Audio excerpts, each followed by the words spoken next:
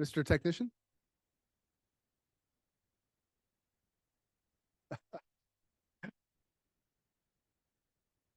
Are you seeing it? Sorry, I'm screen sharing. Are you seeing it? Oh, it's right there. There it is. Okay, great. Thank you. Is there any way I can go full screen so we're not seeing me as well? Okay, thank you very much.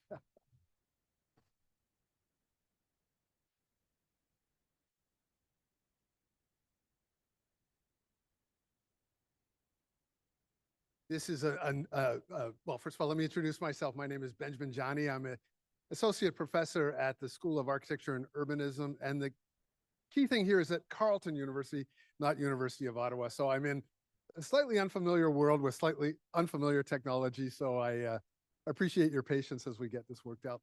Looks like we've got a beautiful day here, and we're very, very fortunate to be in a beautiful room with lots of natural light. So I'd like to welcome everybody here today. I guess we'll start with a land acknowledgement. The University of Ottawa, as does much of Ottawa, sits on unceded territory of the Algonquin and Anishinaabe peoples. So we want to acknowledge that as we begin. And today we've got 4 sessions, 2 in the morning and 2 in the afternoon. Each session is about an hour and a half. There's a break between each session. There'll be a refresh of coffee during the break. Everything's come from Premier Masson downstairs. On a de la chance parce que ça c'est un de mon favori, ma favori. I don't know. My French is not so good today. So you can always run downstairs and grab something else at Premier Masson. But we're bringing up lunch as well at noon. So please feel free to stay as long as you can and all day if possible. Yeah,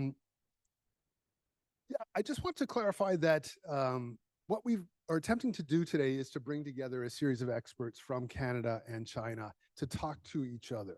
And so those of you who are here as attendees are essentially watching a conversation and a sharing of information between people who know a lot about housing in Canada, people who know a lot about, but nothing about China, people who know a lot about housing in China, but nothing about Canada. Shouldn't say nothing. And then we actually have a nice gray group in between of Mandarin speakers who live here and practice here in China, who know a little bit of the lay of the land in both places. So what we're really trying to do is compare apples to oranges and decide, in fact, if there are actually more apples than apples or apples and oranges, and where we can find opportunities for collaboration and continued dialogue. When I reached out to CMHC initially, Patricia Rosette Zopa, she said, that's funny, CMHC never thinks about China. When we think about what to do, we look for the US or England or the Netherlands. And obviously, Patricia is Dutch, as is Bert. And the Netherlands being one of the most densely populated countries in the world, I think all of us look to the Netherlands for ideas about what to do about just about everything.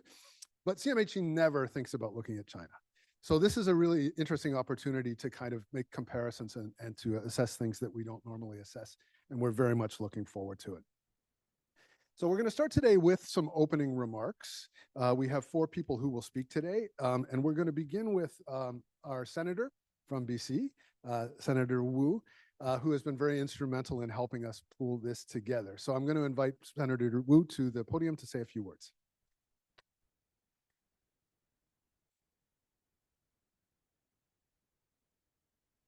Bon matin, mesdames et messieurs. Good morning, 大家嘉宾，早上好。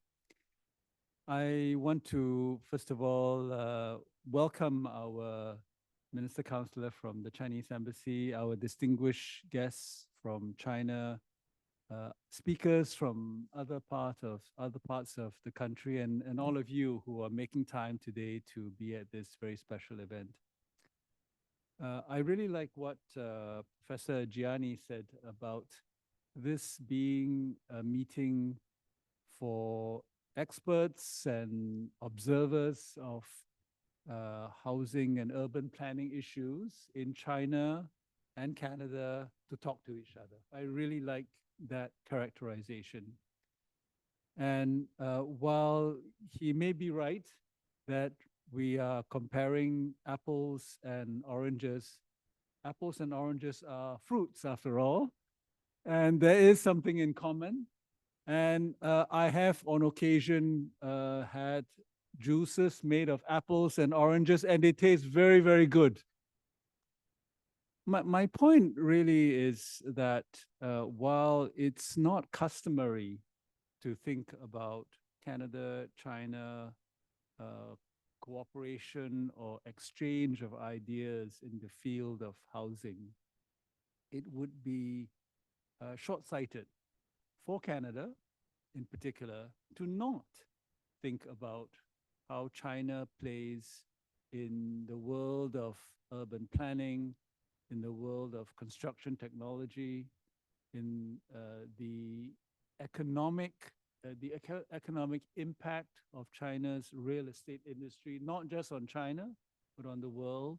It would be short-sighted of Canada not to think about the role of supply chains that go into the construction industry writ large in China and how that affects Canada. It would also be short-sighted of Canada to not think about the demographic implications of the housing issues in China and how they impact Canada through immigration, for example, or foreign students. So I'm trying to say that there are more connections between apples and oranges than might appear on the surface. And I really hope and look forward to this event starting to uncover some of the connections between our two countries. But more broadly, I just want to say that today's event is a little bit of a rare example of dialogue between Canada and China on a substantive issue. And I'm so happy that we can have this dialogue at a time when it seems dialogue is something that's not encouraged. Dialogue is seen as taboo. Dialogue is seen as detrimental to our interests. Nobody in this room believes that to be the case. And we need to prove that it isn't the case by making a good faith effort to listen to each other and to try and find ways in which the two countries can work together. Because there's so much we can do if we take an attitude where we have the ability to learn from both sides. So with that, I want to thank the organizers. I know many people work very hard, Hu Hua and Benjamin and the university, the School of Architecture and others worked very hard to put this together. I want to thank the embassy for helping identify our experts from China. I want to thank the experts for coming out, to all of you for making your time available. I will stay for a few hours this morning, but I have to then go off to some other meetings. But I hope to come back later to attend the sessions. And in any case, I will be speaking with Dr. Chow after the event to find out what happened and to see what we can do to follow up from this event. So thank you, everyone. Have a very successful workshop.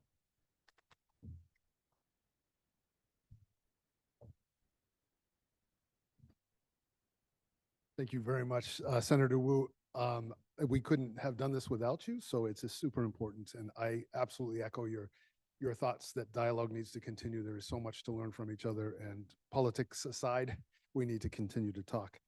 I also want to echo Senator Wu's thanks to the the Chinese embassy here in Canada. And I'd like to introduce Minister Zhao, who is, I'm going to use a non-official Canadian term, the deputy ambassador. He says, no, I'm a minister from China. He's based here in Ottawa at the embassy. So I'm going to invite him to come and say a few words. I also want to acknowledge, just as Senator Wu did, that the embassy has been very supportive of this particular workshop in bringing over, we have 3 experts that they have actually helped us to bring from China's highest ministry, which is the Ministry of Urban and Rural Development. Minister Zhao.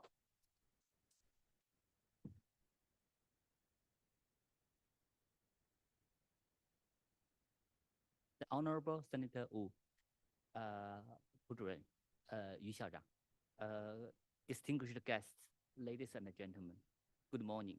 大家早上好。I'm very pleased to have this opportunity to attend the China-Canada Housing Workshop. First of all, on behalf of the Chinese Embassy, I would like to extend a warm welcome to all the guests attending this workshop and express my heartfelt congratulations on the successful convening of this workshop. I'm delighted to see experts and scholars from the Ministry of Housing and Urban Rural Development of China and Zhejiang University of Technology, who traveled long distance to participate in this workshop. I'm also pleased to see other Chinese scholars and entrepreneurs present. I also want to thank the Canadian scholars, officials, and business representatives for participating in the discussions. Thank you for your contribution to promoting exchanges and cooperation between China and Canada in the field of housing issues.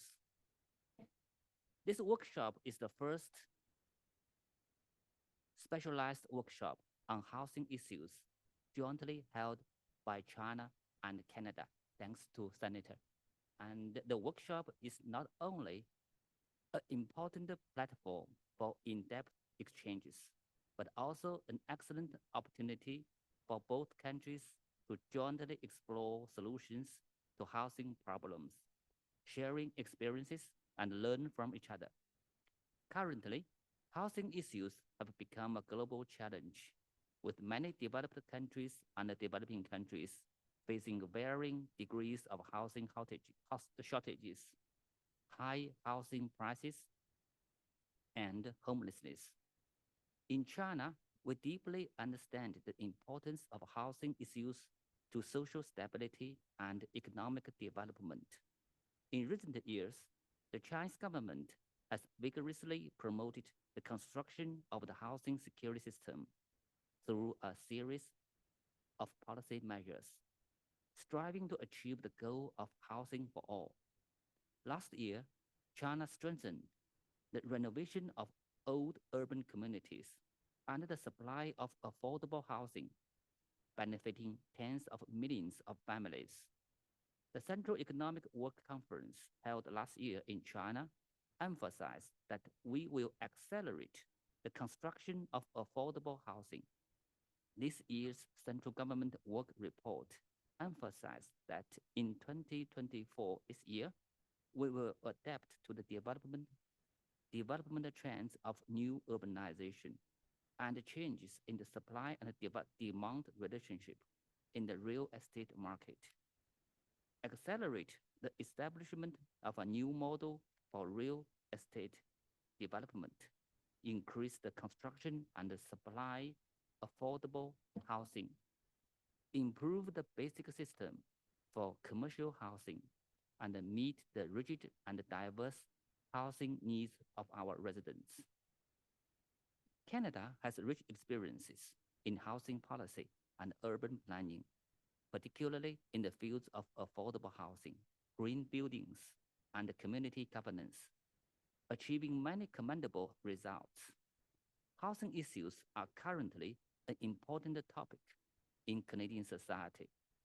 Through this workshop, we hope that the Chinese and Canadian experts and scholars can engage in in-depth exchanges, learn from each other's experiences, and jointly explore solutions to the housing problems. Ladies and gentlemen, a healthy and stable China-Canada relationship is in the fundamental interests of both sides and will inject more stability and positive energy into the world peace and development. We believe that this workshop will further strengthen academic exchanges and practical cooperation between China and Canada in the field of housing and add new positive factors to the development of China-Canada relations. Finally, I wish this workshop great success. Thank you very much. 谢谢大家。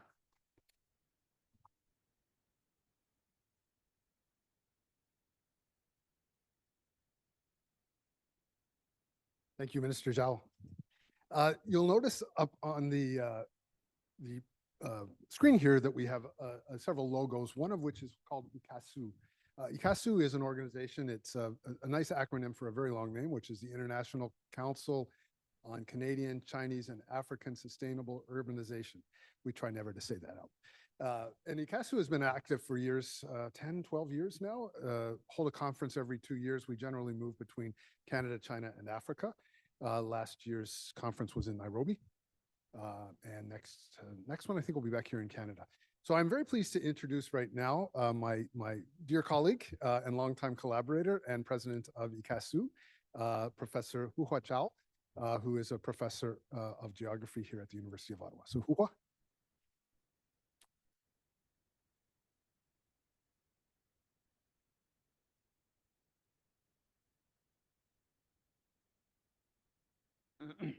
Thank you. Dear Honorable Senator Yuan Wu, dear Minister Yong Zhao from Chinese Embassy, 尊敬的中国驻加拿大赵永公使，cher Professeur Anne Boudlou, directrice de l'école d'architecture et d'urbanisme de l'Université Carleton, 尊敬的我们于校长，中国浙江工业大学。尊敬的我们蒲主任从中国住建部 ，distinguished guests, honorable speakers, scholars, ladies and gentlemen, good morning, bonjour, 早晨好。After several months of hard work and anticipation, on behalf of ICASU, we extend our warmest welcome to you at the Canada-China Housing Workshop. As most of you know, housing has become an increasingly important issue, impacting not only individuals' daily life, but also shaping government policies. The recent federal government budget in April was notably focused on housing and earning the nickname housing budget from some experts. This highlights the growing recognition of housing as a critical area needing attention and resources. In a similar vein, the Chinese central government has taken significant steps to address challenges in its housing sector. In May, last month, they introduced a series of important policies aimed to revitalizing the housing market, which has faced considerable difficulties over the decades. These measures are designed to stimulate demand, support home buyers, and encourage investment in the real estate sector. Both federal and Chinese government initiatives reflect a broad trend of governments putting housing as a key component of economic stability as well as social well-being. By implementing targeted policies, they aim to create more affordable housing options, boost the construction activity, and ensure that housing markets contribute positively to overall economic growth. In this context, this workshop could be a significant milestone in our ongoing efforts to address the critical issue surrounding housing in both Canada and China. It is also a unique opportunity for experts, policymakers, and stakeholders from both nations to come together, share insights, and collaborate on innovative solutions.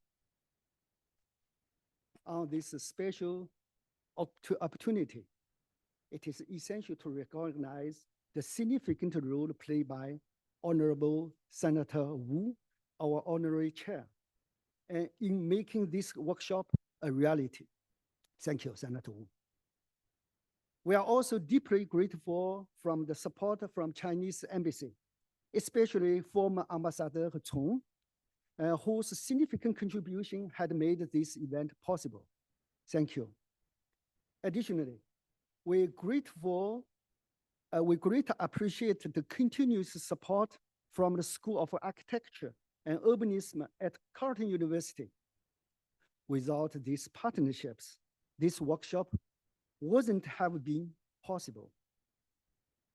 I want to give a special shout out to Professor Jenny, my dear colleague, for his outstanding leadership in organizing this workshop and bringing together every panelist.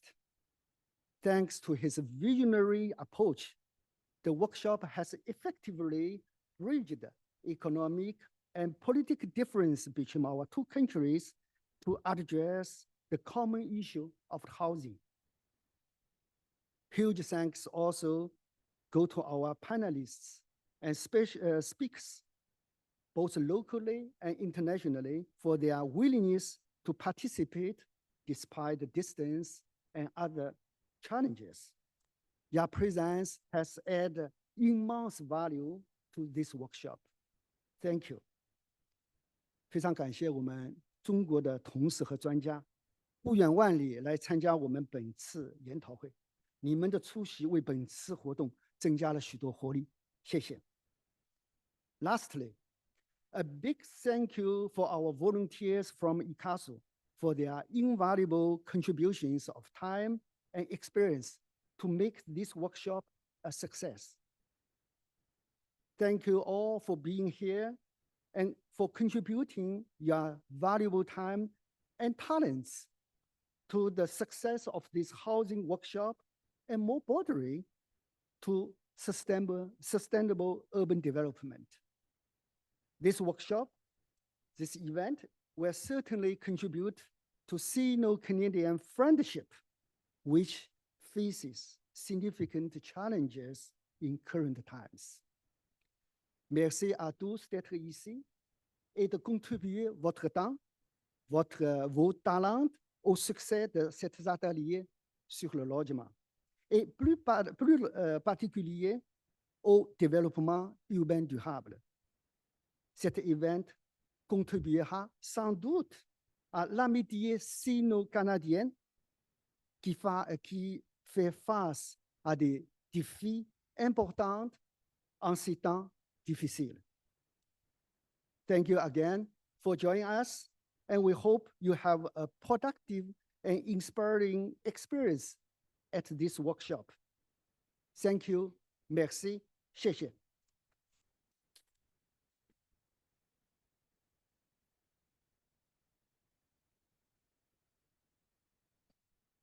Reminded that the first conference that ICASU did was 2018, 2015 in this room.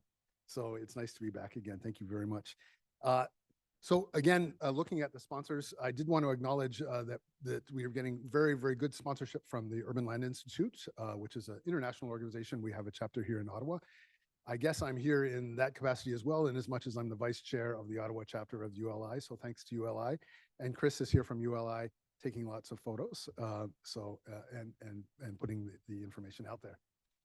Last but by no means least, one of our key sponsors is the School of Architecture and Urbanism, the Israeli School of Architecture and Urbanism at Carleton University. And I'm very pleased to invite to the podium my directrice, my director, Anne Bordelot, just to say a few quick words of welcome.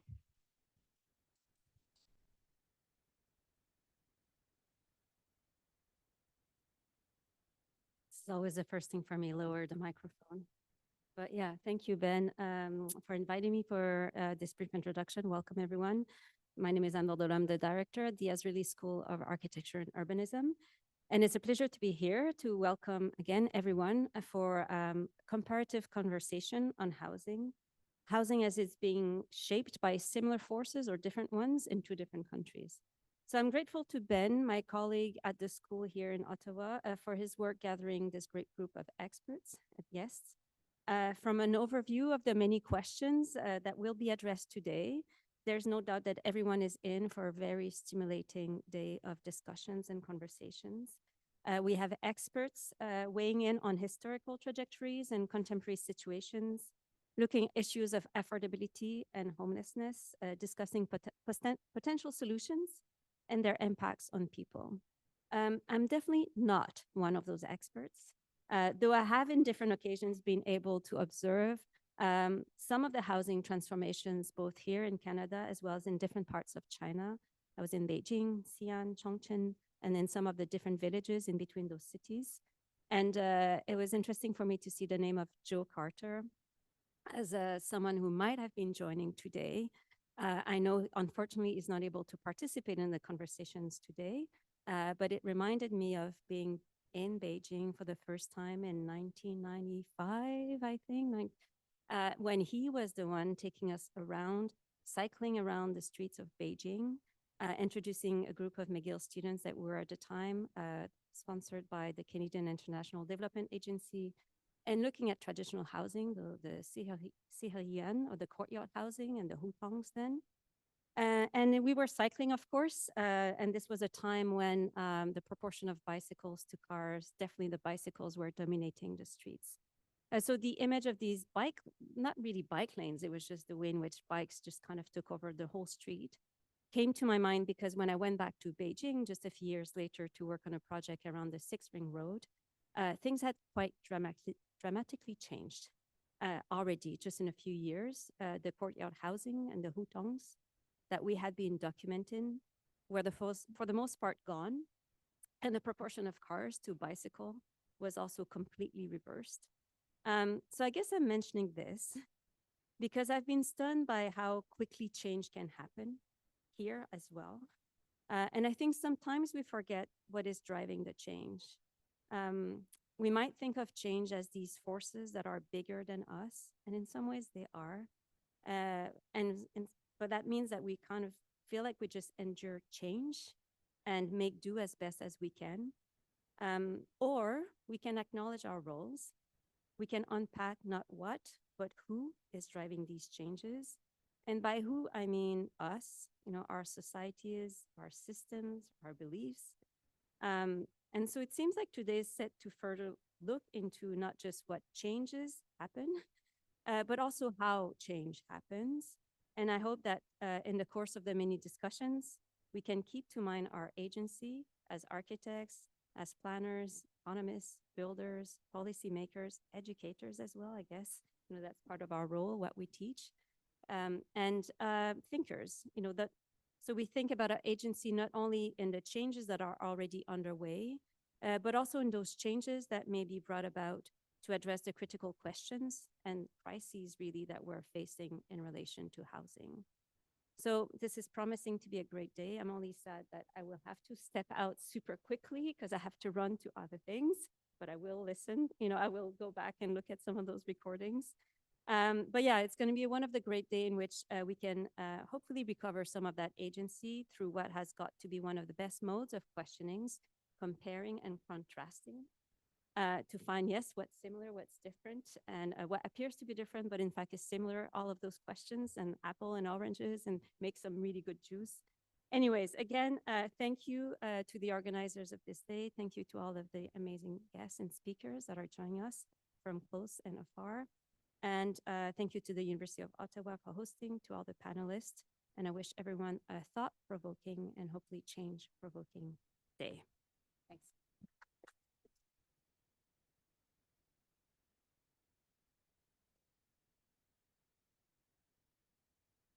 Very inspiring. Lots of pressure on us to do very well today. So at this point, I'd like to introduce my co-moderator and close colleague, Randolph Wong. Randolph, as you probably have read, and I do encourage everyone to look at the programs and read through the bios of all the panelists today. But Randolph is one of these hybrid individuals who was trained, born and raised in Shanghai, undergraduate degree from Tongji University. We have a bunch of Tongji alums here today. Yay, Tongji. And then came to Canada to do his master's in planning at University of Manitoba. He's been at the City of Ottawa for 21 years now as a senior planner, and among other things, speaks Mandarin. So he is just a perfect candidate to help us moderate. So Randolph will be moderating the first session. in which I'm a panelist, and the fourth session in which I'm a panelist, and then I'm going to step in and moderate sessions 2 and 3. So yes. Okay, there we go. He's very good at this. Absolutely. He walks around with a cane and kind of pushes me off. And I'm the first speaker, so this is going to be especially challenging. So Randolph, please come to the podium. And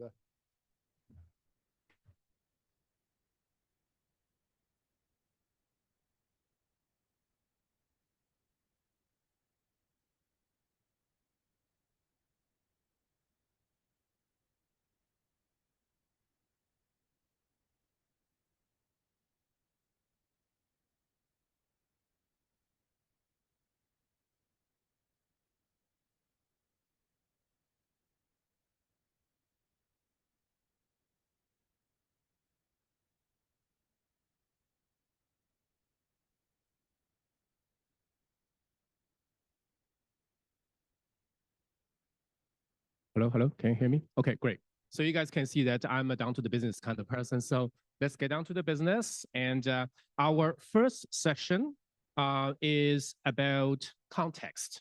So as Ben said, and we're sort of trying to, compare oranges and apples. And so really the first session is to describe apple and the orange and to start with.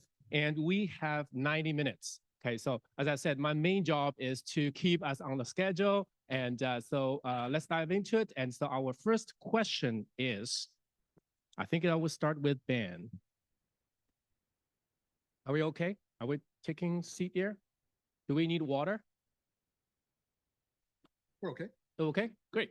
Okay, so first question. How has housing market evolved over the last century in Canada?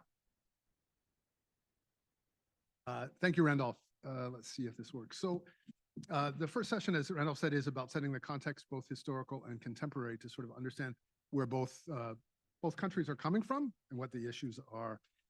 I thought I would start with a little bit of a preamble just to help us understand some of the differences. Current population, Canada, 39 million, China, 1.42 billion. So we need to start the day with a sense of the immense difference in scale.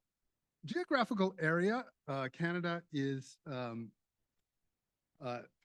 in land mass, the two countries are relatively the same size. There's a 10 million square kilometers of land in Canada versus about 9.6 in China. So interestingly enough, we're very similar size-wise, but in land per capita, however, Canada ranks first in the world with over 250,000 square meters per person compared to just under 7,000 square meters per person in China. But if China seems crowded, we need to compare it, for instance, to the Netherlands. China has 3 times the amount of land per person than the Netherlands. So again, back to my comments about the Netherlands, when we really want to understand how to pack people in and do it well, we all can look at the Netherlands for ideas. The good news for China, however, is that more of China's land is arable. I tend to think of China as the Gobi Desert, some mountains, and then everything else. But in fact, there is a lot of arable land in China. Only roughly 4.35% of Canada's land is arable, while close to 12% of China's land is arable. So that's interesting. But the good news for Canada is that Canada has 10 times the amount of arable land per capita than China, largely due to the fact that we have a very small population comparatively. So continuing our comparisons, if we look at the rates of urbanization, we can see that China lags behind Canada and other OECD countries with 66.9% urbanized compared to about 80% in Canada. For China to reach the same rate of urbanization as Canada, an additional 13.8% of its total population would have to move off the land and into cities. And this amounts to 196 million people. 196 million people, or the equivalent of 5 Canadas. To accommodate this, China would need to add about 22 new cities of the size of the GTA, which weighs in at about 6 million people. So imagine that China is going to have to build 22 cities of the size of the GTA in order to accommodate what we expect to happen in the next decade or two, namely the movement of about 13% of its population off the land and into cities. Now, there's been much news lately about China having an oversupply of urban housing. Indeed, some of that news seems quite dire. But considering that 196 million Chinese are likely to move into cities in the next decade or two, this is kind of hard to believe. I think, in my mind, the issue is that we're a little bit out of sync. We have more supply at this point, but there is plenty of demand waiting to take over that supply. And so we need to understand that China is in the process of transforming. Now, moving to rates of home ownership, many of you in this room will be surprised to see that the rates in China are higher than they are in Canada. How this came to be is one of the topics that we'll be covering today. And speaking of large cities, Toronto is tiny in comparison to most cities in China. The population of metropolitan Beijing is 22 million. And while the population of Shanghai itself is a paltry 26 million, Metro Shanghai comprises 40 million people. So just metropolitan Shanghai is significantly larger than all of Canada. One metropolitan area in China is larger than all of Canada. And while the GTA is about 6, those of you who are Chinese, that stands for the Greater Toronto Area. So that's Toronto, Mississauga, presumably, oh, anyway, Ajax, Oshawa, Pickering, Oakville, and even, what you call it, the industrial one? Hamilton, yes, Hamilton, sorry, I'm blanking. I got China on the mind right now. Yes, yeah, so there we go. So while the GTA is about 6 million, the population of Toronto itself is about 3 million. Now, none of China's 19 first-tier cities have less than 4.7 million inhabitants. And remember, here we're talking about the population of cities, not metropolitan areas, in which case many are substantially larger. So, task for today, what can we learn from each other? In much of the last 40 years, China has turned to the West to figure out how to deal with things, but increasingly the world is turning to China for ideas. Now to the question I've actually posed. I'm going to give you a little bit of historical context on the evolution of the housing market in China. And I am ready and eager to defer to any of my fellow panelists and those of you in the audience here, some of you who know more about these things than myself. We need to start by saying that the vast majority of housing in Canada has been and continues to be produced by the marketplace, and we'll come back to this. And that's not to say, however, that the governments are not involved. And when I say governments, I mean municipal, provincial, and federal. But the primary role of government in Canada has been to support and facilitate the marketplace. And as such, we might say that the government involvement in Canada is primarily indirect. Even in the face of severe housing shortages in Canada coming out of World War II, C.D. Howe, who was the federal minister of Reconstruction in that period, proclaimed that it was, quote, the policy of this government to ensure that as large a portion as possible of housing was to be built by the private sector. I think we very much still adhere to this. Among other things, this was because stimulating the private sector to address the housing crisis also represented an important opportunity to return to a stable and peacetime economy in Canada. And that was true of the US as well. Where housing is concerned, the government's role in Canada has been primarily indirect. The focus has been on mitigating risks to lenders in order to make borrowing easier and less expensive for both builders and buyers. That said, there are some important examples of direct intervention. In other words, examples of governments stepping in to build and to operate housing for those who cannot afford to pay for what the market was producing. And we'll come back to this. By and large, the first examples of indirect involvement occurred at the municipal level, taking the form of building regulations to control the spread of disease and fire. These would have appeared in the late 19th and early 20th century. Because Canada's economy was and continues to be primarily natural resource driven, Canadian cities did not experience the same rate of growth or levels of industrialization as other cities in the 19th and early 20th century. As such, housing was less of a problem than it was, for example, at the time in cities like New York or London. Interestingly, Toronto, which was much smaller than Montreal at the time, outlawed multi-unit housing, as it prided itself as being a city of homes and wanted to discourage the kind of tenants that tenements attracted. Regulations of this type are often enforced through land-based zoning, which cities began implementing in the 1920s. With the onset of the Depression in the 1930s, however, we see a new genre of indirect involvement. Both during the Depression and directly following the Second World War, the government introduced programs and incentives to stimulate the construction of housing and, by extension, to stimulate the larger economy. By and large, these took the form of government guarantees on loans to builders and buyers. The first examples of direct building by the government came with the onset of World War II. Under a crown corporation called Wartime Enterprises Limited, the federal government constructed some 46,000 units of housing across Canada for war workers, many of which were here in Ottawa. These took the form of compact detached dwellings, walk-up apartment buildings, and even entire subdivisions of housing to serve the munitions factories that were constructed on the far periphery of cities. Wartime housing enterprises continued to build into the late 1940s, shifting its focus on rental housing for veterans. And here we see two examples, the famous collection of veterans housing in Montreal called Benny Farms, which was a collection of sixplexes, walks up to sixplexes. And then on the right, an image of Ajax, Ontario, which was an entire community built for workers in the munitions factory, which you can see is on the other side of the street. That street is the 401. The first examples of direct building, just see here, there we go. The first examples of direct building by the government to address market failure was Toronto's Regent Park development, the first phase of which was begun in 1947. And this was tied to a larger slum clearance project and inspired by similar projects being undertaken by the Public Works Administration in the US. Beginning in the early 1950s, social housing projects were initiated by various levels of government under a variety of different programs. Among these were federally supported high-rise tower in the park developments in Toronto and Montreal and Vancouver, including Regent Park South, the southern section of this Regent Park development, the towers of which we see in the image there. The construction of social housing by various levels of government continued through the post-war decades and dwindled off in the early 1990s. As shown in this chart, direct building of social housing reached its highest levels in Canada in the early 1970s, when almost half of all new housing starts were for social housing.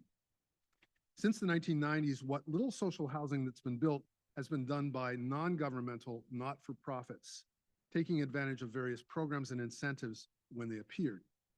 And while governments in Canada no longer build or operate social housing, many municipalities maintain and add to the legacy social housing stock through arm's-length corporations that report to cities. In Ottawa, we have Ottawa Community Housing. In Toronto, we have Toronto Community Housing Corporation, which I believe is the largest landowner in all of Canada. So these legacy social housing stocks do still represent very large supplies of housing. The problem is that given that most of them dated to the 60s and the 70s, most of them are at life cycle or way beyond and in need of major repairs. And this is a huge challenge for Canada. I'm going to show a slightly controversial slide here. It may be helpful to think about social housing in Canada as occurring in three phases. Early social housing was built to provide a hand up for temporarily disadvantaged families, and it was built in response to acute and very short-term housing shortages that affected a broad range of demographics. So when we look at Regent Park, for instance, the demographic profile for which Regent Park was originally built would have been essentially struggling middle-class families with children who needed a hand up. In the 1960s and 70s, however, social housing was built in response to the more chronic and long-term phenomenon of what we call market failure. And it was seen as a relatively permanent housing for those who, for a variety of reasons, would not be able to earn enough to afford what was available in the marketplace. And we might cynically describe this as hand out. Certainly politicians who are against social housing describe it that way. But ultimately, it was an exercise in broadening the social safety net. Beginning in the 1990s, governments began to hand over their social housing stocks to third-party, not-for-profit housing managers and to developers. This happened in the UK as well. So it's a familiar phenomenon. And from this point onward, the government involvement in social housing became primarily indirect through grants and subsidies and supplements. The vast majority of market housing built in Canada from the 1950s through the 1980s was family-friendly, ground-oriented, detached housing in suburban communities. And this is still largely the case today. although things have changed a bit. Multi-unit high-rise housing began appearing in cities in the late 1980s. And there were a variety of issues at play, not least of which was a significant increase in the cost of suburban housing over the course of the 60s and the 70s, and a general acceptance of the condominium designation by lenders and buyers. So in the 50s, if you wanted to own a property, it had to be a freehold property. That was the only thing banks would give you a mortgage on. So it's hard to underestimate the importance of the condominium designation in changing how we view how we live. In other words, if we can own a unit and it's not a single family house, then we got the best of both worlds. This enabled people to, as I mentioned, to own their units in multi-unit buildings and to start their journey up the property ladder by purchasing an apartment rather than a single family house. It was also a reflection of the decrease in the size of households during this period and demographic shifts, including the advent of yuppies. I don't know if we still use that term, young urban professionals, or guppies. Oh no, those are gay young urban professionals. What is the other one? Dinks. Dinks. Double income, no kids. Yes. People were living longer and choosing to downsize as their children grew and left. And at the same time, these children were taking advantage of the availability of birth control to wait longer to start families. And as such, the housing needs of a relatively expanding segment of the demographics actually were more modest, and people were living a bit smaller. Now, finally, the towers that we see clustered around the waterfronts of Toronto and Vancouver, and those of you, I don't know if anyone from China, no, you flew directly to Ottawa, but if you fly into Toronto and land in Billy Bishop, you'd swear you were in Hong Kong. It's unbelievable. But these clusters in Vancouver, of course, has gone all high-rise as well. But these towers that we see are really a manifestation of housing as an investment vehicle. Investors in Canadian housing are both domestic and foreign, capitalizing on the fact that housing tends to double in value every 10 years. So if you've got money and you're looking for a place to put it, real estate is often a very good option. So if the bulk of housing in Canada is produced by the private sector, with or without government help in the way of programs and incentives, how does it work? To develop, suffice it to say that then as now, and whether for a not-for-profit or a for-profit developer, three things are required to develop housing in Canada. And this I thank my friend Hugh Gorman, who says you need land, you need money, and you need expertise. Now, land can come from a variety of different sources. Money can take two forms, or does take two forms, equity and financing. And typically financing is done through a bank and only covers the hard cost of construction of buildings. It's usually arranged quite late in the game when the design is done, consultants have been paid, approvals are in place, and tenants or buyers have been secured for those buildings. The other source of money, equity, which covers all the upfront costs, including the consultant fees, the approval, and the marketing. Equity is typically borrowed and comes from a variety of places, including pension funds and private investors. Land can also be a source of equity. Expertise includes experience, professional expertise, and I can't diminish the importance of this, the ability to manage risk and to deal with risk. Development is an extremely risky undertaking, and only those who have a strong appetite for risk should take it on. Great. So that's my quick overview of development, evolution of housing in Canada. Well, yeah, and actually, I think timing-wise we're still okay. And thanks very much, Ben, for a very thorough and great summary about the Canadian context. Now, I just wanted to do a very quick kind of discussion about how this workshop is going to run. And I was kind of, pay a lot of attention to what had been said in introduction remarks, and forgot to my duty, and in terms of moderator. So this is a structured workshop. So essentially, we're going to have 4 sessions for the day, and then there will be a 30-minute break between each one of them, of course, plus a lunch break after the session 2. And each session will include a few questions, and these questions are directed specifically to the expert of the field. And then after that presentation, for example, from Ben, and I'm going to invite everybody to respond to it if you have responses immediately. And then after all the questions are being sort of presented and discussed, and if we still have some time, and I would open the floor and, in case you have any questions. So with that, does any panel members have any quick notes about Ben's presentation? I think Sure. the idea is just, did I get close enough? Because we You're- don't have time to say too much detail. Yeah. But yes, go ahead, Ling. Yeah.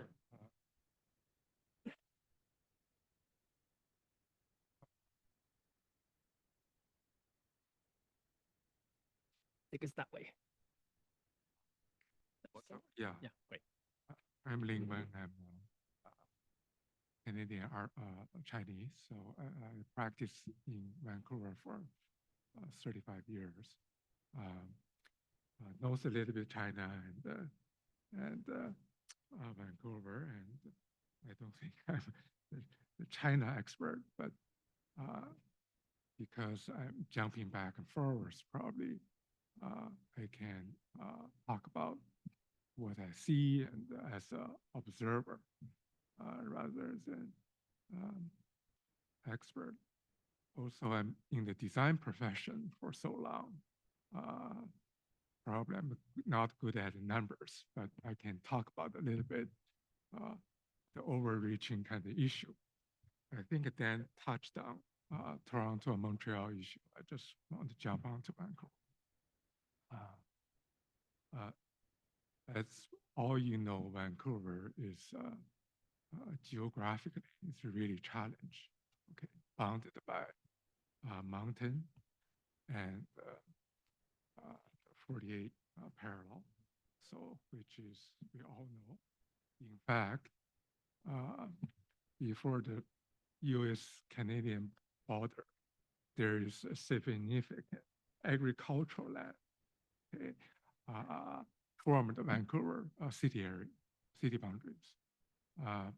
Of course, Ronald mentioned the sea is another factor. In fact, the mountain is more than sea. In terms of housing, I saw especially the North American experience. I know a little bit about New York. So we did some Lincoln Center, we learned about New York. There's in fact, quite significant, similar. Okay, we talk about orange to orange. Just this old orange to the new orange, in my view, it's just different timelines. What I learned from New York, probably everybody knows, the Robert Moses story, okay, which is, he is the housing commissioner back to 1930. He got enormous power to do the urban renewal. His role, almost like today's Chinese mayor, got enormous power. At the time, what he did is really about, to put the bridges, highway, tunnel, of course, park. The main emphasis is try to demolish the historical area, which is a low density ghettos, we all probably know. So then, in fact, Dan touched on a little bit on that. Try to put the social housing and which I thought is so much similar, but just a different time. It's not about cultural and the social background. It's just the human settlement, try to do things, and just historically there's different timelines that New York need to redevelop. That's what happened. Then what happened is happened too fast, too quick, right? So everything destroyed. So then our Canadian hero, Jane Jacob, at the time, she is a journalist, a young mother, has this grassroots try to slow down the process. Okay, that same thing happened in Vancouver. I'm sure happened in Toronto. So very coming. So I thought it's very intriguing. right? So what really happened is, sure, they did all the freeways, tunnels, and the bridges, park, all that good stuff, but in fact, they did so much damage to the city. And then just show the first slides. That's so much similar to China, what they did. This matchbox, okay, the soldier area kind of layout, on and on, keep going. So in North America, that become a bit social issues. So, but in China, may not that obvious issue. But the stock getting older, you know. You're absolutely right. Like, it's funny, I didn't mention, one of the key roles of government, of course, is to provide infrastructure. And that infrastructure not only facilitates the construction of housing, but it transforms neighborhoods in the process. When I think of government incentives for housing, I tend to think of CMHC, our mortgage programs. I think of the city and how it controls development, but those infrastructure projects are extremely important. You're absolutely right. I would like to believe, and from what little I've seen of Shanghai, that the Chinese did do it better than we did. They looked at Robert Moses and said, we're not going to do that. That said, running right through the middle of Shanghai are a bunch of elevated highways. And I don't know enough about old Shanghai and new Shanghai to know whether it was, destructive. I will touch this on the later session. Yeah, actually, because, yeah, exactly. So I think our first session is laid out a context, and then you start to bring in great details in terms of the moment of the history that is almost monumental to the respective societies. So let's dive into the second question. And again, as I said, I'm managing time today. So so the second question, this also goes to Ben. Okay, the question is, how has the provision of housing evolved over the last century in China? Okay, and this is very odd because I assumed that one of our Chinese experts would pick this up, but they didn't, and so it fell to me. So just so you know, what happened behind the scene was that a series of questions were drafted. As I said, this is a structured workshop so that we have a series of questions so that we can sort of paint a great picture about the housing issues. And so Ben did it, in sort of like sending everything on the blackboard to say, who wants to pick that question? And interestingly enough, so Ben was the person who picked a question about the Chinese context. So Ben, there you go. And I learned everything I know from Randolph. So I think, and this one I'm not going to read. I'm just going to look at the slides and talk here. So generally, we could divide the provision of housing in China into 4 phases. I call this prior to 1842. The second phase is 1842 to 1949, which we call the century of humiliation. And then 1949 to 1979, which is essentially the first phase of the Chinese Communist Party, the Mao Zedong era, and then finally the era of reform and opening, which starts with Deng Xiaoping and continues to today. On the right, you see, just to get some context, what China looks like. And there's, it's always described as a chicken or a rooster, actually. If you can look at it and see that, that helps a little bit. So let's talk about each of those phases. Prior to 1849, the overall urbanization in China was extremely low, 6.5%, right up to about 1849, though it was slightly higher in the Yangtze Delta, where many of our experts are from. And so you have to remember, when only 6.5% of the population are living in cities, cities are small. So cities were relatively compact. They were administrative centers in China. They weren't industrial centers or centers of labor and production. And they were frequently walled, and therefore their ability to expand was somewhat limited. So this takes us right into the middle of the 19th century. Residential districts were comprised of courtyard housing, 四合院. I'll never get it right. I noticed that Professor Bordelot tried that one too, and she might have done better than me. Organized along east-west laneways. The Chinese have a predilection for facing south. Bad things come from the north. All things good come from the south, including the sun. And so Chinese cities were and still are organized essentially in east-west laneways so that all units face south. And those laneway districts were called hutong. We see great examples of them still in Beijing and elsewhere, though I'm less familiar with hutong districts in other cities. Moving to 1842 to 1849, or what the Chinese call the century of humiliation. This I would describe as what's called the treaty port era. And so some of you might know that the outcome of the Opium Wars of the mid-19th century was forcing China to trade and essentially to set up foreign outposts in China that were essentially governed by foreign entities. The Ottoman Empire did the same thing with Palestine, and so it wasn't that unusual for that era. But foreigners built factories in these treaty ports, and they created their own concessions or residential districts in which they lived, and they built modified row houses, the way I would describe them, or shikumen, for themselves and for upper-level managers. Laborers who migrated into these treaty port cities frequently lived in informal settlements outside of the concessions. Shanghai, for instance, at that point was a tiny little city in a wall, so there wasn't a lot of opportunity for housing there. And so a lot of informal settlements developed around these factories and outside of the concessions. And then the other thing to remember about this whole century was there was massive political instability over the course of that century. The empire fell at the beginning of the 20th century. The republic grew, but there was a massive battle for power within that republic among various warlords, various ideologies, and then the Japanese marched in and started taking things over. And then the Second World War happened, and then the end of the war, everything was in tatters.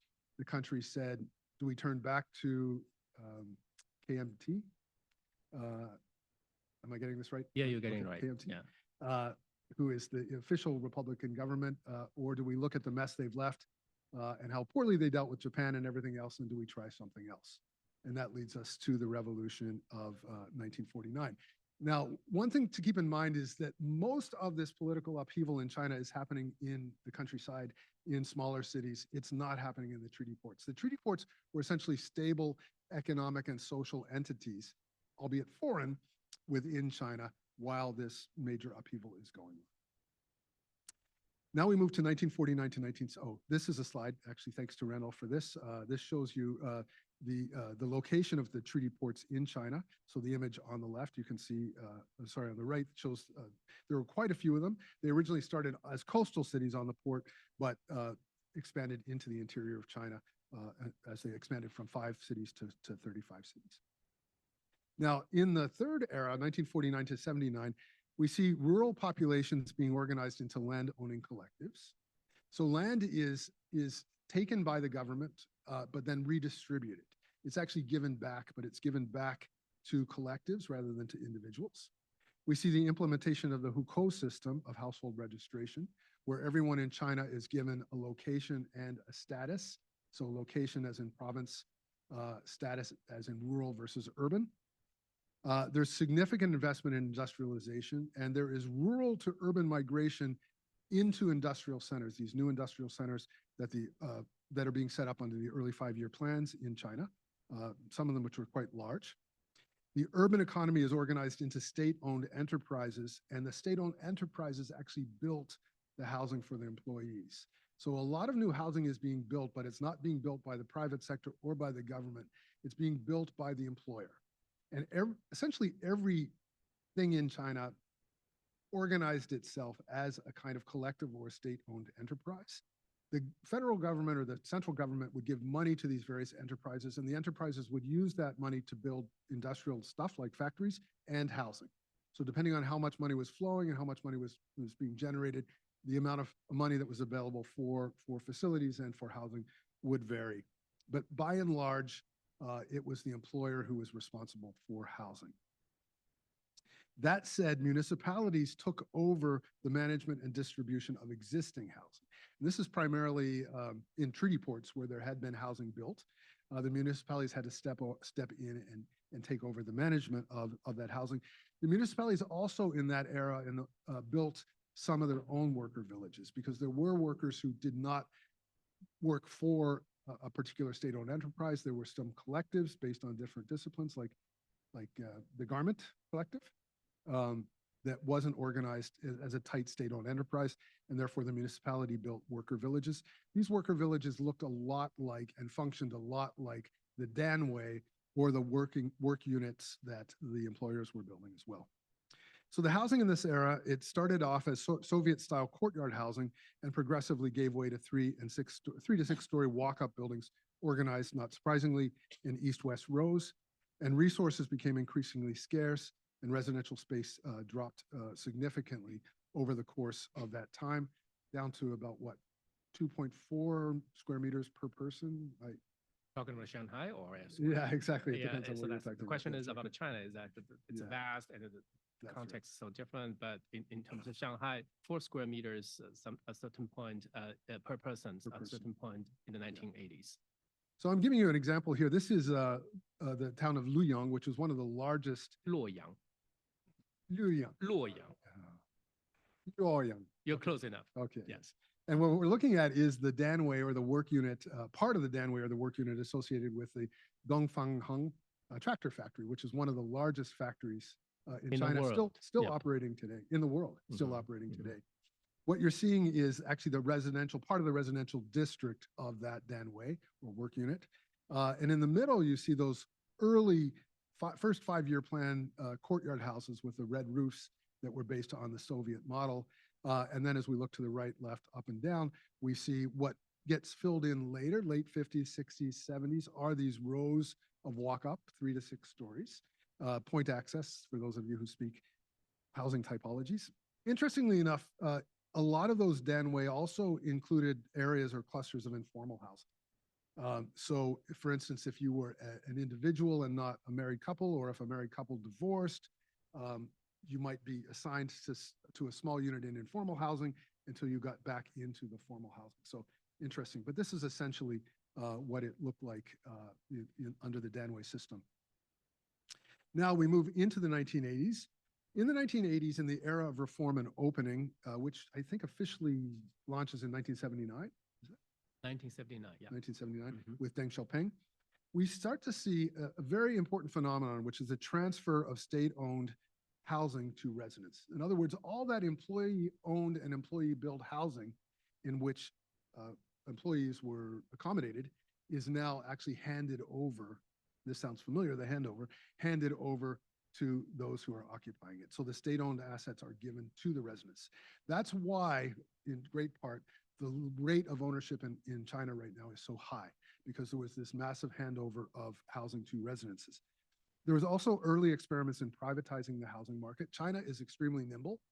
We think of China as being the proclamation that comes from the center, but in fact, China tries out things. There's enough places and enough diversity. They'll try something out, see if it works here, there, and if it seems to be working, then it will be proclaimed more centrally. So we see early experiments in privatizing the housing market in China. We see severe housing shortages in places like Shanghai, due, among other things, to the restoration of hukou for those who left the cities during the down to the countryside movement. You might remember as we hit toward the end of the Mao Zedong era, the central government is running out of money, and it can't really afford to push more money down to the cities. And so Mao creates this ideological movement saying, let's all go down to the country, leave cities, go farm for yourself, be self-sufficient. Not unlike what was going on in the US in the 60s with the hippie movement and communes and things like that too. So there were a lot of people who left cities at that period of time and lost their hukou, their residency status, but that was restored in the 1980s under Deng Xiaoping. And Shanghai in particular saw this massive influx of people coming back to live in the city, which put immense pressure on the housing stock. And so in this era, cities begin annexing and reclassifying adjacent rural land. In order to accommodate this growth, they're annexing and reclassifying. The best example of that, or the most well-known example of that, of course, is Pudong in Shanghai, which is essentially a whole new city that's built across the river from traditional Shanghai, or the Bund. And then rural collectors on the near periphery begin to experiment with selling off their land. So as the city is trying to expand, it has to reclassify land from rural to urban in order to expand onto it. And some of the rural collectors become quite entrepreneurial and start selling off bits of their land holdings to the city or to private developers. And that brings us to about 1990, which I think is really part of the contemporary era. So we're going to pick up on that as we move to other sessions. Great. What a wealth of knowledge about the 200 years of Chinese housing history. Thanks, Ben. Anybody from the sorry, on the podium has any quick comments? Did I get it right? Yeah, did you Or get right enough? Joe. Sure. Know if it's on or not. Ben mentioned that no Chinese colleague pick up this topic, so I would feel guilty if I don't say anything. I think, Ben, you covered everything perfectly. But I think there's a particular year worth mentioning. That's 1998, when China officially start housing privatization. All housing issues and problems we will be talking about today, like housing affordability, residential segregation, income segregation, and so on, start from 1998, when China officially started its housing privatization. That was easy. I just switched it on the Nationwide. slide. Yeah. Sorry? I just switched it on the slide. Okay. now. Is that the main points of that's it. clarification? Any other points? I guess burning points. Sure. Yeah. And summarized so well. I just There's want a to, screen there. yeah, add a little bit more for the last 100 years. In fact, China tried everything, almost everything. You can find any urban development form in China. Okay, you talk about concession city, which is colonial time, in Shanghai, in my hometown, Tianjin, or Wuhan, in the middle of China. Also, you can find a Japanese occupied area. They planned some cities, which is the Shenyang, northeast region of China. It's a very modern kind of industrialized city. If you go there, look today, wow, the city grid is just like remarkable, very walkable. The street density is really high, lots of modern grid in the city. Of course, Dan mentioned all this Soviet Union influence in 1950s, then throughout China, even to today. I thought before that influence, probably everybody knows this guy who is architect, French-Swiss architect called Le Corbusier. So he has this famous book called Radiant City. Okay, he planned 300 million city overlaid over Paris. He wanted Paris become today's China at the time. It's remarkable. In fact, probably nothing much happened in Europe, but since that Radiant City, that idea that living is a machine idea, implement in China, almost throughout China. Okay, we will talk about this a little bit more. It's a simple ideas. I thought waste probably 25% of land, these ideas. So that idea probably is seen all around the world, yeah. And the housing sort of 1950s social housing kind of campuses in Canada, United States, it's all through Europe. And so it's a simple idea, but it's kind of like a powerful idea that was embraced by people from all around the world. We can dive that into that a little bit later. So now I'm gonna. I realized I didn't show the last slide. Oh, you didn't show the last slide. What is yeah, this is Pudong, a portion of Pudong that was developed in the 1980s. So this was before Pudong, which is it stands for East of the river bank, East bank, of the Huangpu River, a new district that was built. It's developed now as a major office district. Mixed use. But in the 1980s, the cities annexed that land and it began to build this housing, as I talked about. And what I neglected to show you is how much that the city built housing followed the traditional Danwei model. So massive amounts of Shanghai and other cities were built, and Hangzhou, were built out like this with these parallel rows of housing. When you go to China, it's remarkable that you just see row after row after row after row after row. But it's not unlike what the Germans were doing with the Zeelandbau in the end of the 1920s. Very modernist idea that you don't organize urban fabric to stimulate cities, you organize urban fabric in a very scientific way. Everything should get maximum solar orientation. Yeah, I do remember you teach me one thing about housing. You said that housing is more about a typology, less about architecture building. So I think, Ben, I'm just trying to be mindful of time. So shall we move to the third question? Which again is and me. it's also you. Yeah. So I'm going to watch you in terms of how much information you're Thank going to unpack. So the third question, now we're into the present time, 2024. How does housing market operate today in Canada? Okay, again, I defer to some people like, especially Mr. Dixon, Dan Dixon here, who is much more of an expert than myself, but I, as you might know, I actually coordinate a real estate development course. So what I try to do is listen. And this is some of what I know about how it operates today in Canada. Again, I'm not going to read, I'm just going to go through the slides. So you could divide housing in Canada into several categories.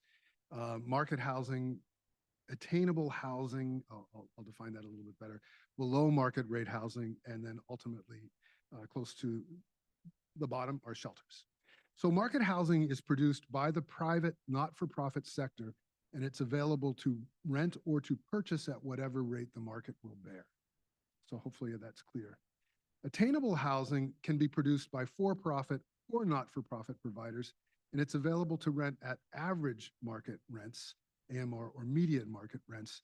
And it includes naturally occurring affordable housing, or what we call NOAA housing.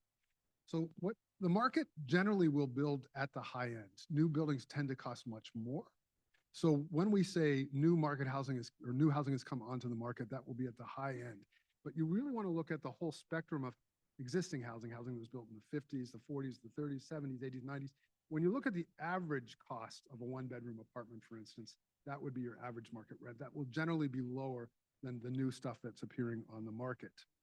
That said, there are now incentive programs to allow new developments to include some AMR housing, what we would call attainable housing. And that could be under programs like inclusive zoning or other incentive programs. The federal government will offer private sector developers more favorable financing rates if they include some AMR or attainable units in their housing complexes, okay?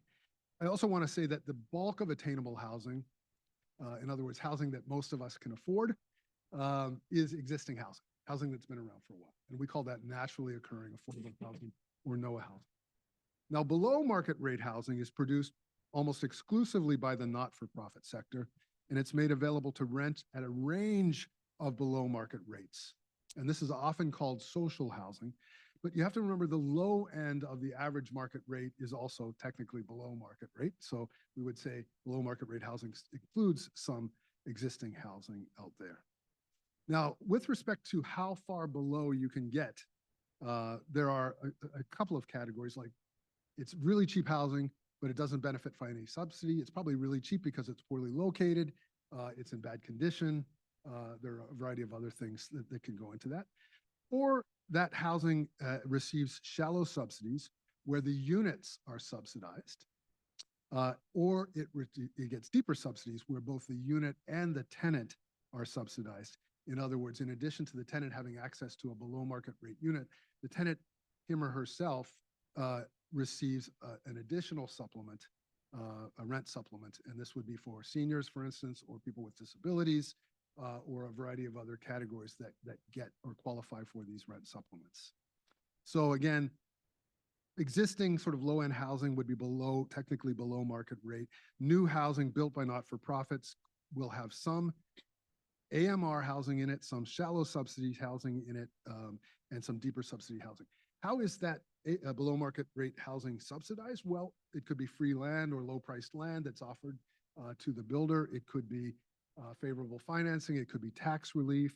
The very fact that it's being run by a not-for-profit means that it doesn't have to generate the profit, and therefore the units don't have to be priced as high in reflection of that. So there are a variety of things that are brought to bear to bring it below market rate. And most below market rate, and I'm looking at Cliff in the back there, housing actually now includes AMR housing, because you actually have to subsidize the below market rate with a number of average market rate units in the same complex just to get your subsidies to work. In Ottawa, for instance, a recent building built by a not-for-profit was 40% AMR and 60% BMR. That just shows you, in order to build anything, you still have to supplement it with market rate housing, even if it's just AMR, not at the top of the market. Now, finally, at the bottom of the list are shelters, and these are operated by not-for-profit entities and generally funded on a per individual, per night basis by municipalities. Some observations. Some 96.5% of housing in Canada was produced by the private marketplace, although much of this received indirect government support in the form of guaranteed loans, low interest loans for builders or buyers, other kinds of incentives. And this is likely still the case. The bulk of housing is still being produced by the private marketplace.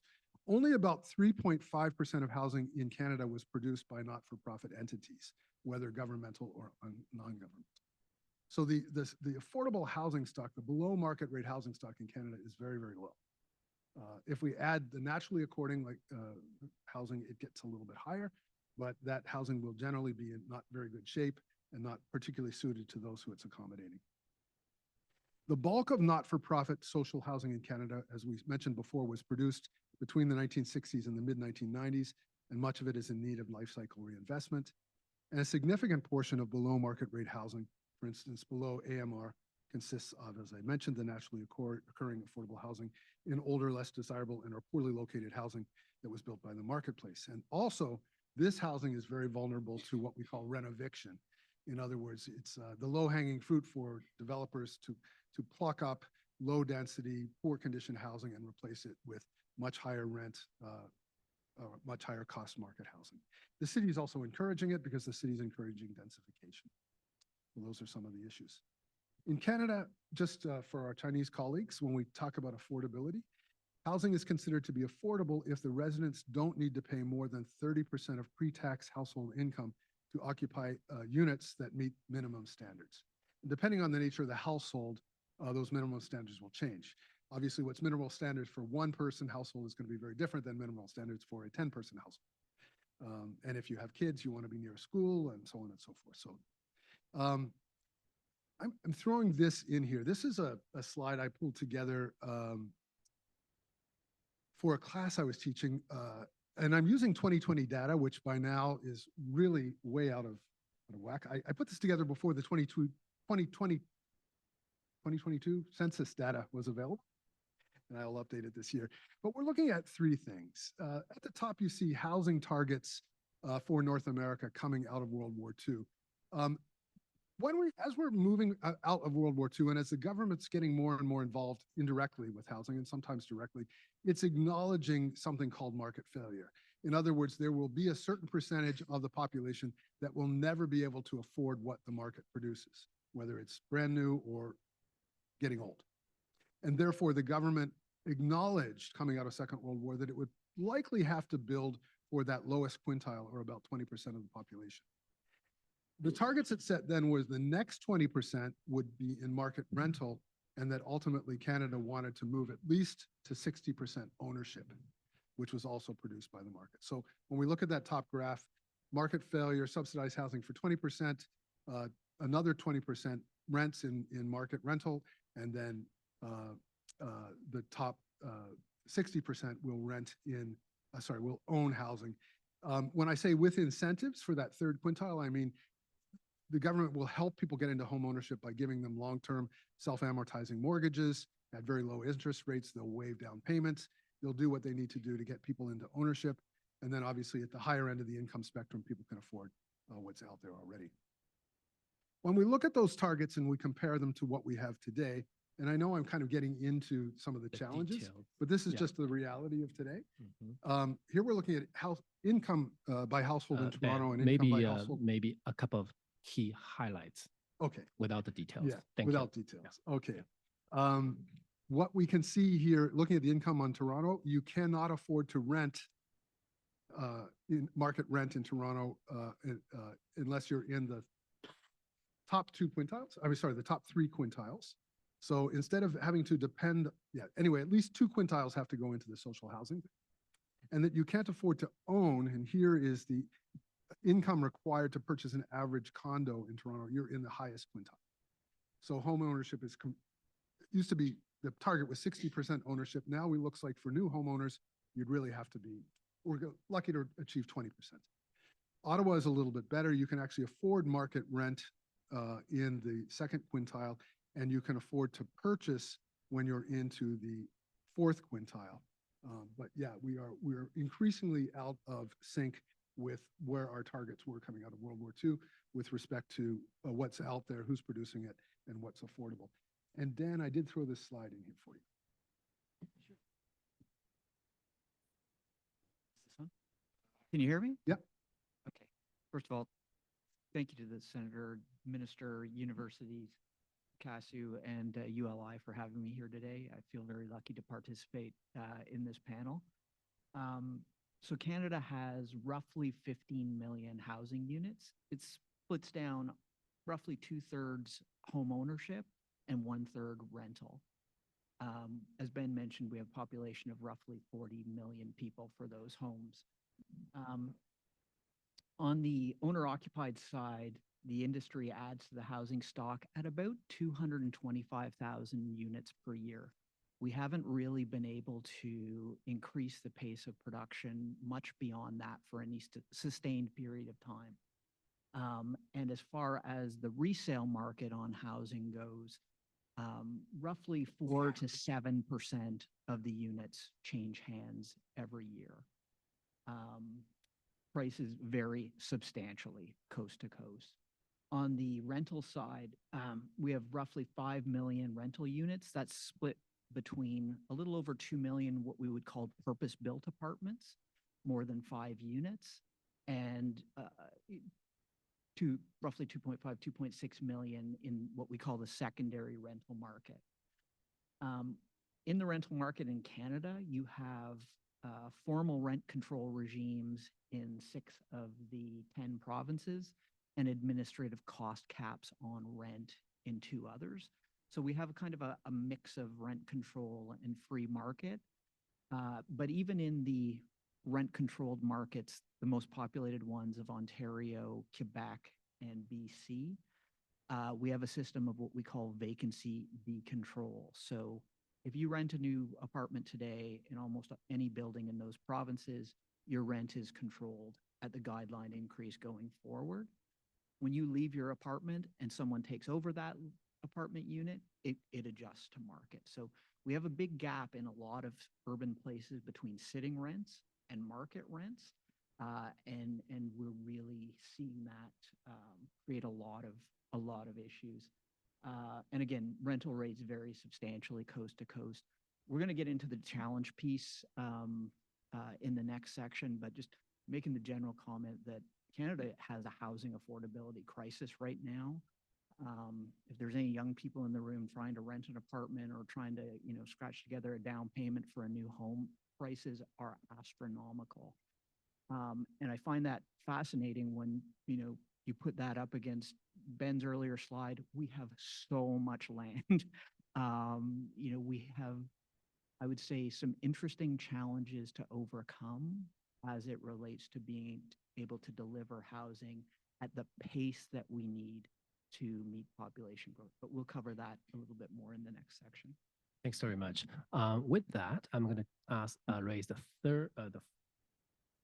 fourth question. Thank you. I'm almost losing track. How does housing market operate in China today? And this question is directed to Dr. Pu Zhan. And Dr. Pu Zhan is what we're setting up the computers and so on. Dr. Pu Zhan is from the Ministry of Housing and Urban Rural Development in China, based in Beijing. Dr. Pu. Yeah.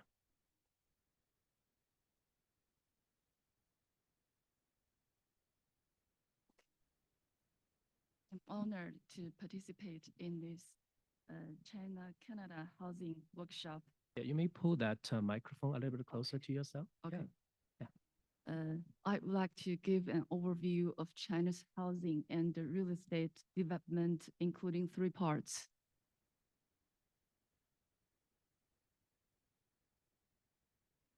Next. Okay. First, some facts about housing and the real estate development in China. When we talk about China's real estate and housing markets, we generally start from 1998, the year when China stopped the welfare housing distribution system and started the reform of market-based housing provision. In terms of residence housing conditions, per capita housing space in China's cities and towns has risen from 18.7 square meters in 1998 to 38.6 square meters in 2020. China's 2020 population census shows that urban households in average have more than 1 suite per household and have over 1 room per person. China has solved overall housing shortage.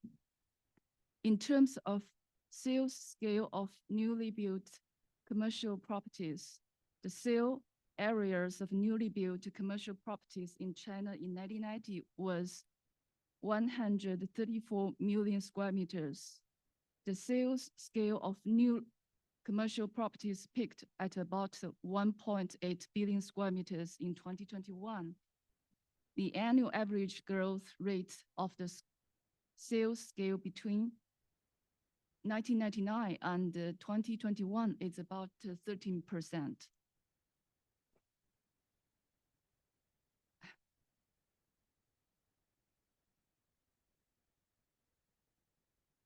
I can just.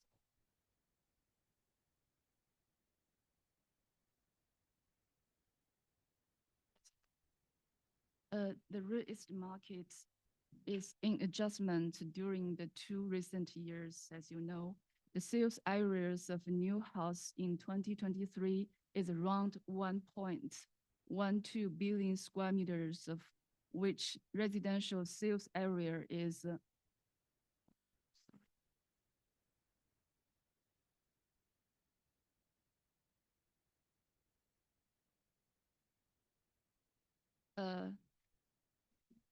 of which residential sales areas is approximately 950 million square meters. Numerous research institution experts that sales scale of new housing in the coming years will stabilize at 1 billion square meters per year.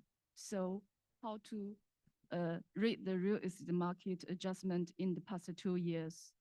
I believe that from the perspective of the medium to long-term trend, the relationship between demand and supply in the real estate sector has undergone fundamental changes. Firstly, in 2023, China's total population is 1 billion people, and the urbanization rate is 60%, which indicates the total population and the urbanization level is at the stage of a slow growth. Secondly, housing shortage, which has been mentioned earlier, that has been solved in general. Third, the rapid development of the real estate market in 2015 to 2020 have overdrawn future housing demand, which has mainly driven by China's shantytown renovation scheme, which expropriated the shantytown housing owner, paid them decent compensation, and drove them to the market. Fourth, existing housing now plays an equally important role to that of new housing sales in China's housing market. In 2023, the share of resale housing transaction in China total housing transaction reached nearly 40%. Of course, there are some short-term factors that have led to the overreaction of China's real estate market, made it deviate from the fundamental. First, the market's expectation of the trend of home prices. Secondly, the debt default of some property developers and their lack delivery of pre-sale housing to buyers have made potential buyers cautious. In the medium to long term, supporting factors for continuous development of the housing sector will exist. First, the growing demand for improving housing conditions and quality of living. Secondly, although urbanization is in the middle and the late stages of rapid development, and there is still room for growth. Thirdly, there is still strong demand for demolition and the renewal of housing stock. Therefore, despite the temporary adjustment from a fundamental point of view, the future new housing market still has a stable scale, sizable scale. The second, evolution of China's housing supply system.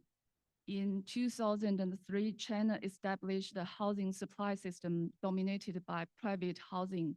We call commercial housing in China, supplemented by affordable housing, rental housing, and the government also continuously promotes the upgrading and reconstruction of old residential communities at the same time.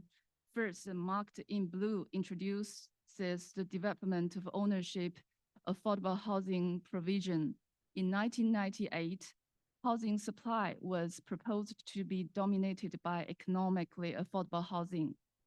After the supply system of market commodity housing was well established in 2003, the scale of economically affordable housing was gradually reduced, but reforms to ownership affordable housing did not stop.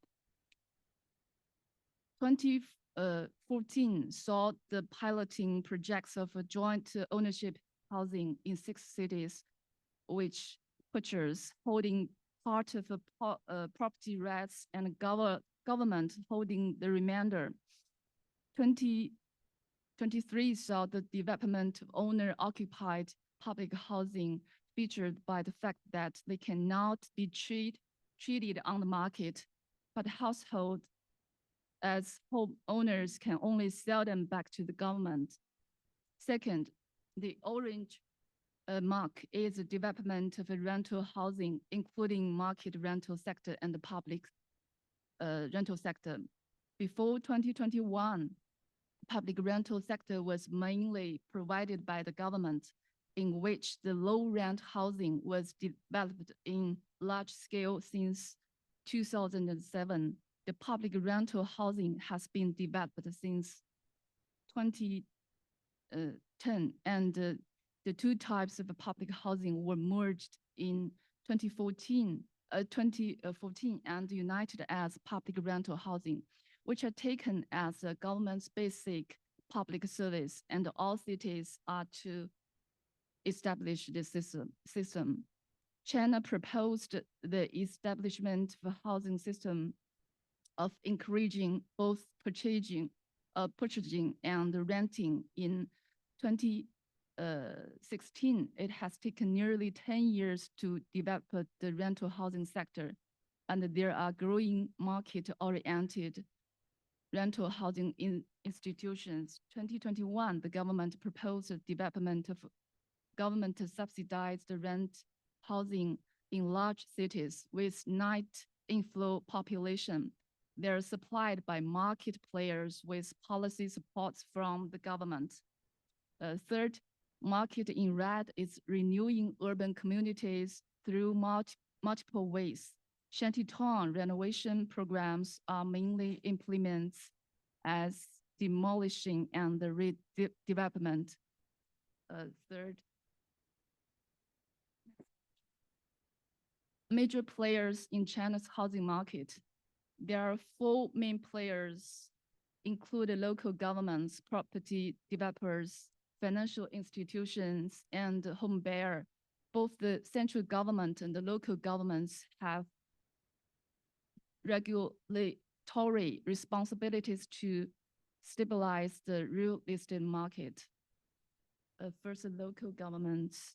Urban lands are owned by the states. Land and administration departments of the municipal and county governments are in charge of land use rights. Land use rights for real estate development is mainly granted through bidding, auction, or listing process with a 70 years leasehold for residential use and a 40-year leasehold for commercial use. The Land and Administration Department of Municipal Government forms an annual construction land supply plan. The annual plan tends to be announced to the public in the first quarter of the year. Local government's decision on the location and scale of land supply are mainly influenced by the following factors. First, urban development plan and infrastructure conditions. Second, local government's land reserves. Third, supply and demand conditions. Property price are also considered. For example, cities new commercial residential housing that cannot be sold off for over 36 months are not allowed to supply new residential lands. Fourth, obtaining land revenues is an important consideration for local governments to offer land. Recently, we have a new policy that requires the demand for housing by urban residents determines the supply for housing, which further determines the scale, location, and the timing of land supply. Second, property developers are mostly structured as group companies and project companies. Group companies can finance through the capital markets. There are more than 200 real estate companies listed on mainland China's A-shares and Hong Kong's H-shares. In addition, property developers can issue bonds to raise funds, including corporate bonds in mainland China and the US dollar bonds in Hong Kong. From the project level, projected developers raise funds to acquire land from local governments. And after meeting the capital ratio requirements and approval conditions in terms of land use, planning, and construction, they start construction and can pre-sale properties after meeting the pre-sale conditions. In the investment and the land acquisition segment, in order to reduce the leverage of poverty developers, it is required that they cannot borrow money to acquire land and can only use their own funds to acquire land.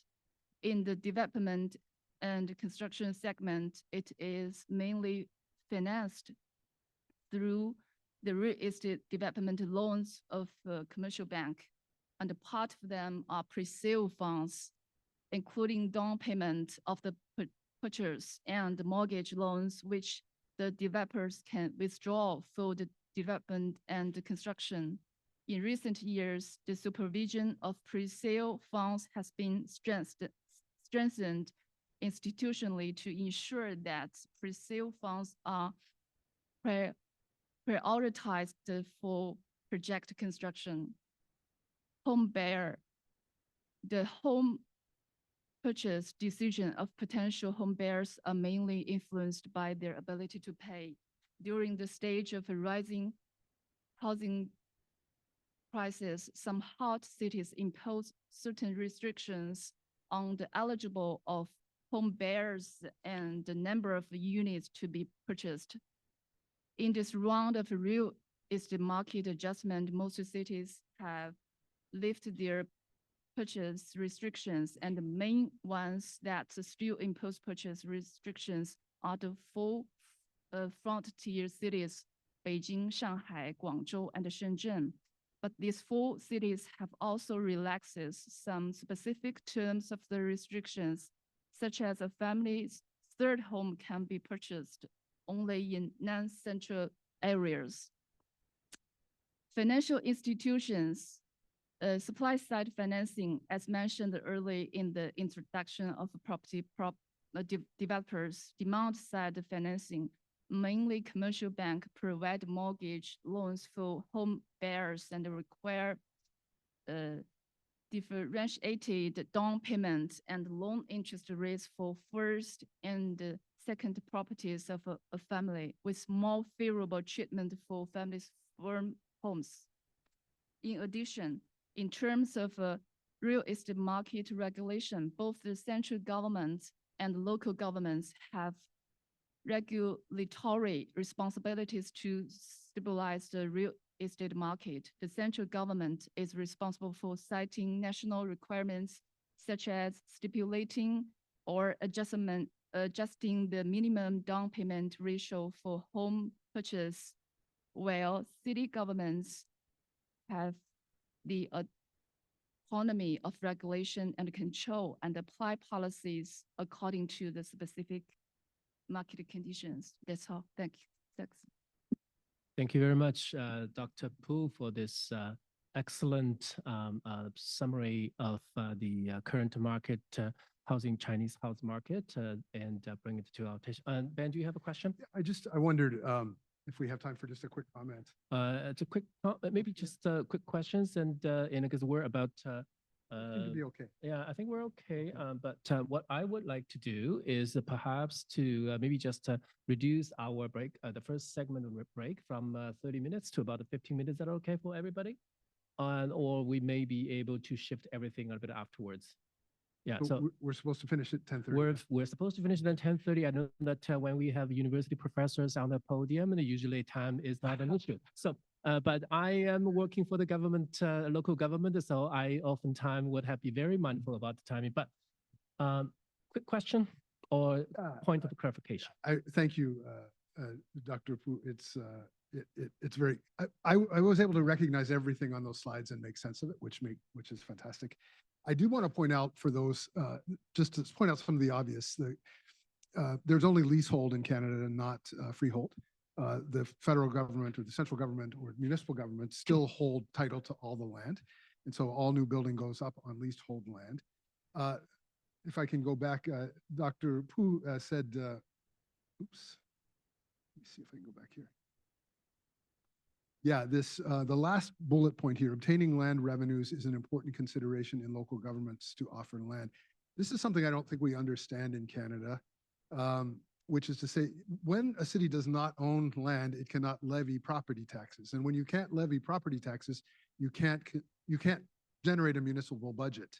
And so in China, by and large, municipal budgets are generated through land sales. So what happens is, Shanghai, for instance, or let's just take any city, there's a certain amount of land which is designated as urban. And then beyond that, the land is designated as rural. That rural land is owned by collectives. So what happens is the city will annex that rural land and reclassify it and then sell it to the development industry or lease it. They'll lease it at and that lease is paid out in a one lump sum. So instead of being paid out over a 70-year period, it's paid out all at once, which means that the government gets a massive influx of money from each bit of land sale. And that money is the money that's used to fund the infrastructure to get us out to those bits of land that it wants to develop. So it's important to understand it's a very different system. The other thing that I heard Dr. Pu say was that many of these these land development companies can raise bonds. I don't think that's the case in Canada. Cliff, can you raise bonds? You are, okay. So we have some examples of not-for-profit entities in Canada that can raise bonds, as long as they're affiliated with municipalities, but private for-profit developers, in principle, can't raise bonds. Is that right, Dan?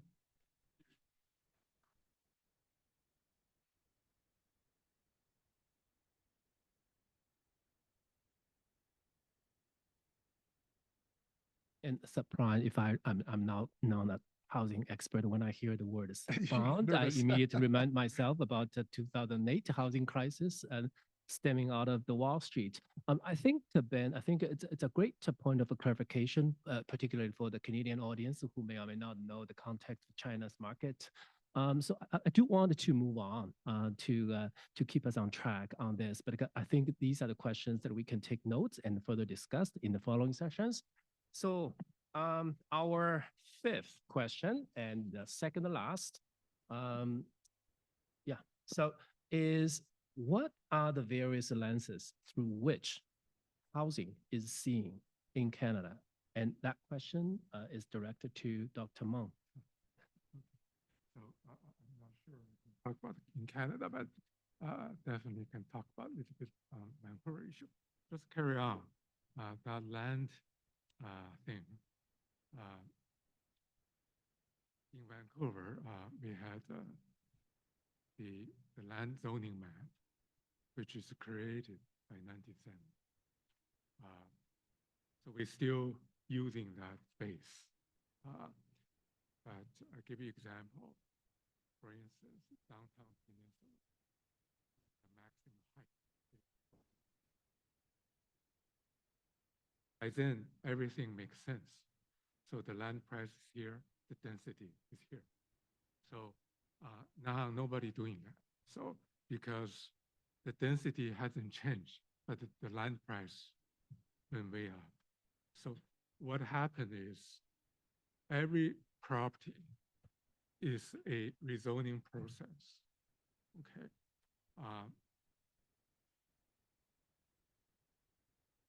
So in early, this is in early 80. So after the 86 Expo, okay, the Vancouver been known and foreign money coming in. We had comparative Pacific, which is textbook example, North American urban development, waterfront, high density housing type. It's a bit different from what Ben just mentioned earlier. The 1960s, we did experience some of the urban development. In Vancouver case, it all happened on the peninsula. Half is downtown commercial, half called West End is residential. The residential form is like single family, just add up in the multiple floor. Just like Ottawa we've seen on the radio canal. There's no kind of podium, urban edge to it. It's just a single from floor plate as a multiple floor. Then after the Concord Pacific, what happened? The developer tried to find the site in the downtown area. And the downtown not only had a 450 height limitation, also we had this called the view cone. We mentioned Vancouver is all about mountain. So when developer want to build higher, then city feel, no. The buildings start to block the mountain view. They define the few point, park, major road, to limit the height to get proportion the building height to the mountain. Then we run into another problem, which is unintended. Then from this so-called view cone band-aid, we found a little spot can build a higher building, which is outside cone, which is you can build up to 600 feet in Vancouver. This we running into so-called a rezoning problem. Since then, almost every development is a rezoning process. So everybody will know this. You run into the rezoning, take time, all this procedure issue.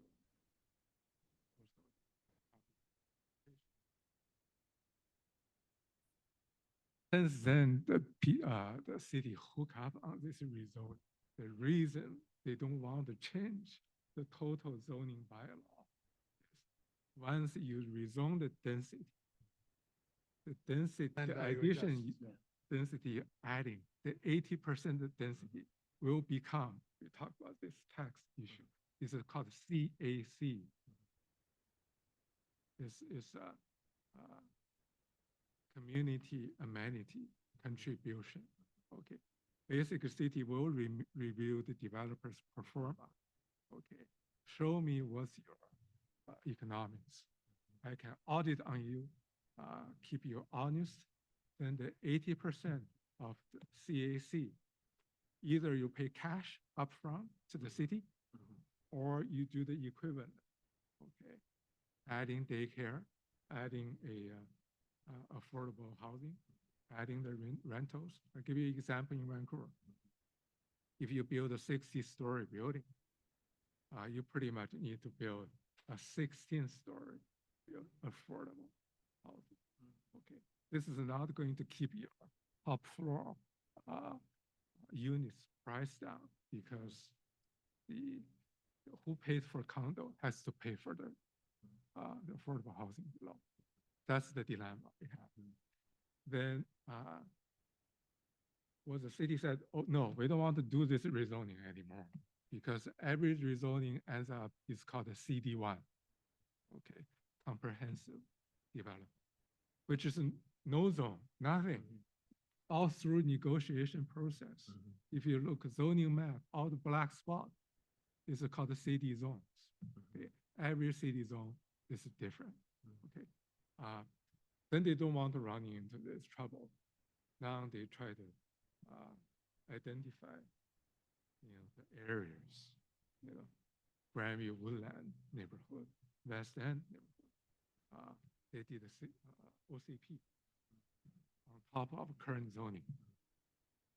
Now what they're doing, they don't want to do that anymore, because we had a few SkyTrains and subways. They're doing a corridor. It's not a spot. It's a landform. Okay, it can be corridor. So it's been done, doing quite well. From 2-story single family, now it's a 6-story, 8-story. Then on the transit hub, you can build a tower, which is specialty. Then last year, we just finished called Broadway corridor. Quite broad, and not only Broadway, it's expand for 30 blocks. This one.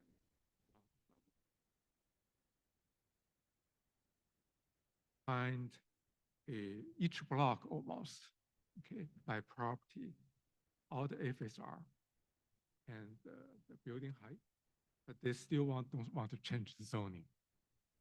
Although the developer has a certainty by the corridor policy, they know which piece they can develop certain density, but the city still wants this CAC income.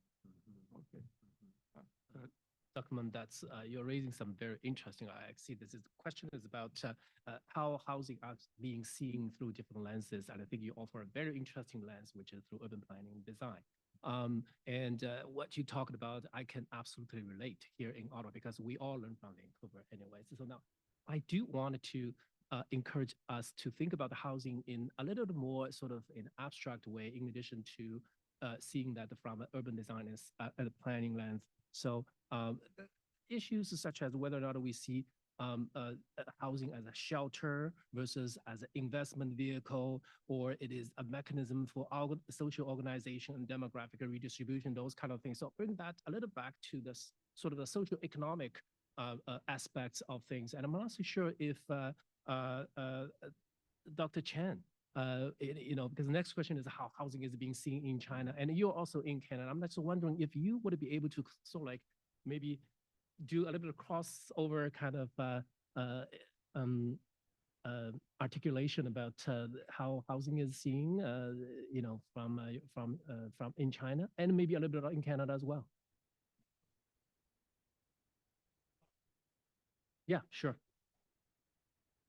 I would, okay, so since I'm committed to timing and to our audience, so I would give you maximum 10 minutes. 10 minutes, okay.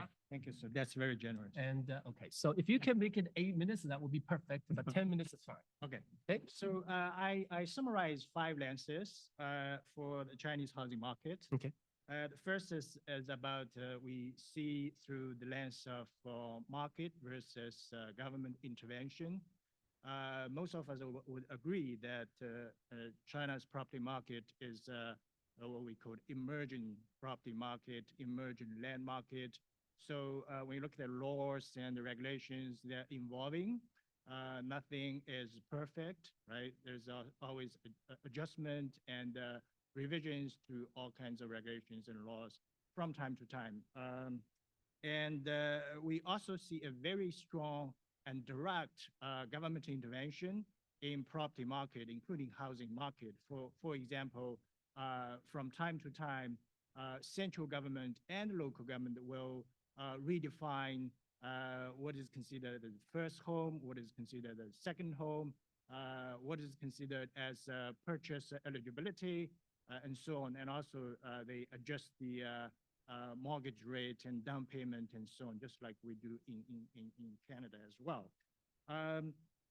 The second lens is about housing and the market and the land development are both very important and critical local economic pillars. If Janet Yellen, U.S. Secretary of the Treasury, she talked about overcapacity in China's manufacturing sector. If housing was not immobile, I believe Janet will add housing onto her list of complaining about China's overcapacity, because we do see overbuilding in many Chinese cities. Now, the main reason is that housing and land development is so connected, so well connected to many other manufacturing sectors. So imagine if the housing construction and land development slowed down, it would have significant impact in many other manufacturing sectors as well. That's why we see lots of people call it ghost cities in both largest Chinese cities and lower tier Chinese cities as well. And the third lens is about land as a major source for infrastructure. Land is so important, but at the same time, especially in recent years, Chinese government realized that it's no longer sustainable to have large-scale urban development and urban redevelopment. So many larger Chinese cities have switched from large-scale redevelopment and development of land and housing towards micro-scale residential neighborhood rehabilitation, especially start nationwide since about 2017, 2018. The fourth lens about diversification of investment vehicles. Certainly there's a strong involvement of private investment, private sectors in the housing market, but at the same time, there's also increasing involvement of government investment as well. Many of us are familiar with what we call the local, what's called the local government financing vehicle, especially in the last 10 years. They try to raise funds, in their capacity of government sector for real development, for land development, especially infrastructure development.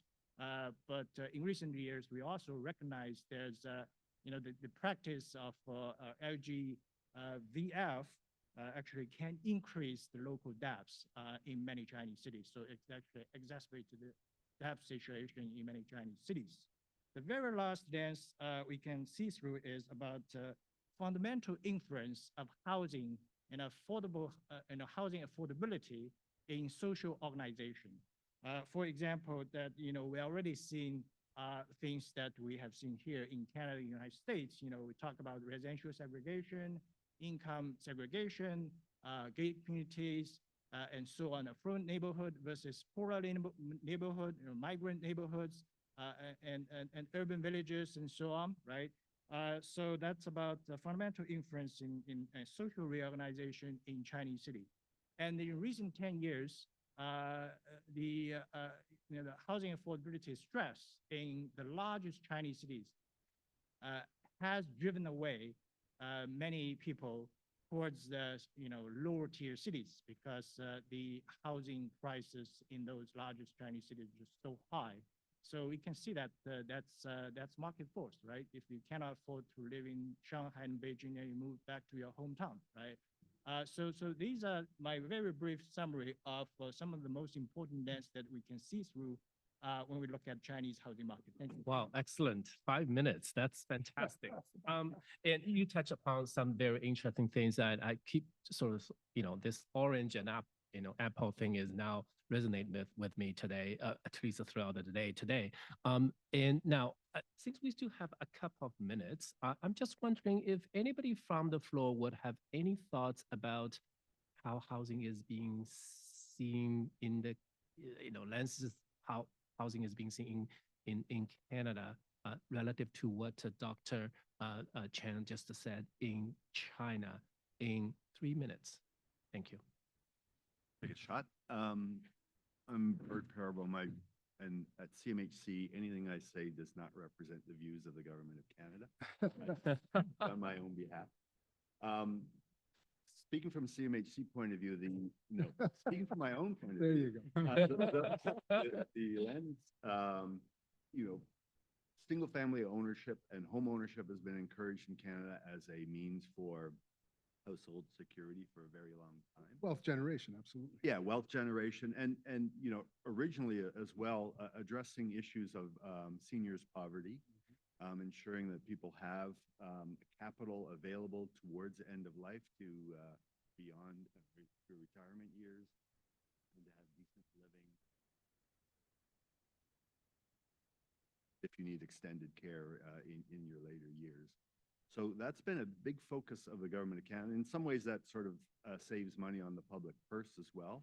Fewer public subsidies are needed for seniors housing. If you provide incentives up front, you save money at the end of life. Exactly, exactly. So part of the issue, though, in Canada, though, is then you create a large cadre of local voters whose interests are very much tied to the value of their homes and do not want to see additional supply erode the value or the capital accumulation of that. The Prime Minister referred to that the other day. So we have this odd piece in Canada at the moment where we're trying to make housing more affordable, but without reducing the price of housing. So it's an interesting conundrum that we've gotten to. I'd say, mostly the federal government policies have been driven by, let's say good, well, not necessarily good public policy, but good politics in encouraging people and in subsidizing people's entry into home ownership. Oh, excellent, excellent. So I think at this point, I'm going to call for a break for 15 minutes, and so that we can all back to track at 11 o'clock to start our second session. Round of applause for our first session. How's that? Thank you.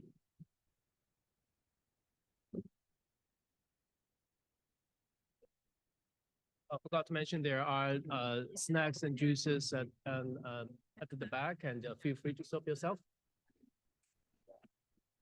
Thank you, Bill.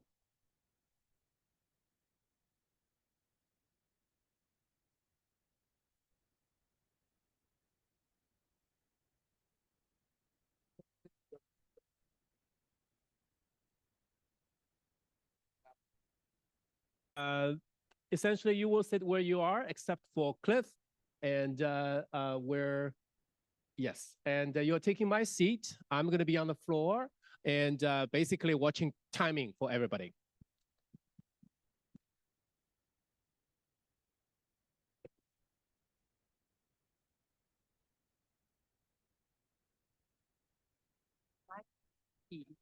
It should be here. So that's.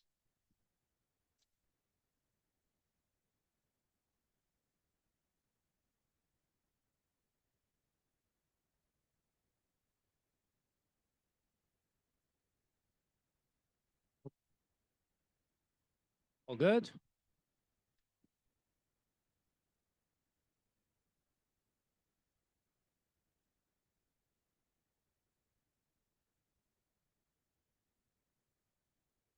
So, Ben, Okay, great. Ben, Yes. you are the moderator of this session, but I'm watch out for you in terms of timing, okay? I think what we didn't do and we should have done was a brief introduction of our panelists. So why don't you take this opportunity to maybe either you introduce everyone or you invite everybody to introduce themselves, but everybody's getting 30 seconds, okay? Yeah. Oh, let me, there are nice, good panelist bios in the little brochures that you have. So we encourage you to take a look at, but let me introduce people very quickly. In my far right, your left is Cliff Udale. Cliff is the Director of Development for Ottawa Community Housing Corporation. Ottawa Community Housing Corporation is the largest social housing provider in Ottawa. They have about 12,000 units. 16,000 units. Okay. They inherited, OCH inherited the whole housing stock from the federal, provincial, and municipal government that was all built in the 60s and the 70s. When Cliff got it all in the early 2000s, they had a mandate to obtain and maintain. In other words, they had the unenviable task of trying to deal with old stuff and keep it going. Since then, OCH has had a change of mandate where they're now in full development mode and they're redeveloping a lot of their properties. So that's why Cliff is chief of development. They're doing a massive number of redevelopments, very much like Toronto Community Housing and the Regent Park project that you may all be more familiar with us. Next to Cliff is Ling Meng. Ling is a urban planner and architect from Vancouver, was a chief planner and one of the top members of the office of a big firm called Bing Tom Architects in Vancouver for many years, and now he is doing private consulting in Vancouver and really knows the market very well from Vancouver's perspective. So it's great to have Ling here. Next to him is Bert Peerbloem. Bert is a advisor. Your title has changed over time at the Canadian Mortgage and Housing Corporation, CMHC. CMHC, I don't know what the equivalent would be in China. There probably isn't an equivalent, but it's the equivalent of the FHA, I guess, in the US, the Federal Housing Administration. So the way it works in Canada is there's an arm's length corporation called a Crown Corporation, which is in charge of implementing government policies, including mortgages, incentives, or whatever. So all things housing go to or through CMHC.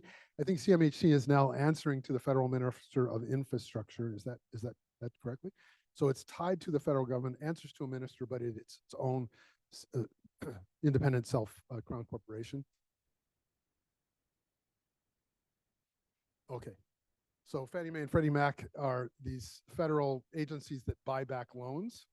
CMHC will guarantee a loan on a bank, so banks will encourage to lend their money, but then banks lend, and they run out of money. So then they have to sell the loans back to the federal government, and CMHC buys those loans back. Next to Bert is Joe Kwan, or Chan, who is a Chen. Okay, my pinyin is very bad. Who is a professor at the University of Waterloo and focuses on urban development in China, including rural to urban migration. So it's great to have Joe here. Next to Joe is Dan Dixon. Dan is the Senior Vice President for Corporate Affairs, I guess, at Minto. Minto is a very large North America-wide private sector housing development. They develop across Canada. They also develop in Florida and Texas. South Carolina and Texas. So Dan knows the lay of the land. Dan also was very much involved with the group that put together the report. Dan, can you remind me of the name of the report? The National Housing Accord. And Dan is well-versed in things, including the transfer fund, which might come up today, which is we're hoping a key tenet of housing policy going forward. Next to Dan is Professor Jean Pu. Professor Pu is the representative from the Ministry of Rural and Urban Housing, Rural and Urban Development in China. She's based in Beijing. yeah, what represents, I guess that's the closest. That is somewhere between the Ministry of Infrastructure and CMHC. They perform probably both functions. Next to Professor, who is Professor Yu, who is the Dean of the Chinese Academy of Housing and Real Estate, which is a joint initiative between the Ministry of Rural and Rural Urban Development and Zhejiang University. She's based in Hangzhou, which is a city in Hejiang province just outside of Shanghai. It's kind of like Hamilton is to Toronto. So quite close, but in a different province and a major city in its own right, home to Alibaba and home to, oh, Geely, yeah, Geely, which is the big car producer that you probably know. So just for some context. Did I get everybody? Great. Okay, and more about each of them on their bios. So I'm going to take over this session. Just a note to the panelists, do as I say, don't do as I do. I tend to spend way too much time answering, but we've got a lot of questions to get through. So what we really are looking for is sort of brief, concise answers here. This session is looking at housing-related challenges. So we know a little bit about the context, and we'll learn more about it from the first session. But now we want each of the two countries to talk about the challenges, the housing-related challenges that they're facing. So we are going to start off with question 2.1, which is, what housing-related challenges is China currently facing? And I think, Joe, this is yours. You have a large slide set, but we're hoping that you'll slides and move the slides on my behalf, or I can use remote as well. Remote is not very remote, but absolutely. Go ahead, Joe. Okay, so once I want to move to next slide, I just say next slide. Yeah. Okay, excellent. Thank you very much, Ben. So for this part, I'm mainly focused on the challenge about urbanization through resettlement. And then for the second part, I will briefly talk about the aging society and how aging society impact the housing and the housing market. Okay, so next slide, thank you. Yeah, so we're going to look briefly and very quickly look at urban-rural divide, because we're talking about resettlement, and Ben in the early session mentioned, how urban expansion impact the fate of rural collective land and rural residents. And we can look at migration as well, and then urban poverty. Next slide. Yes, as we all know that China picked up the speed of urbanization rate in recent decades, and you can see that nowadays 60% of Chinese population live in cities. Next slide, thank you. So, in Chinese context, we have the concept of floating population, which means, people who live in cities, but they are not actually officially registered with that particular city. So we have the difference of urbanization rate of residential population versus the urbanization rate of registered population. And you can see the difference. In some of the large Chinese cities, the difference can be very huge. In cities like Beijing and Shanghai, they have a very large number of temporary migrant population who are not officially registered with cities like Beijing and Shanghai. Next slide, thank you. In the Chinese context, you can see that the disposable income of urban residents much higher, was 3 times higher than the disposable income of rural residents. In 1980s, China's rural population catched up in terms of economic development, and that was because of the booming development of TVE, town and villager enterprises. Okay? But then, the ratio increased and roughly maintained at 3.0 position. Next slide, thank you. So when you look at migrant population cohorts, you see the changing pattern between 2010 and 2020. You see a significant decrease of younger population, people between 21, 30 years old. You also see a clear increase of the older population or senior population, people who are 50 years of age and older. And that's because of something positive is that because of the quick development of internet accessibility and social media, many young people actually choose to stay in their remote hometown because they can produce agricultural products and sell them and via social media and internet. In Chinese, we call them 直播带货. You can do it everywhere, right? Next slide. So housing, you can see, as I mentioned in the morning already, there's a reverse migration because the severe challenge of housing affordability, which push especially the young generation away from some of the largest Chinese cities. They have no choice but to go back to their hometown. Okay, so this is what we call the reverse migration. They initially want to move to a city like Beijing and Shanghai and settle down, but then they're eventually deterred by the extremely high housing price in those largest Chinese cities. Next slide, thank you. So when we look at the resettlement, there are several types of resettlement. It could be development-induced displacement or poverty alleviation displacement or resettlement, and then intra-urban resettlement. But for today, we only look at resettlement that is generated by urban expansion.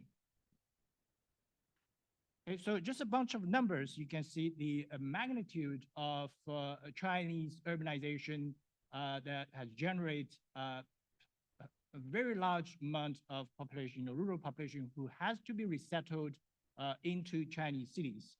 And you can see the 12 5-year plan, how many people were resettled, and then the most recent, the 13th 5-year plan, and how many people were resettled. So it's a very important topic when you look at China's urbanization and China's housing market, because these people have to be absorbed by the housing market in Chinese cities, within Chinese cities. Next slide. So we have a very quick look at three what we call concentrated resettlement communities in Hangzhou, Zhejiang province. I'm glad that we have colleagues from Hangzhou, and you must feel very familiar with that place. It's a university town in Shasa, right? So we look at three resettlement communities in Hangzhou. Next slide. Next slide, thank you. Yeah, so you can see over the years, when you look at urban morphology, you have three types of resettlement apartment buildings. When you look at the very left column, those resettlement communities were completed in 2006. And then the ones in the middle completed in 2010. And those on the right side were completed in 2014.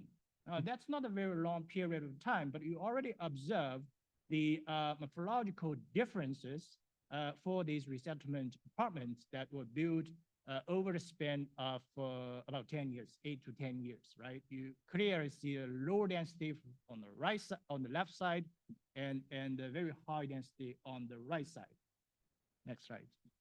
Yeah, so have a zoom in. If we have a zoom in, you can see the more clearly that the number one is a project completed in 2006, and the one in the middle completed in 2010. On the right side, we completed in 2014.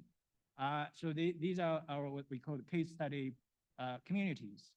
Now in China, next slide, thank you.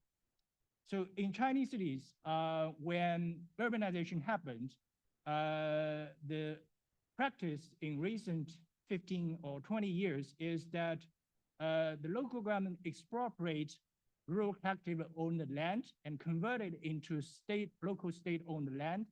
But for the sustainability of rural collective economy, they return 10% of the expropriated land to rural collective to allow these rural collective to build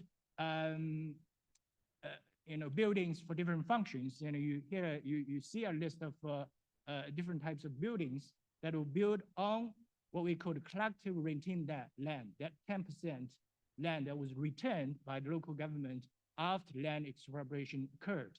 Okay, so you can see because it's in a university town, so that's why they build faculty apartments, right? Blue collar apartments. But at the same time, they also do some commercial buildings on plazas and so on. So you can see the investment and annual revenue from these properties on this table. Next slide, thank you.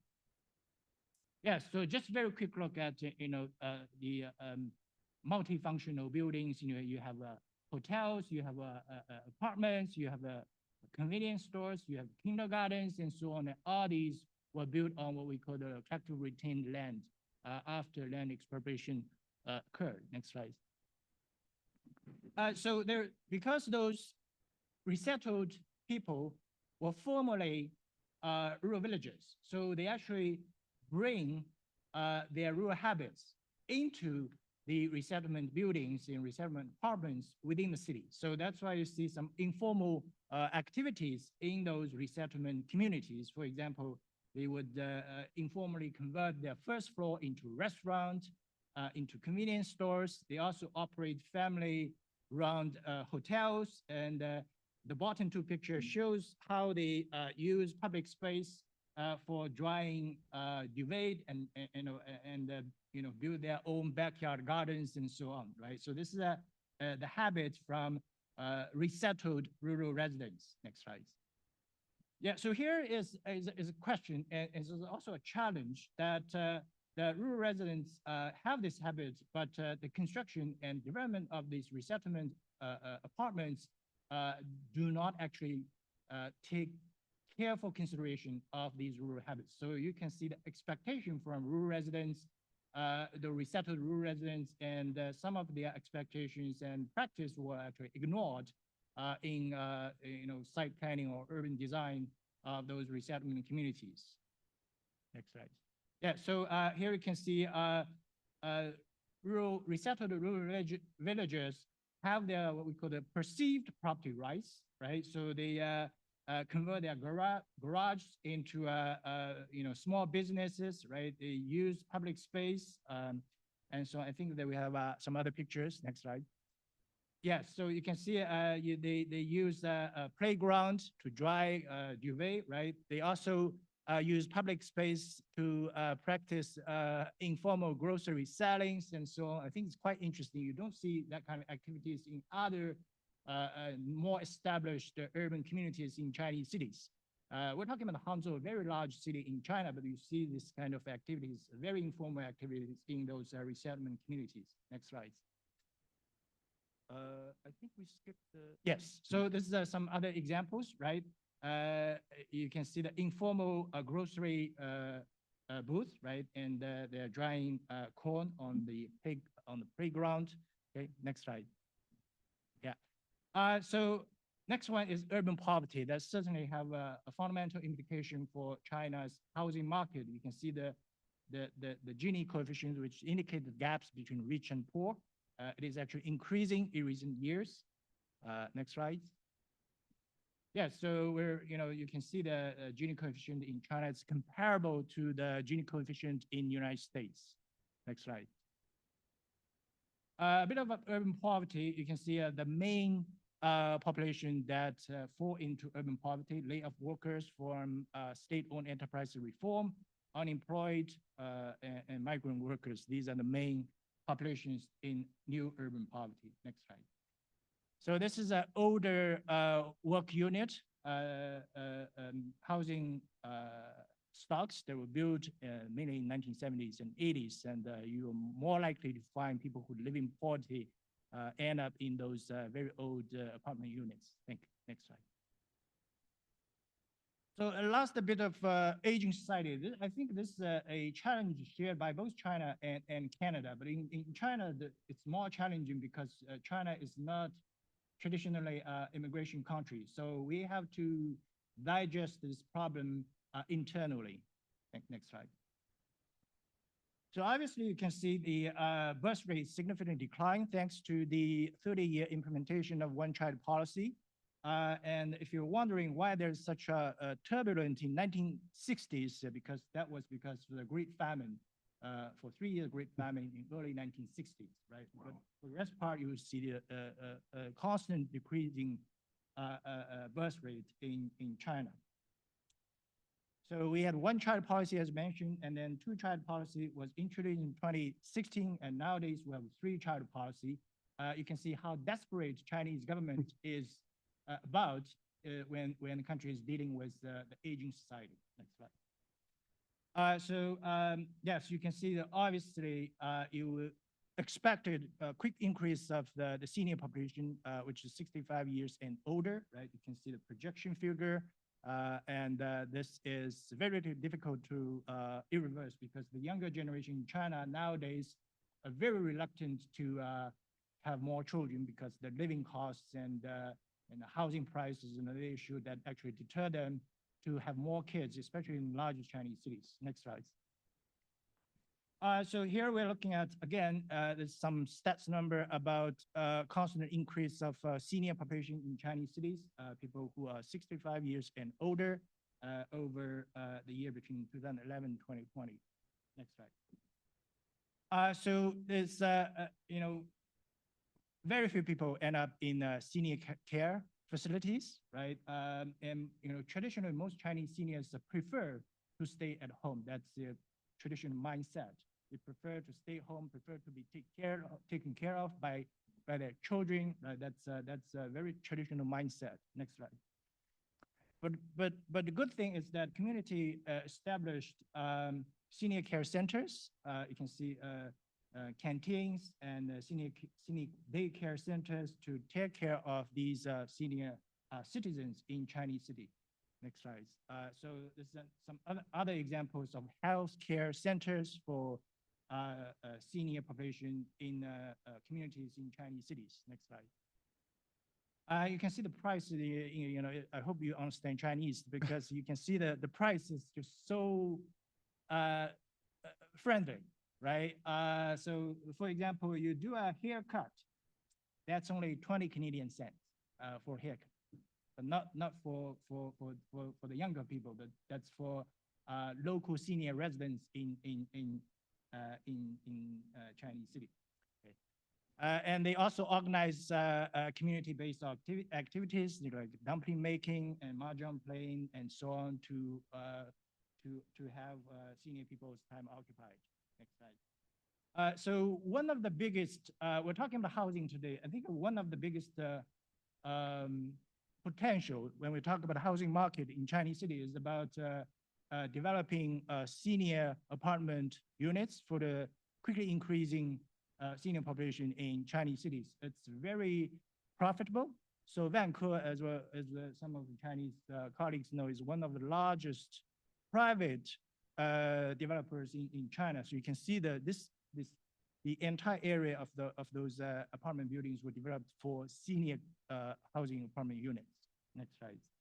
Just a quick look, of the same site and what it looks like inside. Next slide. Yes, for senior care, some gardens. And here we're looking at pros and cons of senior care centers, private owned versus publicly owned. So I think we can make similar arguments for Canadian senior care centers in Canadian cities as well. Next slide. Yeah, so we're talking a lot about housing affordability. Here, look at, you can have a look at the price to income ratio, price to rental ratio, and we put some of the larger Chinese cities in the context of some of the Eastern Asian cities. You can see the very challenging facts about the affordability of housing in the larger Chinese cities, and the burden is on the younger generation specifically. Next slide. So we talk about large city versus lower tier cities. You can see large cities clearly stand out in terms of home price to income ratio, and when you compare with lower, the same ratio for low tier. I think that's it for me. I prepared some very short video clip, but I think we can skip that. Thank you very much. So much, Joe. That was fantastic. Great. So we're moving to question 2. next slide, next slide. There we go. The question is there a problem with homelessness in China? And if so, what are the issues at play? This reflects the fact that this is a major issue in Canada. And we wanted to kind of get our heads around whether or not that issue exists or to what degree it exists or how it manifests itself in China. So, so we are going to turn to Professor Yu. Okay, I'm very pleased to be here to discuss this question. This morning, Professor Bing do a good speech, compare China and Canada and China. This is a very difficult country because China has a large population. So it's a big change for China to solve the housing problem. But the China government try to do better. So in China, is if you visit China, it's difficult to see homeless people. But China has a great, large scale of floating people. They face severe housing problem. Why China? I'm just going to jump in and say floating populations means you are living in a city for which you do not have hukou. In other words, your residency status does not correspond to the city that you're living in. So you're considered to be floating. You actually have a home and a place as far as the government is concerned, but it's not where you're living. So somebody will migrate from a rural city into Shanghai. They'll lose their job. They'll opt to stay in Shanghai, but they don't have hukou, and therefore they would not have access to a lot of social services, schools, healthcare, et cetera, et cetera. Okay. Why China have few homeless? Because for rural area household, government provide each household with one piece of residential land and some farmland. This is by law. For urban households, they are now covered by affordable housing. For floating population, they can find various types of housing, and now they are also covered by the affordable housing system. There is a very small amount of real homeless, but they can be accommodated by rescue stations. Take Zhejiang province as an example. Let's see where the floating population stay. Zhejiang is a developed province near Shanghai. Its capital city is Hangzhou, Alibaba city. We can see that 64.6% stay in rented house, include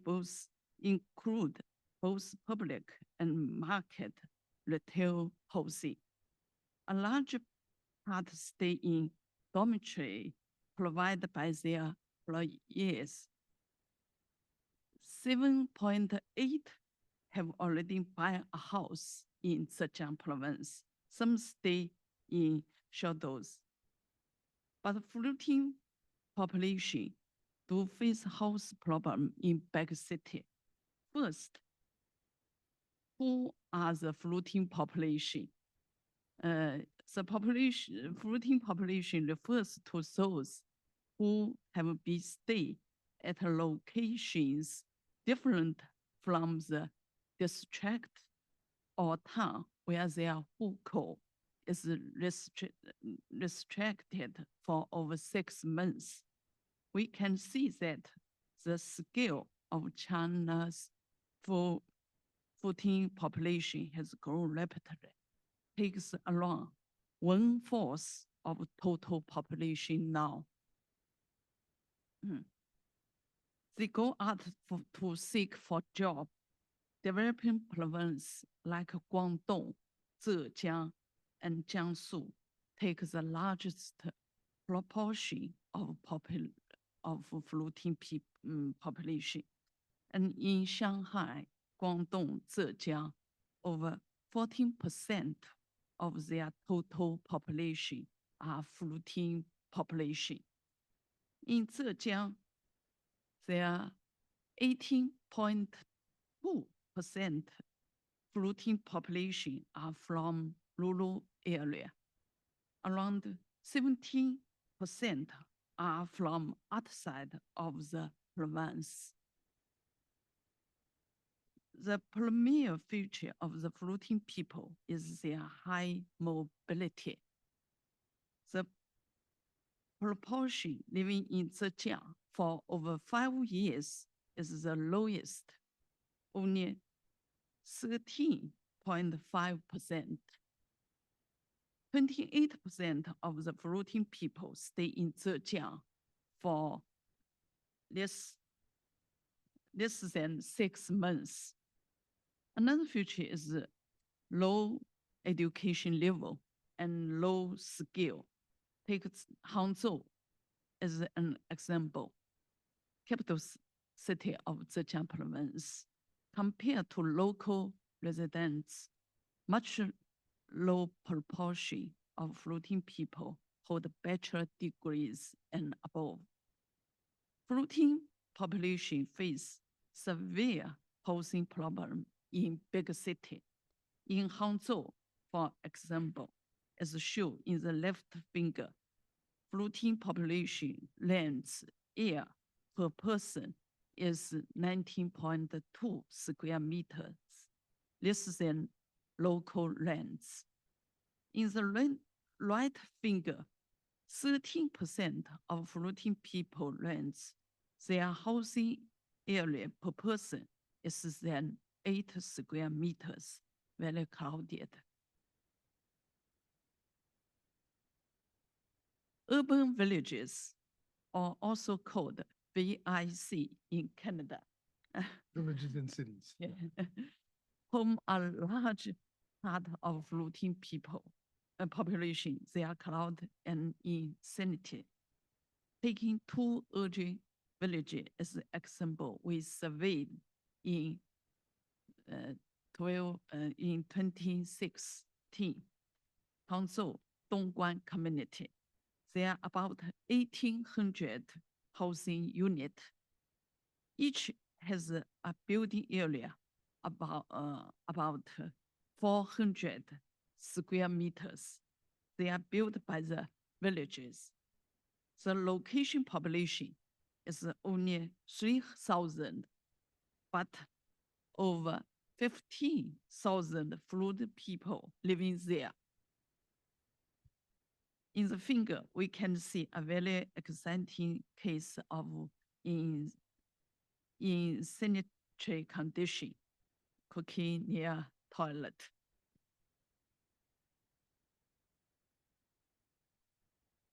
Even so, living in urban village is still expensive for the floating people.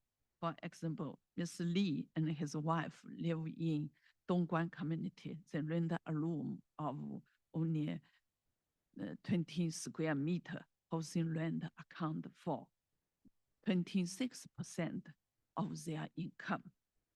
So since 27, so floating population housing problem has been one of Chinese government priorities. Efforts include developing retail housing market, enhance affordable housing system, and provide more public service. Government's goal is to make floating people living better in retail home. Later in section 3, I will detail how the government salute the floating population housing. Thank you very much. Yes, thank you. This is very helpful. I want to, this dovetails a little bit with what Joe talked about. When a city expands and it annexes rural land, Joe said 10% of that land stays with the collective that originally owned that land. They can then develop that land. And so oftentimes what you get is a lot of kind of very high density informal development on that land they retain that is really geared toward very poor people. And a lot of the floating populations will move into those developments, or sometimes they're known as villages and cities or urban villages. Did I have that right, Joe?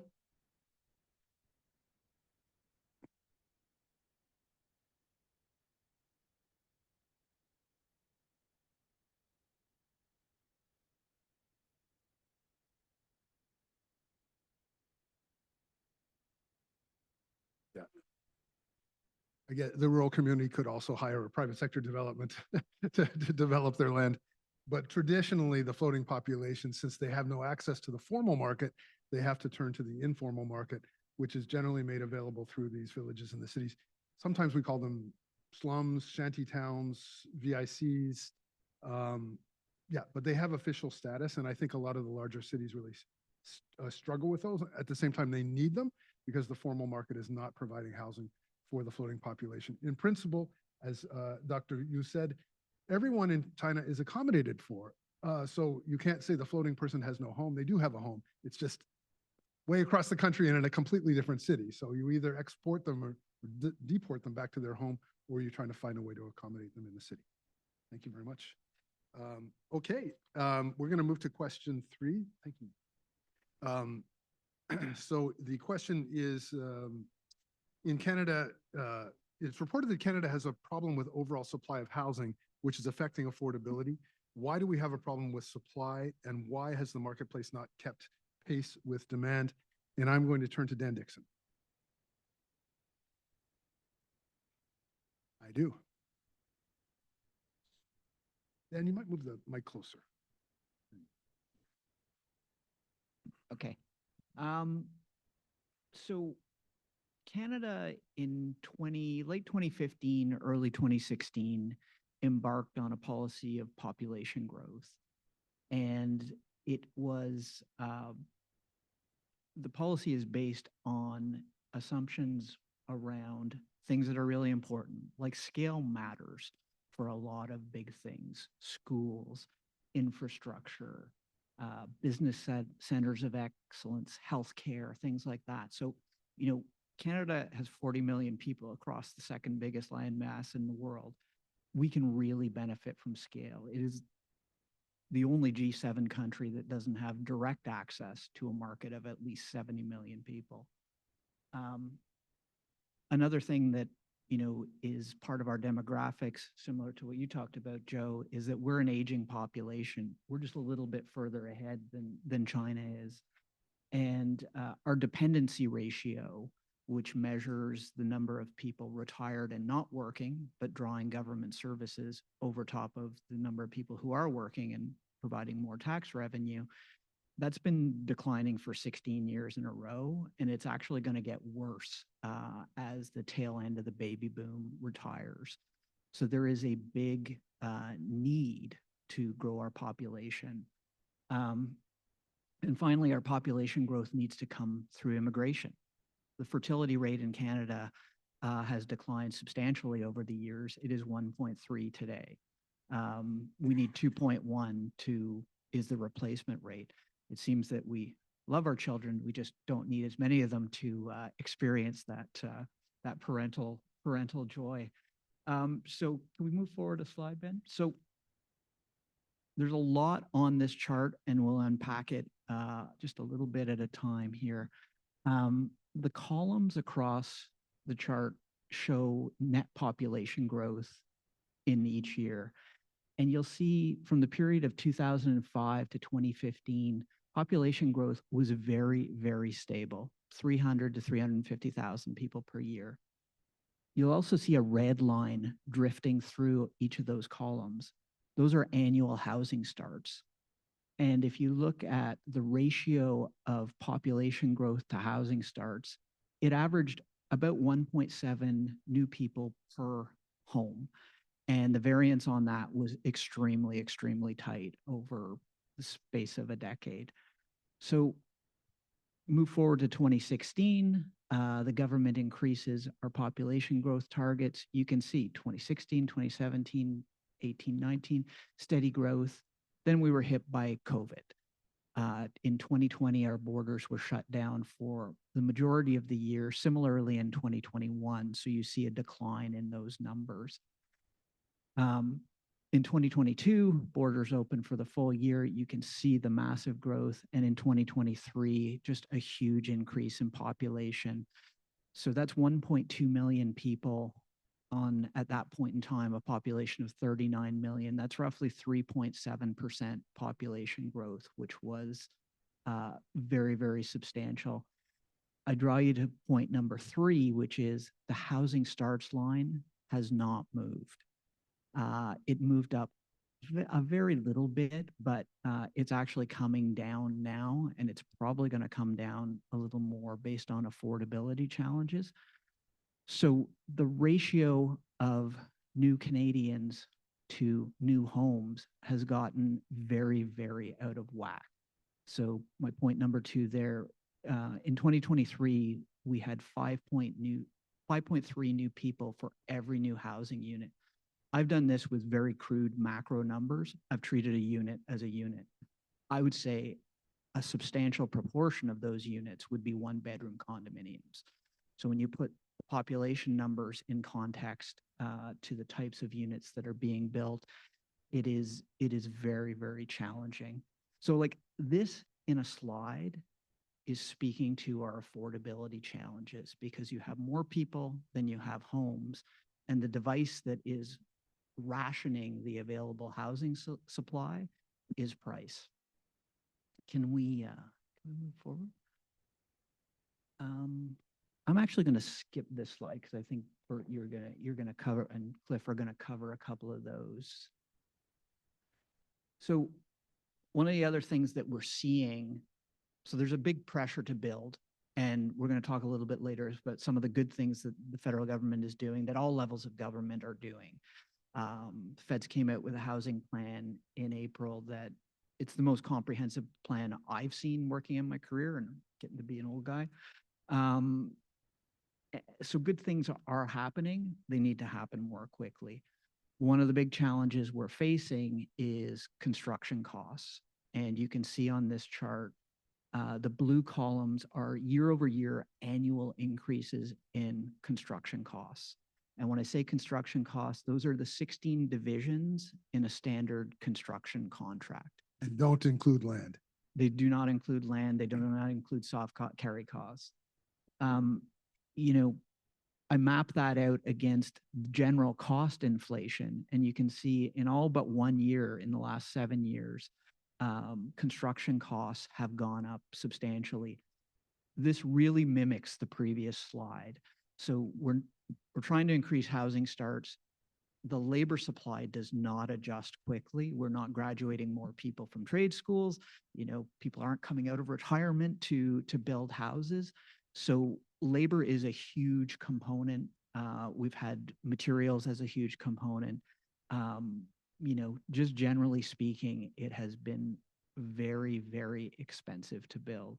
Can we move forward one more slide, Yeah, Ben? sorry, before I do that, Dan, when Dan first showed me this slide, I got very excited. I said, oh, construction costs are coming down. I don't want you to interpret the slide this way. Construction costs are still increasing. They're just still increasing at a lower rate. So out of Ben's comment, I put this graph together, which I realize now is really, really small, but I use the 7-year time frame because one, that's when we have great data from StatsCan on construction costs.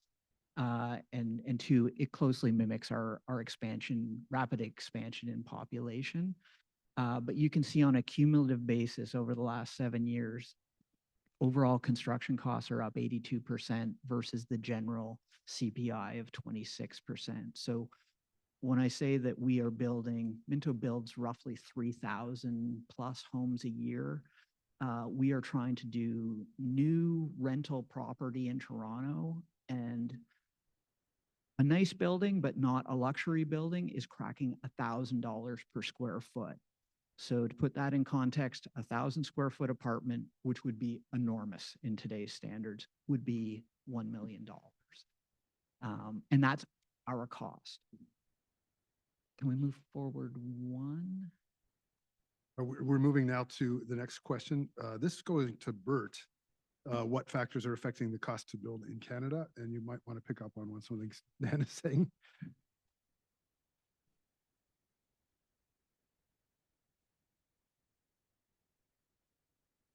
I guess is productivity growth, but productivity growth, which I mean, it isn't a factor because it hasn't been very significant productivity growth in construction sector. It's traditionally been a very low productivity growth area of the economy. And so not much is happening at this point on reducing costs by making, say, labor and capital more efficient in construction. So that's not helping. Traditionally, the construction industry is very adverse to innovation. Yeah. And some of that is due to like building code restrictions and so on. So it's very difficult to get, new techniques through. And that's trying to protect public safety, and we want to be sure that, new construction techniques are as safe as the old ones, if not safer. So those are particular challenges. The recent bout of inflation and the subsequent rise in interest rates has been a huge factor in adding costs.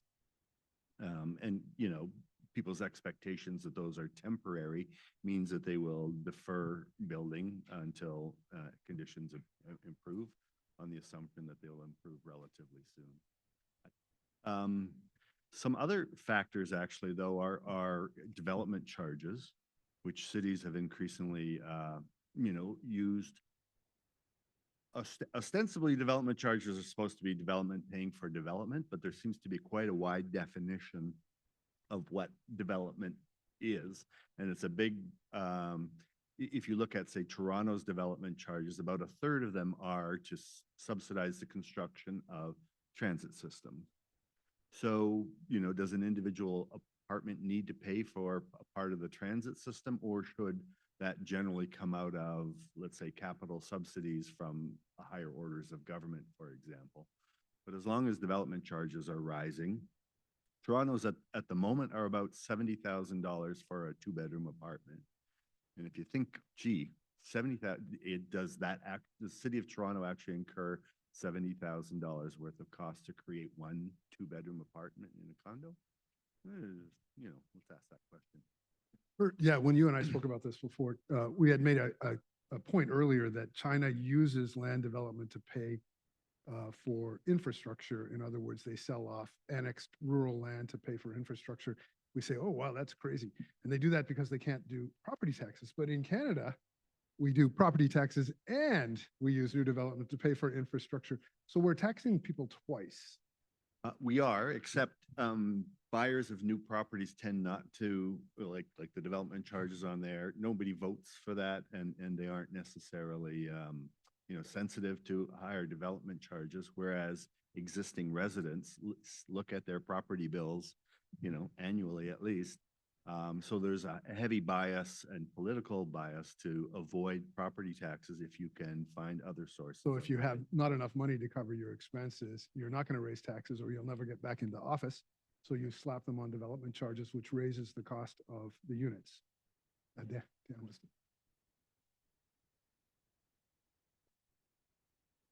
In Toronto, the development charges work out to, call it 20 development charges and taxes. So we have to pay HST on the sale of a new condominium. The federal government recently waived GST on new purpose-built rentals, and the provinces followed suit. So that was a very positive policy move from a cost perspective. But putting land cost and development charges together in the city of Toronto, that's 40 to 50% of the cost of that $1,000 a foot building. So that's all of which gets passed on to the buyer or the renter, right? Yeah. So one of restrictions on building on land and what the local zoning is and what it costs to get local zoning changed. So I guess we'll get to the point later where, the federal government put some incentives out there for cities to pre-zone and make more zoning or more housing floor areas as of right. But that's been a big issue as well. So, I mean, economists tend to look at what is the non-land cost of housing as sort of the benchmark. Because if you allow, let's say, the market to build as densely as is economically viable, the average cost of land per square foot built should equalize out over time. So as land costs rise, you should be building taller. It's not going to reduce the land cost per unit, but it should not be rising as fast. But you see in places like Vancouver and Toronto, I think it's up to 30 or 40% of the cost of building. So again, it's that local restriction on density that really drives a good chunk of that land cost, which is an increasing part of the cost of building. Do you want to wait it? Speak into the mic. Dan and Bert talk about DCL, all that charges in Vancouver. Everybody wants rezoning, just touched last session. There's, because the approval process, okay, developer proposed such certain density makes sense for the developer. You're not necessarily get it, okay? You have to go through the council, you have to go through the residents, all that process. That timing, that uncertainty kills developer. So often people stay away from Vancouver, go to Burnaby, go to Surrey, which is much more certain. In fact, some city give you 25% bonus to attract some developer to come. That's another thing. Adding to the what happened in Vancouver for the single family home, okay, which is unique to Canada. Probably the Chinese scholar want to hear about this, because more than 60% of land, right, still currently is a single family home. So, which is, 10 minutes away from the downtown. So what are you going to do? Currently, what in the past they try to do is called gentle densification. Add a laneway house, DUD, whatever they call it, and add now a couple of years ago, they talk about try to make a single family a duplex. Still not enough, doesn't make economic sense because single family costs so much. What currently they do is try to change the single family home to multiplex. Okay. The single family zoning in the 70s zone was 20 zones. Even for the planners, it's hard to explain what it is. Now down to 2 zones. Okay, regular lot and the large lot. The regular lot is 33-foot lot. Okay, anything bigger than that will be the large lot. So large lot can build up to 6 units. So the small lot can build up to 4 units. Okay, so that's the trend to go. In fact, the province last year, mid of last year, gave each municipality only 6 months time to change their law to implement the blanket kind of policy to change the single families to multiplex. Yeah, we're seeing that in Ottawa as well, for sure. Let's, and probably across, I'm going to jump to the next question. Thank you, Ling. So back to you, Dan. Other than cost to build, what factors are affecting supply in Canada? Well, Ling, you spoke about timing, and this is a great segue. I don't know, actually, let's do this piece of it first.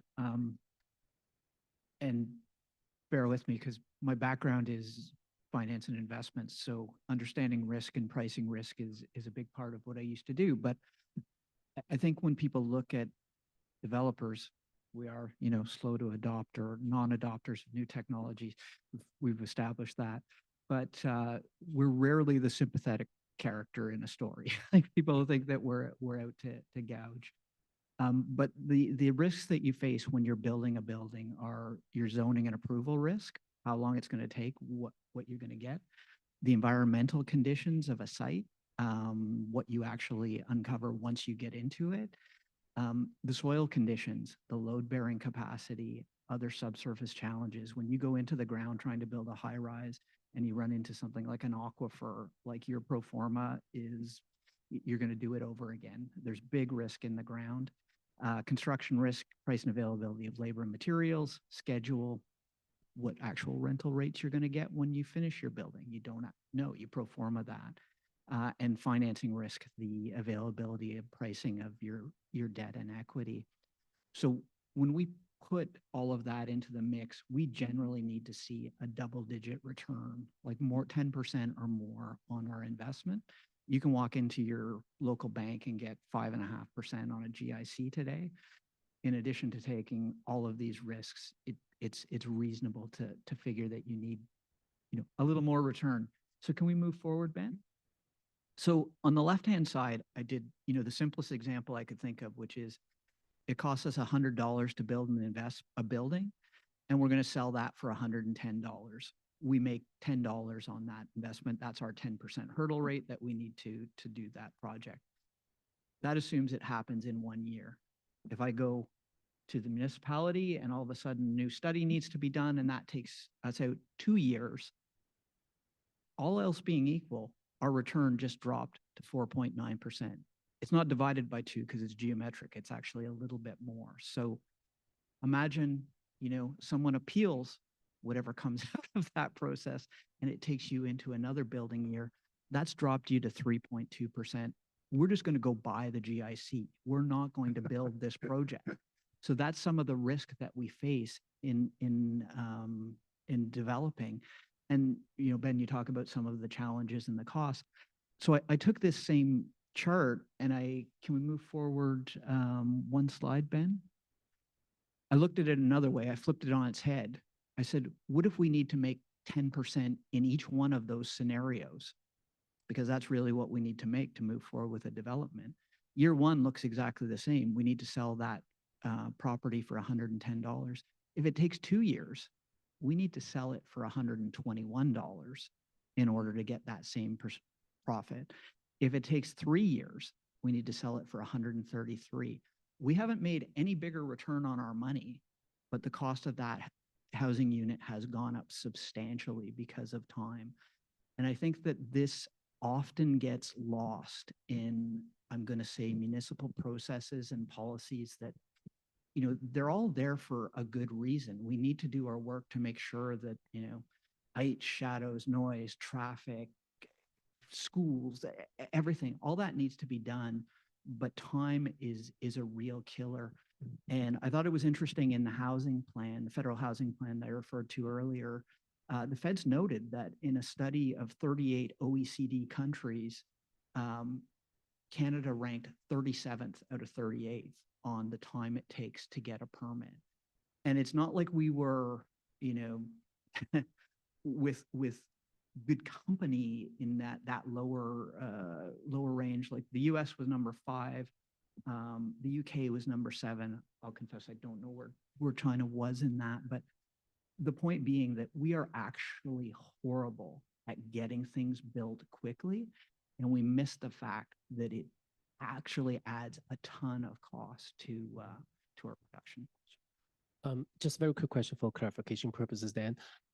For the benefits of our audience who may or may not know the development legality of things in Canada or in Ontario, you mentioned appeal. Could you explain to people what appeal is quickly?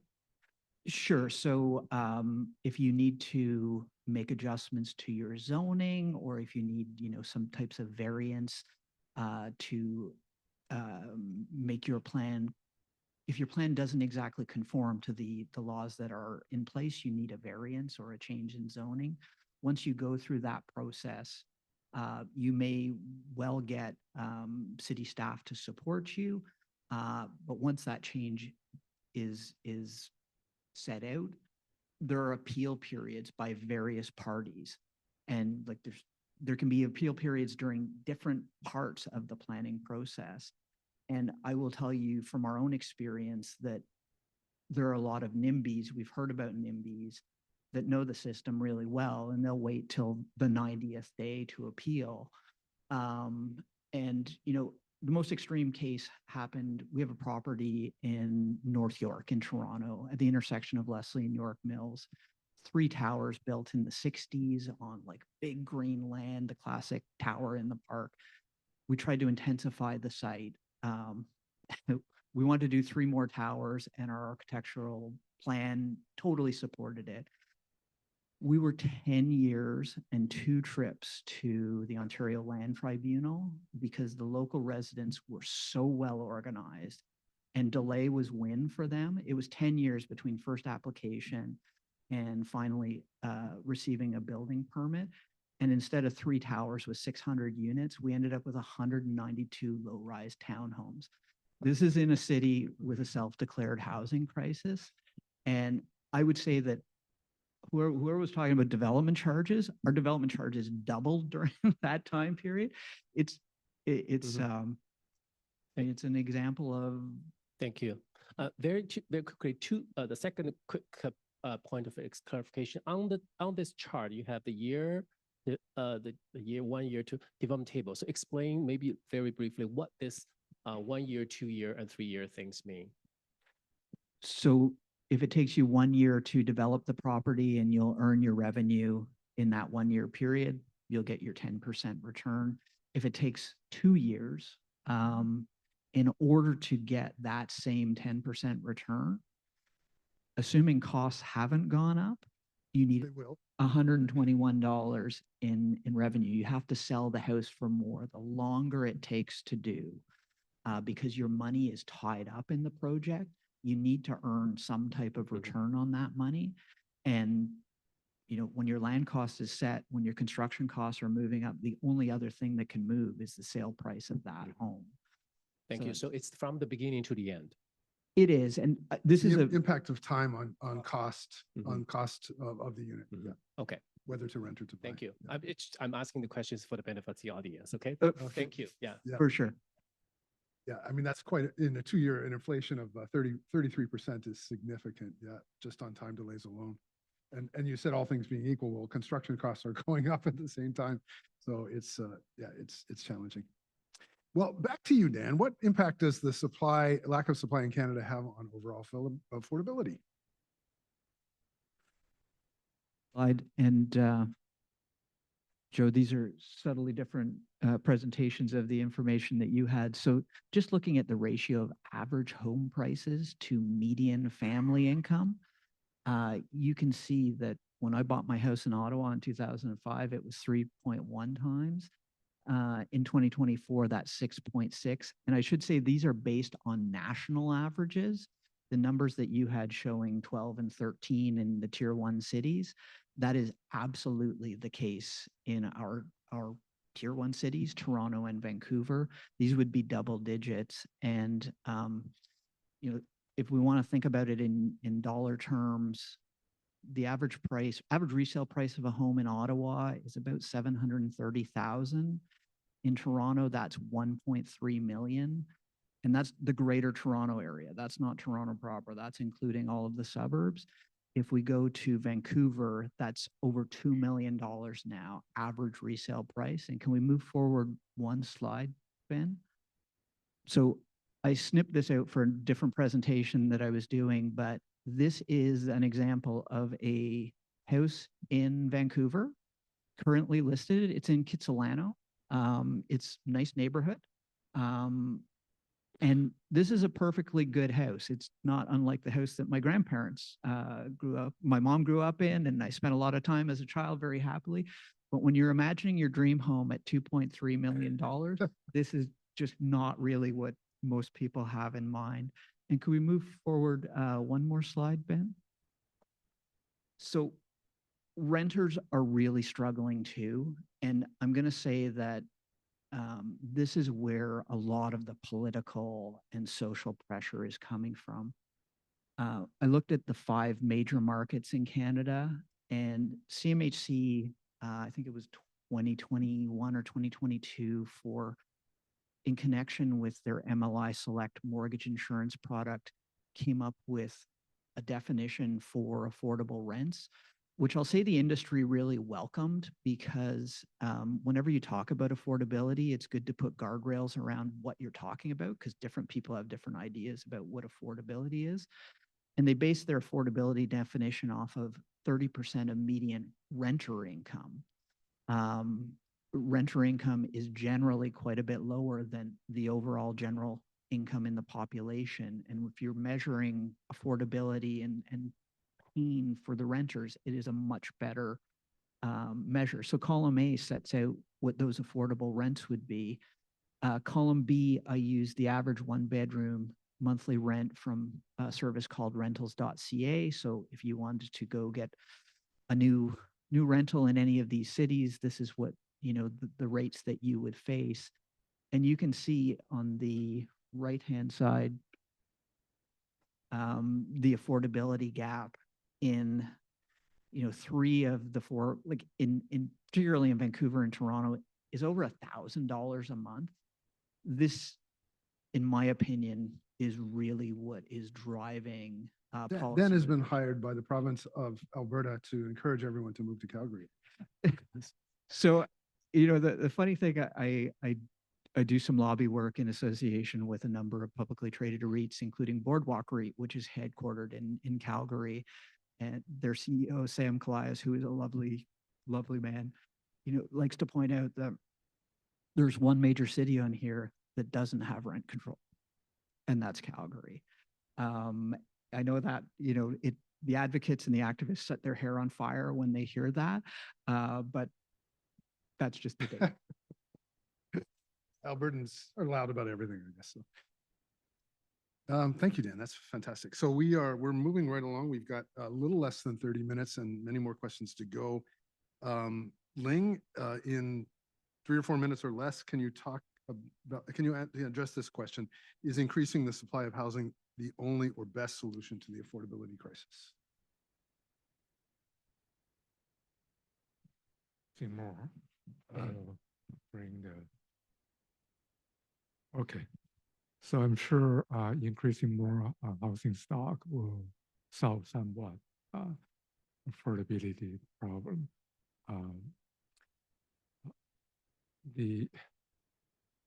I heard Ken already mentioned the federal government got good housing policy, and also the provincial level try to come up their own policies. So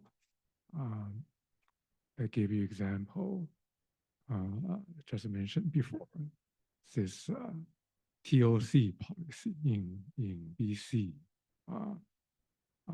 The province identified hundreds, 140 something stations. Okay, half of them is SkyTrain and the subway station, and another half more is major bus node across lower mainland. So then I think they did 2 things. One is the proximity on the station. They circled 200 meter, 400 meter, 800 meter. So each circle, they defined a density. That's what they did on the 2 things.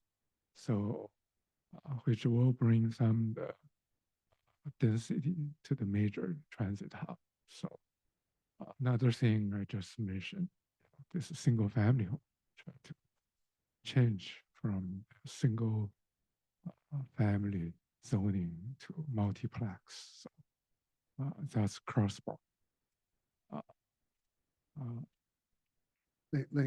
I'd say there are 2 parts to this question. Yeah. Whether it's the only or the best. I would say there's also another aspect of it. When we talk about affordability, increasing supply suggests a kind of trickle down. If you add supply at the top end, stuff at the bottom end will be lower, and that's not necessarily the case. So in some ways, we need to look at supply in 2 ways: supply of market housing and supply of affordable housing. And those 2 things almost have to be treated separately. They're another good example among the developed community talk about co-op housing, which is your early slides already mentioned that the co-op housing is collectively owned and not for the a profit purpose, and also the land is a leasehold. I think, yeah. Also, Normally it's city owned. Yeah. Our Chinese colleagues also mentioned, they didn't call it that, but they mentioned second mortgages as one solution to affordability. Does anyone on the panel have a opinion on whether that's a good way to approach affordability? Bert?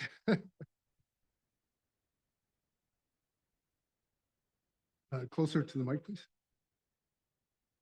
It doesn't sound like it's on. I think push it forward. Yeah. Adding credit to the system particularly in a supply constrained market is not a particularly good idea. So in effect, that's what low interest rates did. And so when interest rates went down to as low as, well, below 1% on a 5-year mortgage, the multiple that people could borrow against their current income rose roughly from like 4 to 7. And so and everybody says, oh, good, now I got more money, I can go spend that on the housing market, which is true for an individual. But if you give that to everybody that's looking for for a house, it's like, yeah, basically putting a cash machine at the auction that's saying, well, okay, everybody who's willing to, go to the very heights of their borrowing capacity will get a house. But now you have to borrow 7 times your income instead of 4. So, that inflates prices, does great things for people who are selling homes. But frankly, expanding credit in a supply constrained market does not help overall. It might, if the individual who gets more money is better off, but if you provide it to everybody, everybody's worse off. Unintended consequences. Ben, Well, maybe I have, it's a known consequence. and Ben, And maybe that's why the federal government kind of refused to do it and put in that 2%, that you had to be able to afford your mortgage at a 2% higher interest rate, just to hold back how much credit people were being maybe afforded. on that point, I wanted to maybe just ask another question, just build on that, and hopefully that can clarify that previous question, which is supply of what? So we're talking about intensification, which will be the next question. But then the question is, what is the market uptake of different kind of typologies? Because we can talk about a unit, but a unit of what is actually very important from a marketing perspective: singles versus semis versus towns versus condos, whatever. So maybe expand that a little bit in terms of what is the market looking for. Yeah, I think Dan mentioned that too, that when we talk about the easiest way to increase supply is just to flood the market with 1-bedroom apartments. Yeah. Yeah. Well, if I just jump in, like, what I don't think is helpful is people trying to specify, or governments trying to specify, what kind of units should be provided. In general, developers have a better sense of what the market is and what people will absorb. In the market, not in the affordable. Well, yeah, I guess to some extent that's true, but like, say, criticizing, oh, we're building too many 1-bedroom apartments. If developers are doing that and they're doing a lot of it, I don't know, maybe it means people who actually need 3 bedrooms are cramming into a 1-bedroom. But in general, I would say I trust the market to get the mix right more than governments. And I would say that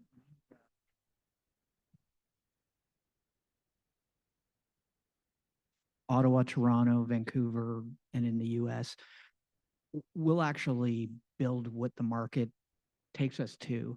And it's interesting, our product mix in Ottawa is 95% low-rise single-family homes. In Toronto, that would be maybe 30% of our production, where the vast majority of what we do there is high-rise condominium concrete. And it's just, it's the nature of the market.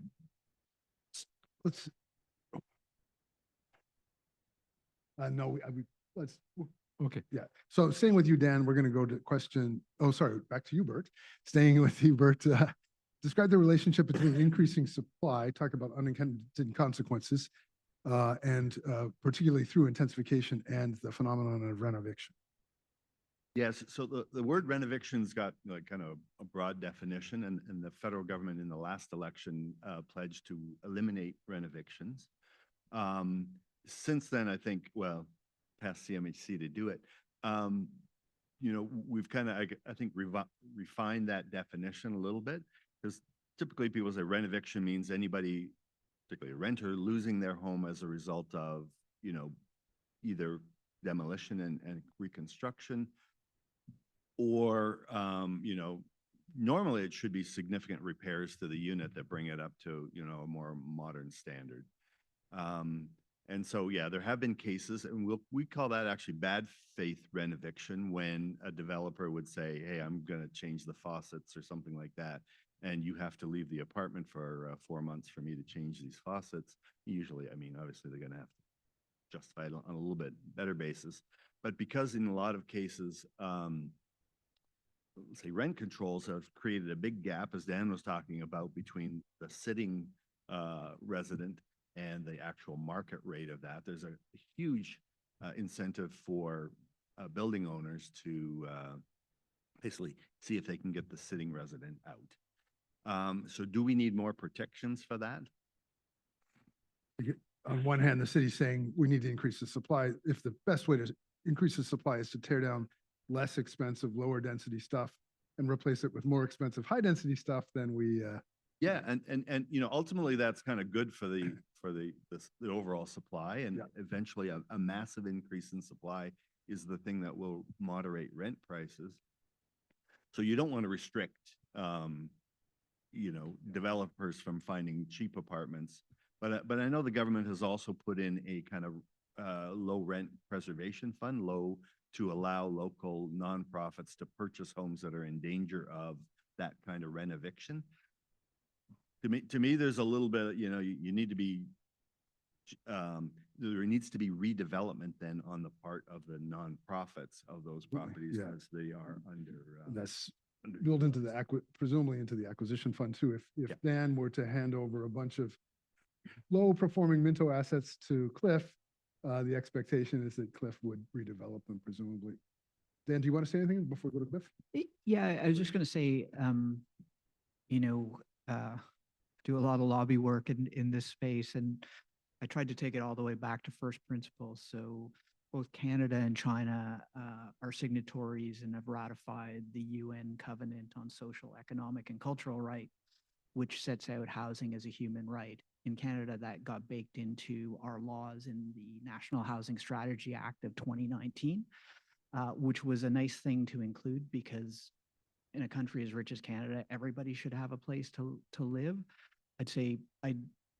At that point, I would say the law is stopped there, and it didn't really talk about who's responsible for the right, how that's going to get implemented, and that's created a bit of a mess. But going back to the original covenant that created that right, they do talk about the need to intensify urban places. Like, places need to transform, and it's not necessarily about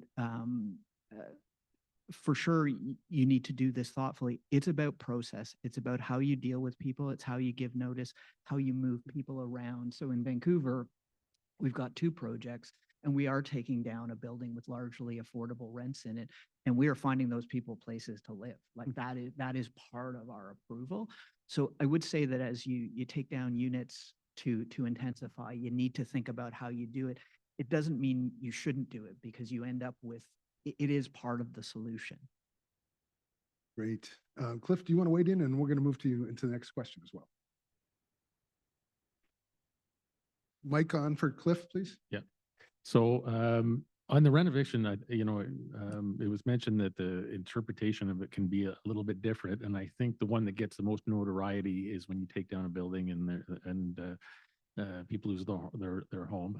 I think if you looked at that scale of that across Canada, it's pretty small. Like, that's a very, very small percentage. Ottawa, we have Herringate, which everyone points to. Yeah, so. And you look at those numbers on a daily basis. There's that soft version, which is what at move out, that those units are renovated and often rented for significantly higher rents as anyone in the private sector would do. I think that's more the issue at hand in terms of it's the soft renovation that doesn't get talked about. The other stuff's high profile. This happens every day as natural course. And it's happened for decades. It just didn't make that much impact when rent increases were 3 and 4%. With the current rent increases we're seeing and we're likely to continue to see, that's the real problem that gets understated. And I think you touched on it, Ben. You know, I think the government's identified that that's an issue, and giving opportunities for groups like I work for Ottawa Community Housing to go in and actually acquire those types of properties makes a lot of good sense, especially when it's a position that some of the private sector wants to reposition anyways. Well, But- large housing providers like Ottawa Community Housing do have the opportunity to move people around, whereas in smaller redevelopments, that's less. I mean, Minto also has a lot of capacity to move people around as they're renovating. So Yeah, we did a major renovation at Rochester Heights, and it was 110 people. And for us, with 15,000, we have 1,000 turnovers a year. So moving those people around was not terribly difficult. We're motivated to do so. I'm not sure everyone's in that same spot, and it makes as much good sense. But I think that soft renovation piece is the stuff that doesn't get talked about enough. that's the faucet, change your faucet rent by 50%. So over to you, Cliff. What are some of the challenges associated with the creation of below market rent housing in Canada? Yeah, there's no shortage. That's for sure, because it's Shortage basic. of housing or shortage of challenges? A shortage of challenges, both actually, because everything that applies to the private market builds applies to us. So everything that's mentioned previously by Dan and others, we have it in spades. The further challenge is we just don't have the rental income to support some of those increased costs. So and I think it's important to point out, and I think when most people think about it, they'll realize it's true. There's not really an affordable housing product in Canada, right? It's a financial construct. We provide market rent housing, more or less, and then use financial tools to make it affordable. You know, there's lots of discussions on innovative ideas on how we're going to get a lower cost product out there. But since I've been doing it, there hasn't anything that's really moved the needle. I mean, there's lots of A wise man I once knew said there is no affordability without subsidy. Yes, and I think that's what it boils down to. That was you, by the way. Was it? Oh, good. That was Very you. good. Yeah, okay, very good. I like that. So but it's a, you know, it's a challenge. And I think the other piece is we've come from a historical background where the sector as a whole, and it goes across Canada, was very dependent on programs that came out from the federal government, province, a little bit from the municipalities to get that depth of affordability. And a lot of the folks involved in the industry were around in the 70s and 80s when that money was flowing and we were able to put a lot of units down across this country. Then that tap turned off, but the philosophy and thinking didn't change. So for decades, people sat around waiting for the next program that was going to get them back to where they were. And that's just not a financial reality. And we're not going to get there. And you know, people have twigged to that. And so the programs that have become available, and there's some very notable exceptions to this, were typically modest. And going back 10 years, they were modest. And so some units were built, but in our example, we were building 100 units a year against a backdrop of 16,000. So it wasn't even replacing stock we're losing at the back end due to age. So it really wasn't moving the needle. And all those programs had a fairly tight window to them. Typically, you were responding to an RFP. It had to be done in 2-3 years. And you look at what you could actually accomplish within those timeframes, and it was only small scale. So, you know, our personal experience, and I think the large providers across Canada recognize that we had to really rethink the model to get to the scale we needed to. And that was not to rely on those programs for our thinking and our planning, but to rely on them once we've advanced the project to increase the affordability. So for example, there's no program available, has there ever been one in Canada that would allow you to have a 10-year development life cycle on a large scale project. They don't have those types of windows. So a game changer was some of the CMHC programs that came in through financing. So we knew that we had that as a backstop, which allowed us to go into and start acquiring large parcels of land Other agencies are doing exactly the same and doing that long-term programming. And so I think, in terms of the challenges, I think that's the biggest one is a sector that has been limited in their ability to scale based on responding to, these short window programs. And then you can, I said, add to the list all the other issues that we would have as the private sector, maybe some of them even more so, like NIMBYism for us is as bad as it would be for a group like Minto, but you can add a little more complexity into that. And then also I think, well, I know that some of the policy framework we have to work within is pretty complicated because typically by the time we're, and again, anyone across the country would face this, you're probably dealing with 3 levels of government in terms of some type of financing incentives, some preferential treatment, all with their own requirements around it. So, and the other thing I'll add in terms of trying to get to those deep levels of affordability, I don't know if it's a bad thing or not, but I think there's an expectation that people want to have their cake and eat it too, right? There's expectations it's going to be reasonably high-end housing. It's going to exceed codes, not just meet them. There's a lot of expectations about being the greenest product that's produced, accessibility. So you layer all this in, we're not just producing housing, we're producing fairly expensive housing. And you need that ultimately to keep your operational costs down. You've got to invest more upfront. Yeah, and there's a happy medium somewhere, Yeah. But getting that balance, I think it's tough because it's certainly a lot of money at the front end. For me, the big game changer in Canada was Regent Park, largely because Toronto Community Housing did 2 things. One is it leveraged the value of its land and the low densities, the housing on it, to begin to partner with the private sector. And then they harvested some of the money from the private sector to help them do what they want to do. You guys have large land holdings. Do you see yourselves doing much more? I think in Rochester you are doing a bunch with the private sector. We haven't done that much with the private sector yet. It's certainly going to be part of our future because first off, if we own and are developing large parcel of land, we want to have a mixed use, mixed income environment. So that almost necessitates that type of relationship. I think the one thing in Ottawa that gets overstated is the impact of land value on our ability to provide affordable housing. Vancouver, Toronto, it's a big deal, and it certainly helps in Ottawa. But we have our own land, and I can tell you, it won't pencil out with that land. And if we dispose of parcels of land, if it's 7% of your construction costs, your opportunity costs associated with selling off parcels is not going to offset your new development. And so you really have to think that one through. And there's certainly at a political level this misconception, if we get a parcel of land, we're all set and we're good to go. And it's not the case. I'm getting way too specific here. There are some parcels like, what is it called? The one farm right next to the Pinecrest. Foster Farm. Foster Farm, right next to a major transit station that you could presumably leverage land costs for. Yeah, I mean, certainly when you get, if you can build a 40-story building on it, obviously land value is going to go up, but it has to be a market where people are going to be willing to build it for it. So that makes it challenging, but absolutely the future state for us because we want to scale up to the point where we're putting significant numbers into the ground. And that will have to be done in partnership with the private sector without a doubt. Great. So I'm going to move to the next question. We could spend all day on this one alone. Homelessness, we had a great presentation on the phenomenon in China. Can you give us basically an overview of why you believe homelessness has become, the reasons behind why homelessness has become such an acute issue across North America?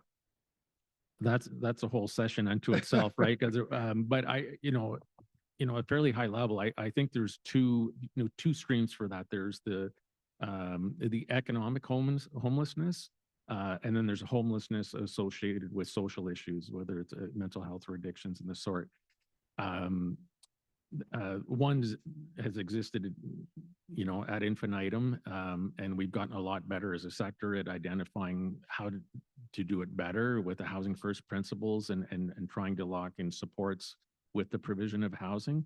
Of course, that the demand has gone up for that, and there's a number of reasons in Canada as we've the institutions that would have otherwise supported a lot of these people are in no position to do so. So we're seeing people coming out of facilities that would otherwise have more access to care.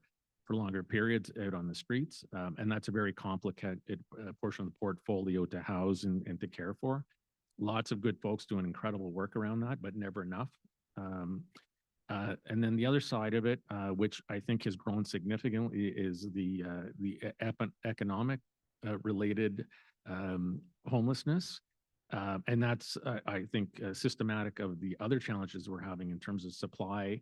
And the other thing that doesn't get talked a lot about is the static nature of the housing at the bottom end. And our particular example, I've been there about 15 years, and we started, our turnover rate was around 1,800 units a year on a portfolio of 15,000. So it was pretty high. So private sector, bad thing. In our world, that's good. That means people are moving off into other forms of housing. And it also means that we can take 1,800 people in and take them off waiting lists. That's dropped to 900. So that means that we're taking half as many people off the waiting list every year. Meanwhile, the waiting list is growing. While the waiting list is growing. And there's a number of reasons, but one of the premier reasons for that is where they go. If you're paying, it could be 30% below a market rent in some type of RGI and type environment. At one point, it might have been $200 more a month to move into a private sector rental, maybe in a better spot or closer to your kid's school or what have you, or closer to employment. When that gap becomes 800 or 1,000, you don't move, right? So you end up with a static population. So I think in terms of homelessness, our ability to take that intake at the bottom end is become lower, and that's true of everyone across Canada. Like it's systemic. And people, when they get into affordable housing unit, it's affecting the private sector too. They don't move. Like there's very little option for them, and they hold on to those units dearly. And so without that turnover and movement through the spectrum, you create more issues, and I think the most impacted is really at that street level population that already had huge challenges getting into something they could afford the rents. I want to make sure our Chinese guests understand there are a couple of issues at play. One is deinstitutionalization, that across North America, we got rid of the institutions in which people were looked after for mental health issues and addiction issues. People who weren't able to live on their own are now given the option to do so even if they're not able to. And so a lot of them move to the streets. And the drug issue, which I guess is less of an issue in China, depending on who you ask, it's not an issue, period, in China. I asked Randolph, he said, there's no drug problem in China. It's all in, where was it, the Philippines? With the dictator of the Philippines who wanted to shoot everyone who was, never mind. It was a couple of years ago. Do you remember who it was? Yeah, he was Marco? Say again? No. That was a long time. Philippines, yeah, it was, I forget his name. Anyway, so we also in Ottawa, we have a in-migration from a lot of Inuit that are coming down without the means to integrate into the kind of economy that the city runs on. And so that's a problem too. So there's that. And then the other side is the economic one, which is, as you say, part of the larger discussion we're having today. I was hoping you'd come up with the whole antidote to deinstitutionalization, but you, so that you did say permanent supportive housing. So let's move to our last, and we have just a few quick minutes. You talked about housing with supports. I know OCH, Ottawa Community Housing, doesn't do a lot of that. There are other not-for-profits that focus on that, but are you guys getting into supportive housing? Yeah. So it's a great question, and we're really changing our philosophy. So we have 100 agencies that support people in our building. So that's been the model historically. So folks would come in through a shelter system, might get placed in our units, and typically come with some level of support for whatever issues they might be needing help with. And it was really fragmented, and it had a number of challenges. In addition, there's a bunch of agencies that focus on it. It could be mental health, developmental delays, addictions, who have their own facilities and they provide supports. Typically, they're support agencies, and they're not real estate agents or real estate owners, right? So, and they have to be able to grow their capacity. They have to get capital dollars. They have to become a developer while trying to run a facility that typically has folks with a lot of high needs, and that's their core skill set. So actually, just very recently, we've been working the board, and we're going to be incorporating into our build schedule the construction of supportive housing centers that are really geared towards providing bricks and mortar for those agencies to be able to provide those types of support. Like Salis, for instance. Or... Yeah, absolutely. They're one of the partners at the table. So we would standardize the construction of those units. If under the theory that we're going to own them for 60 years, we might find different agencies come and go. So they're not all bespoke facilities. They're at the right size. They typically don't want a 150 unit building. They want, which when you're scaling, it's harder to build those 40 unit buildings, but we're going to look for sites that work for that. We'll build them out and we'll take on the capital risk. And then we can work on their operating funding. I think Cliff and I are into a kind of a private conversation about things we know a little bit about. Are there questions from the floor about what we're talking about? Does everyone understand what permanent supportive housing is and the way the not-for-profit Dr. Chen has a universe question here. works? Yeah, Joe.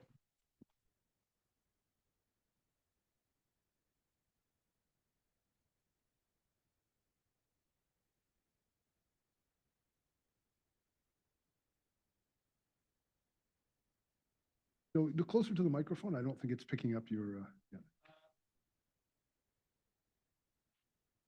I still remember some of the facts from that documentary movie. One thing is that the city of Vancouver invests quite a lot of money in dealing with homeless people. I remember that in that documentary movie, it states that city of Vancouver invests 78,000 Canadian dollars per year for homeless people. So that's a very high number in 2007, 2008. Well, then the documentary movie team interviewed homeless people on street. Many of them mentioned that they declined to move into shelters because there are so many restrictions. You cannot do this, you cannot do that. So they actually prefer to sleep on tents on the streets. But as I mentioned, that was many years ago. Is it still the case in Vancouver and other Canadian cities, or we made some change? Can you comment on that? Yeah, Joe, I just want to clarify that we're actually talking about getting people out of shelters into what's called permanent supportive housing. I would definitely agree. Shelters are no place you want to spend much time. But the idea in permanent supportive housing is that, or the housing first policy is that you really begin the larger care and rehabilitation process with a permanent place to live. And then you add the supports to that so that that person can function at whatever level they're able to function. So it's actually, I think part of the problem, Cliff, is yes, or Joe, the idea is that the city is spending a massive amount of money per night to support people in shelters. That money really should go to permanent supportive housing. But the problem is they're busy spending it here and they don't have to spend it here. So I don't know, Cliff, do you want to comment on that? Yeah, like it's a hugely complex issue, and there's obviously a broad spectrum of folks with requiring different levels of support. And Vancouver, I think, is pretty unique in Canada. They have a very acute challenge there. They get a lot of migration in. They have more than any other city in Canada. They have a drug problem that has very, very unique challenges in itself. But generally across the board, and Ben has it right. The philosophy here has been really trying to get people stabilized in a point where they can get the appropriate care. But there's always a percentage that are really hard. Like they really may not want that level of support, and they may not want to live with those restrictions. I don't think that'll ever go away, and you can only do so much. But I think that's a small percentage. I think when they get stabilized, and if it's a medication or group therapy, all the things that you would require to get that to that level of stability, I think that's where the successes are, and you reduce those municipal costs, because they are huge, and there's lots of stories on how hard it is for cities to support those types of individuals. We have a question from the floor, and I'm just wondering if are there any questions from the floor before lunch, or it's only one? Okay, we have one question from the floor. Perfect. Thank you. I'm Parvesh Kumar. I work for the City of Ottawa in Housing Department, and I'm just curious, again, so like CMHC is not the point of view of the City of Ottawa, just my curiosity. So Cliff, you mentioned initially about the subsidy, and I understand that currently the partnership between the nonprofit and the private sector to deliver faster so that we can actually cut down on that chart you showed before, that the more time you take, and pre-development funding or the soft cost is also a big part, and the more time you take, the more expensive it becomes. But the bottom line, like, if we were to subsidize both for supportive and affordable housing, who, in your opinion, is the best position to provide that subsidies? Because we receive certain amount of subsidies from the province, and municipal government also do a lot of our RGI. But eventually, like, where's this money going to come from? And if you rely more upon, raising taxes, taxes become too political, and then it's more difficult to provide that. So the question is, who is best positioned? Where's the money come from? Yeah. Yeah. Thank you. That's the role of the moderator, is to get to the bottom of this. Yeah. Thank you. Well, that is the question. And I'll offer a personal opinion on it. I think part of the challenge we have in this country is that we're measured by the success on day one. So when we go to build a building, is it 80% of average market rent, 100% of market rent on day one? No consideration for future, right? That you have to cut the ribbon and be able to have that success story. And I think anyone who's been real estate period, but certainly if they've been around long enough, knows that time is a huge factor in being able to do more. So if it was up to me, we would build more that were less affordable on day one, but put them in a rent-controlled situation. We're not taking profit. We need to cover our operating service debt. Allow people that need housing that might not be able to afford private market rent to pay those rents. But and we've done the studies, in 10 years, we could easily get our rents down by 20%. Without a ton of public money into it and not a lot of equity. We're allowing those people that are in that gap to help us afford that. And I use the analogy, if you're going to provide cars and make them accessible to people need them for work and at an affordable level, you wouldn't go out and buy new cars. But that's our expectation of affordable housing. So if we could create a future inventory of stock that migrates into affordability over time, we're managing a stock that's 6 years old, right? So we know that it's going to be around, and we could plant all those seeds and build a huge amount of housing across this country if people are willing to be a little more patient. But if we really want to solve the solution, I think that's the only way out. Because we just have to do numbers that are well beyond our funding. I really like the Looks like analogy. Dan wants to make a response. Oh, okay. Yeah, I can offer a little perspective. So as Ben mentioned, I was part of the National Housing Accord, which was a group of people that came together to talk about how we can improve the affordability situation. It was an interesting cast of characters. So you had Mike Moffat from the Smart Prosperity Institute, Tim Richter from the Canadian Alliance to End Homelessness, and Michael Brooks, who is our industry rep in the publicly traded real estate space. So as I say, it was a curious cast of characters in the room, activists, advocates, builders. But we quickly figured that, and we had great discussion. The big tent approach, I have to say, is so good at trying to get to solving the problems. You talked about the $78,000 cost. That's probably cost of policing, fire to come and rescue. That is hospital care. And in that discussion, we had representatives from different levels of government, and they pointed out that, well, if we build that house, the municipal, it's the police, the municipal government saves on that. Well, if we save on the hospital bed, well, that's the provincial government that saves on that. And the federal government, who's, in charge of immigration and actually, growing the population, where are they in all of this? And I will say the resounding feeling in the room was that Canadians actually don't care about jurisdiction. They care about housing. And one of our recommendations was a national panel of everybody at the table to talk about how to do this, because it's going to be different in different places and different circumstances. There's no one size fits all solution, but I will say, I'll quote Minister Sean Fraser, who's done a great job as housing minister, who said, talk to your counselor, talk to your MPP, talk to your MP, tell them all housing is really important to you. I think, Ben, that's a great, I would say, no, it's not a great conclusion, but it's actually a great spot for lunch, and the lunch is ready. And I think given that we still have 2 more sessions to go, and I propose that we stick to our original schedule and come back at 1:30. That's great. Is that Yes, great? there's sandwiches in is the that- back.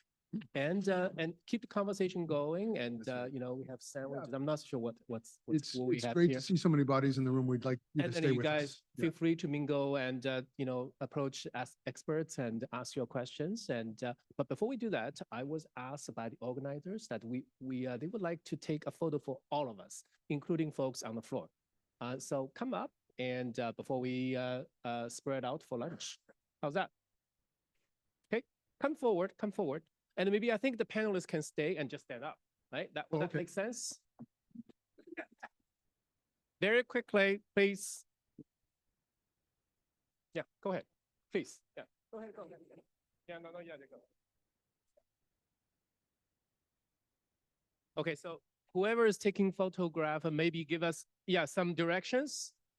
Yeah. What do you want us to do?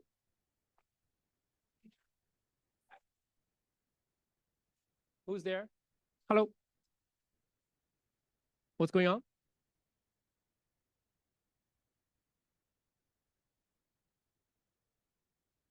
All right. Is it a good shot? Or do you want everybody? Oh, come closer. Come closer. Or maybe somebody can go up. Is that good? Closer. You can, we can go up. Go up. Yeah.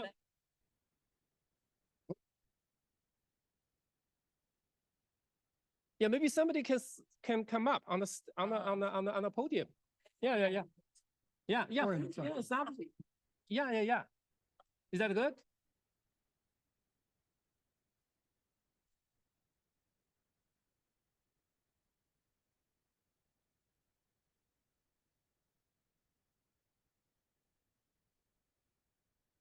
The side, can you come toward the front? Navi, can you come toward the front?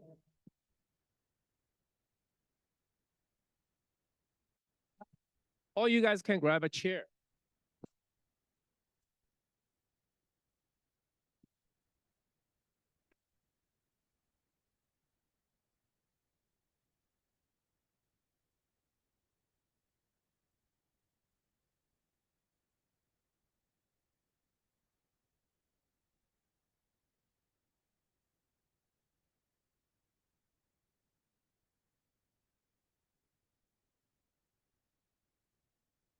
Let us know if you're done. Okay, Simon, enough. Okay. Is that good? Okay, great. Okay. Oh, I'm not, I see it's not sharing the screen. Thank you. Sorry about that. It's the right one is on my computer, but it's not showing up on the screen. Thank you.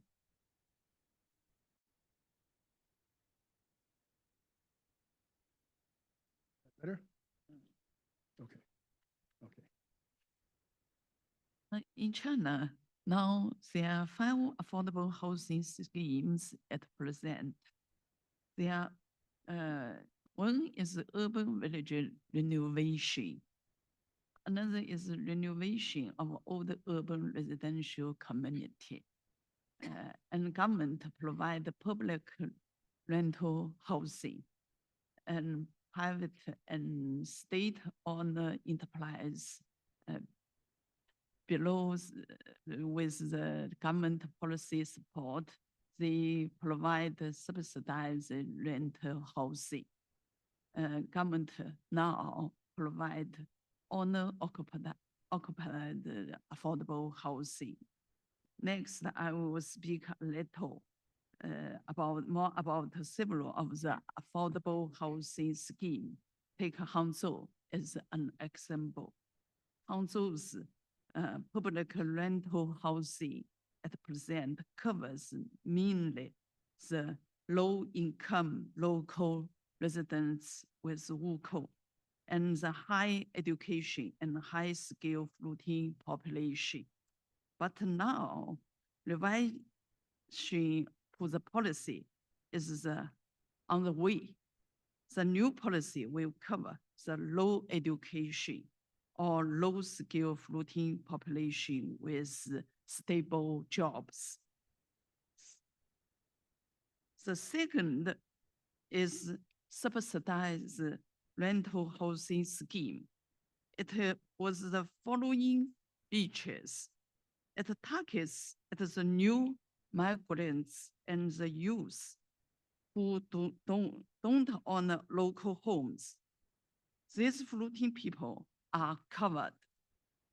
It provides long-term and well-managed rental housing. The rent is slightly below the market rent. It is funded by private or state-owned enterprises. It is supported by governments favorable policies such as tax deduction, subsidized, low rate policy supported loans.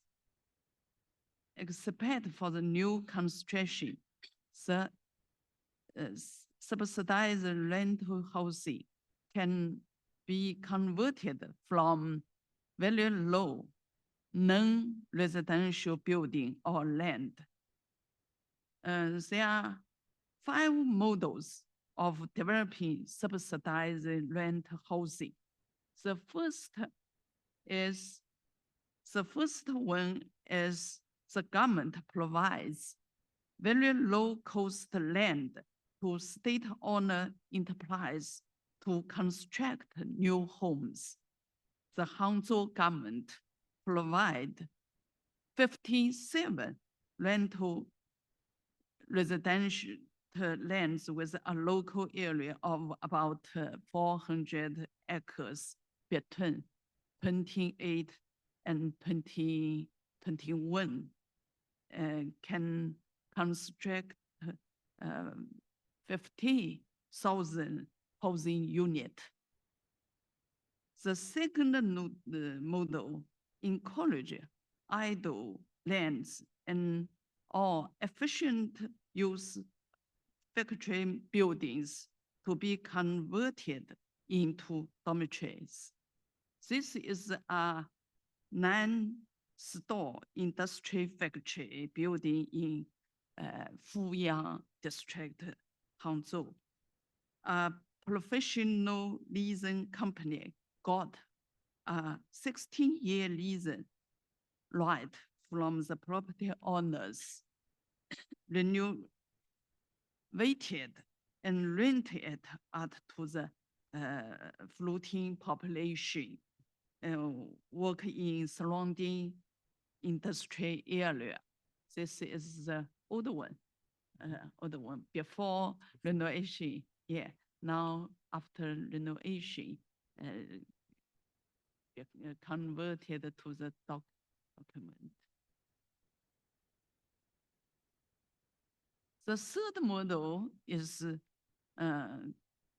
encourage employees to build their own employees' dormitories. This is a bigger company. They built the office. Can provide more than 3,200 beds for employees. Fourth model built neighborhood centers in industry parks. This is also example from Hangzhou. Is a big industry center. They built the building for the floating population. The first one is encourages the construction of subsidized rental housing alongside the renovation program of urban villages. This project also from Hangzhou. The government provides subsidies of 100,000 yuan to each village household, and they provide a rent house to the floating people.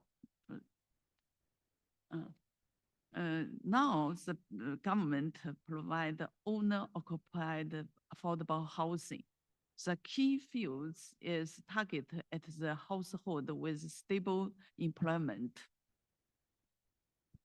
does not own a housing property or own a housing property, but too crowded for the household. To be supplied in 65 merging cities, and now the government plan to expand to all cities.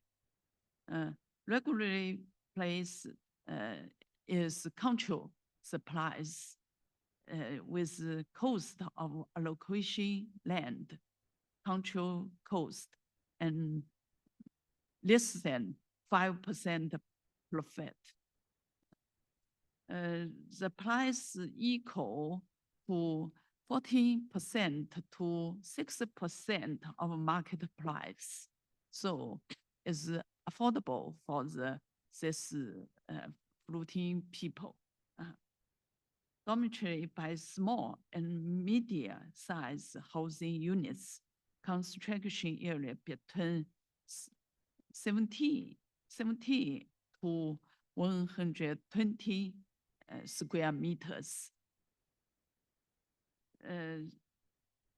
They can be resold only back to the government, not allowed to the market. The first batch of supply will amount 113,000 units. This is another most is rehabilitation of urban village. This morning, Professor Chen and introduced, and now also in Hangzhou, construct recycle housing can be better homes for the floating people and for the local farm people.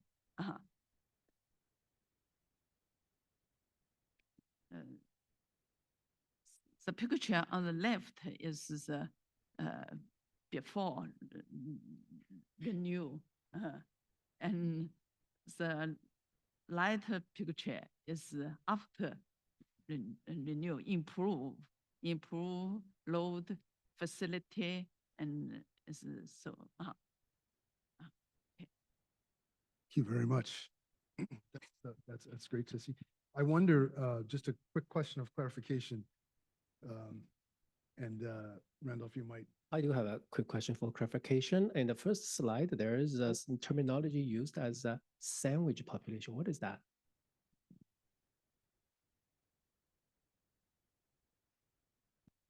Sorry.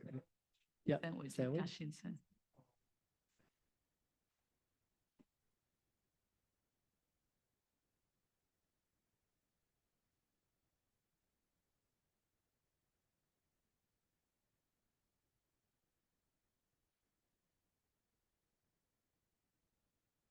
Okay. Okay. Thank you. Back to you, Ben. I have a question of clarification too. Yeah, on this slide, it can only be sold back to the government. Do you get a portion of the uplift or the increase in value when you sell it back to the government? Can you translate? Yeah. So the question, 问题是说，如果说您说的这个这种房子就只能就你要卖的话，只能卖回给政府。那么这个中间涨价的部分，这个你进自己的口袋还是给政府呢？哦，它是这样，政府定价的时候，按照原来的价格加上1年期的存款利率，减去每年2%的折旧，基本上略低于原来的价格，涨价部分就不分享。涨价部分是不分享的。对。但是这个跟原来的共有产权不一样，所以这次是不分享。You get your equity back, but would you get the profit as well? You do not get the profit. You don't get just your equity. Yeah.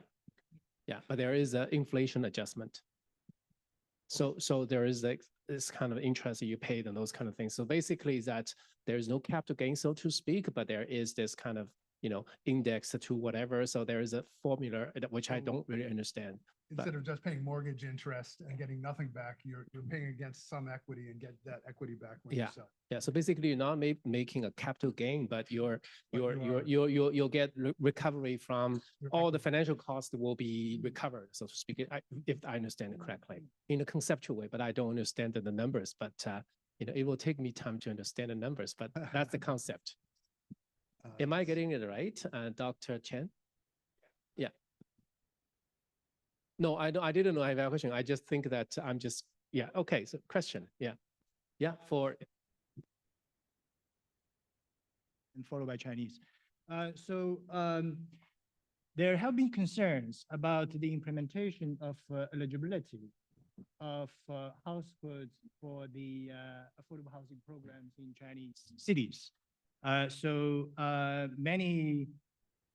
many households who managed to secure affordable housing apartment units who are actually not lower income families. So these are major loopholes in implementing affordable housing programs in Chinese city.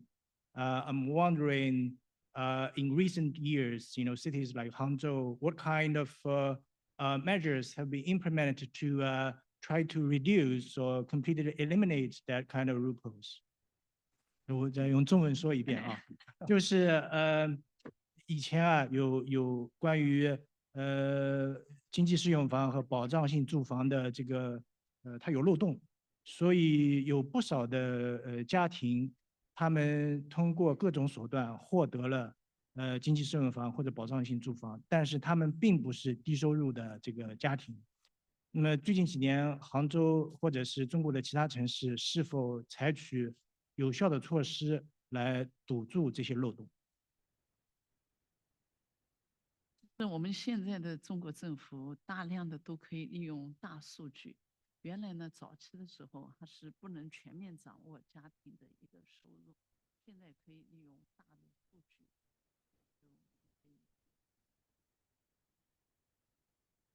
但是我们这一次的保障性配属性保障性住房就 owner occupation 这个，实际上这一次就是只要你在这个当地或是无法，都给你提供一次购房的机会，就不需要收入的审核。Randolph will translate.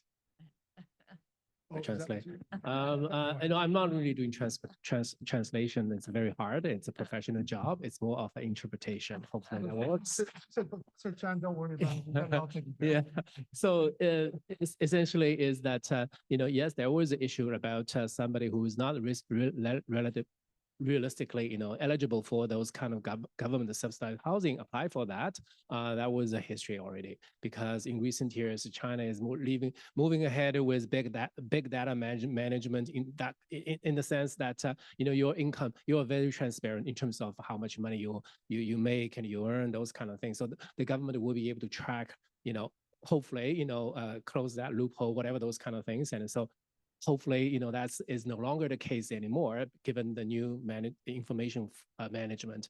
And the second part of that is that that's the part I didn't really quite get. It's very complicated. It's kind of the new scheme in housing supply, which has to do with the sort of the owner-occupied subsidized unit. And I think there is a policy which would allow for, no matter what, you will be eligible for that for once anyways, yes. So that it is very simple and straightforward way to say, if you apply for that, if you never applied, and that's your opportunity, and other than that, and maybe waiting for the future, but for the moment, one time and one time for all, right? Yeah. So that's the interpretation. Sorry. 就买了商品房，他把这个房子一定要推给政府。Okay. So, and if you're buying a market housing, and if you buy the market housing and you are, you're well off now and you can buy the market housing and then that subsidized housing, you must return to the government, because the government is not going to allow you to enjoy, like when you're moving up with your social economic status at home and you can afford a market housing, but at the same time enjoy the benefit of subsidized housing. So that's the new sort of policy. Hopefully I'm getting it right. 翻译得很好。 No, 还 thank 有一 you. 个呢， Yeah. 就我要强调一下，就这些房子就 owner occupied 的这个 housing 啊，它这个像上海啊、杭州啊，数量有限，所以它首先还是解决最困难的 OK. 群众 OK. 最困难的、收入低的 Yeah. 现在开始。 Okay, so these owner-occupied unit are the priority is given to really the low-income families in those big cities, and so again, the government might have very thorough data to make some sort of judgment call in terms of who is eligible, but the intent is to making sure that these goes to the lowest income population in the society.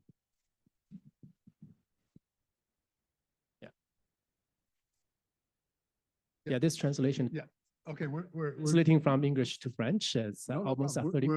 Thank you. We'll now 我 move 再 to 我再补充一点，刚才那个钱教授提的问题，就是经适房是最早的。我上午讲的时候，98年开始有的经适房，那个时候刚刚是房改，所以那个制度呢，就是说在执行的过程当中就发现会有一些这种问题，但是后来随着这个发展，比如说我们做的这个共有产权法，其实已经把这个产权在个人和政府之间做了一个 share， 就是分享。然后我的这个增值部分仅限于我拥有的产权，然后政府拿它那部分，包括咱们最近的配售型保证住房，已经是这种我们叫封闭运行，它是不能够上市获利的。OK， 做了一个弥补， OK 就是这个原来那个经适房的问题，这两个制度上其实是解决掉了，就是从制度上，我说的是这个角度 Yeah. 啊。 Okay. So just a little bit more about the question about whether or not ineligible people are going to the market. But the point is that on the policy level, there has been changes since the 1998, and so that the sort of the government subsidized housing, there has been policies to delineate the portion of the property that is privately owned versus the state owned, because they are subsidized housing, and so that because it's all registered, so that at least theoretically, when it's on the market for sold, the share that between the public and the private is kind of clearly delineated. I think that's, if I understand it correctly, that's the current situation. Dr. Chen, do you got that's the gist of it? Yeah. Okay, I'm just testing in terms of whether or not I'm gonna get a message right, because I'm doing, yeah. Yep, sure. The key here is that the richer people does not have incentive to buy the owner-occupied public housing or the joint ownership housing economically, because the reason is that you just have explained that because they should share the profits, the capital gains with the government. This is for the joint ownership. Then for the new scheme, the public owner-occupied public housing, because you can only sell back to the government, then you can make no profit. So if we are rich, you of course will go to the market to buy the market house. We will not buy this affordable housing. This is why from the institutional setting, we get it. Actually, we get rid of these some kind of speculators or some kind of profit seekers. Yeah. Thank you very much. That helps. Yeah. Great. Yeah. Without any increase benefit from the uplift in market value, all you'll get back is your equity. So there's less incentive then to participate in the market. So we're going to move to question 3.3. And now we're going to move to Professor Pu. What new strategies? In other words, is China looking to implement some new strategies related to some of the challenges that it's having? Okay. In response to the It's on. It's on. In response to the ongoing real estate market adjustments on May 17 this year, the state lowered the minimum down payment ratio and abolished the interest rate floor to housing loans. The down payment ratio for first homes are reduced to 50%, which is the lowest level since the development of the real estate market in 1998. Sorry, the down payment is what percent? 15%, 15. 15% for the first home. First home here, it's 20%, right? No, it's 10%. And maybe as low as 5. You can get as low as 5. Yeah, but you have to pay mortgage insurance if you're lower than 10. Go ahead. Together with recent relaxation of home purchase restriction policy in several first-tier cities, the housing transaction volume has increased. These are the demand-side policies. I would like to introduce more about the 3 supply-side policy implemented at the same time. Are we on the right slide? Yeah. Yeah, it's good. Oh, no. Forward. Next slide. This one is okay. First, yeah. Ensuring the delivery of the pre-sold housing projects. The real estate market is on the process of adjustment. Some of the pre-sold commercial housing projects before construction is completed cannot be delivered to home buyer on time. The legitimate rights and interests of home buyers will be seriously jeopardized. The city governments are required by the central government to conduct a comprehensive investigation of the pre-sold commercial housing projects in the city and identify the projects that face delivery issues and take measures to promote the delivery of the projects on time with construction quality ensured. These measures include, first, following the rules of market and the law. If a residential project can be saved and delivered to home buyers through market-oriented measures, then it will be given finance support through the real estate financing coordination mechanism, which is built up by the government.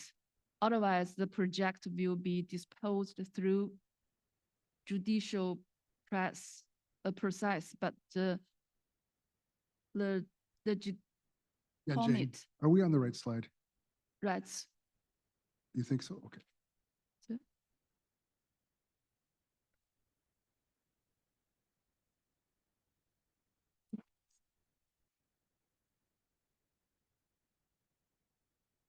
Yes, right. Number 1. Yes, number 1, yeah, number 1. Rights and interest of the homes buyers are put in the first place. Second is the real estate. No, just still one. It's one point for one slide. Yeah. Second is a real estate financing coordination mechanism. Let me explain the mechanism a bit more. In this round of a real estate market adjustment, after the property developer defaulted, their project financing was affected. Following the mechanism, the city government has rights to require commercial banks to provide finance support to the projects that meet certain criteria. These weighting criteria were required now to take into account the debt of the property developer group company, but only to see whether the project itself can meet the financing conditions. Besides, this mechanism specifies the responsibility of difficult stakeholders. Property developers should take the main responsibility. They should actively dispose assets and raise funds to ensure that projects are delivered with required quality on time.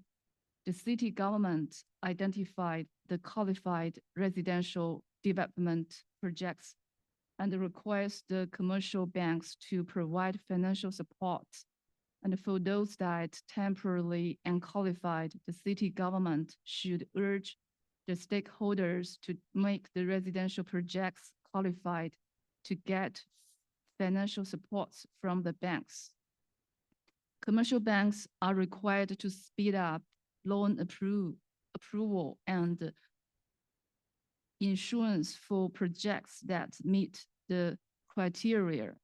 Currently, 297 cities across the country have established the mechanism between January this year and May 16th. Commercial banks have granted a credit of 935 billion yuan to residential projects. Second, acquisition of commercial housing inventory by city governments. The policy that urban governments acquire commercial housing inventory has received great attention from the market and has been positively evaluated. The existing policy includes the following main points. First, potentially acquired projects should be those unsold commercial properties whose construction has been completed. Second is that the acquired projects shall be used as owner-occupied public housing or public rental housing. The projects can be acquired only when there is demand for the two types of affordable housing, and government should quickly sell or lease out the properties after then they are acquired. Third, the acquisition shall be conducted by local state-owned enterprises, and these state-owned enterprises should not creating hidden debt for the local government, should not be local government's financing platform. Fourth, the residential projects should be acquired at a reasonable price, which means price after a big discount. Fifth, where will the funds for the acquisition come from? The central government provides 300 billion yuan of refinancing tool for financing the affordable housing. It is one part of the newly created structured monetary policy tool. Increase rate is set at 1.75%. The first term of the loan is 1 year and it can be renewed for 4 times. The central government requires that the commercial banks need to match another 200 billion yuan if they want to use the money. So in total, it can lead to commercial bank loans of 500 billion yuan. Sixth, it is not compulsory for city governments, property developers, and commercial banks to participate in the acquisition. City governments need to make decisions independently based on local demand for affordable housing, local commercial housing inventory, and other factors. Property developers need to independently decide whether to sell. Commercial banks should also make decisions independently and take their own interests into full consideration. We believe that the above policies have given sufficient consideration to feasibility and the prevention of moral risks. Next slide. Disposal and revitalization of idle islands. It includes first, allow property developers to reasonably adjust the planning and the design requirements to better meet market demand. Second is to support the local governments to buy back the idle islands that property developers are unable to develop in accordance with the principle of purchasing purchasing according to needs. The land will be used for the constructing affordable housing. It can also be used for construction or improving public facilities. Third, supported by financial and tax policy, the local government, special bonds, and the other financial tools, as well as tax reduction, can be used for the acquisition. That's all. Thanks. Thank you very much. So, yeah, I think that will definitely raise some interesting questions as we go along. So now we're going to turn similar questions to Canada. So what, to you, Bert, what strategies has Canada applied in the past to address housing-related challenges? Describe some of the outcomes and consequences, both intended and unintended. Starting off, one of the things that the federal government did was institute guaranteed long-term self-amortizing mortgages to bring down the cost of buying to be roughly commensurate with the monthly cost of renting. For instance, that's a good policy in the past. So is this you, or did I get something wrong there? Oh, no, it's. Okay, I know yeah. I didn't send any slides. No, I think that. But they look good to me.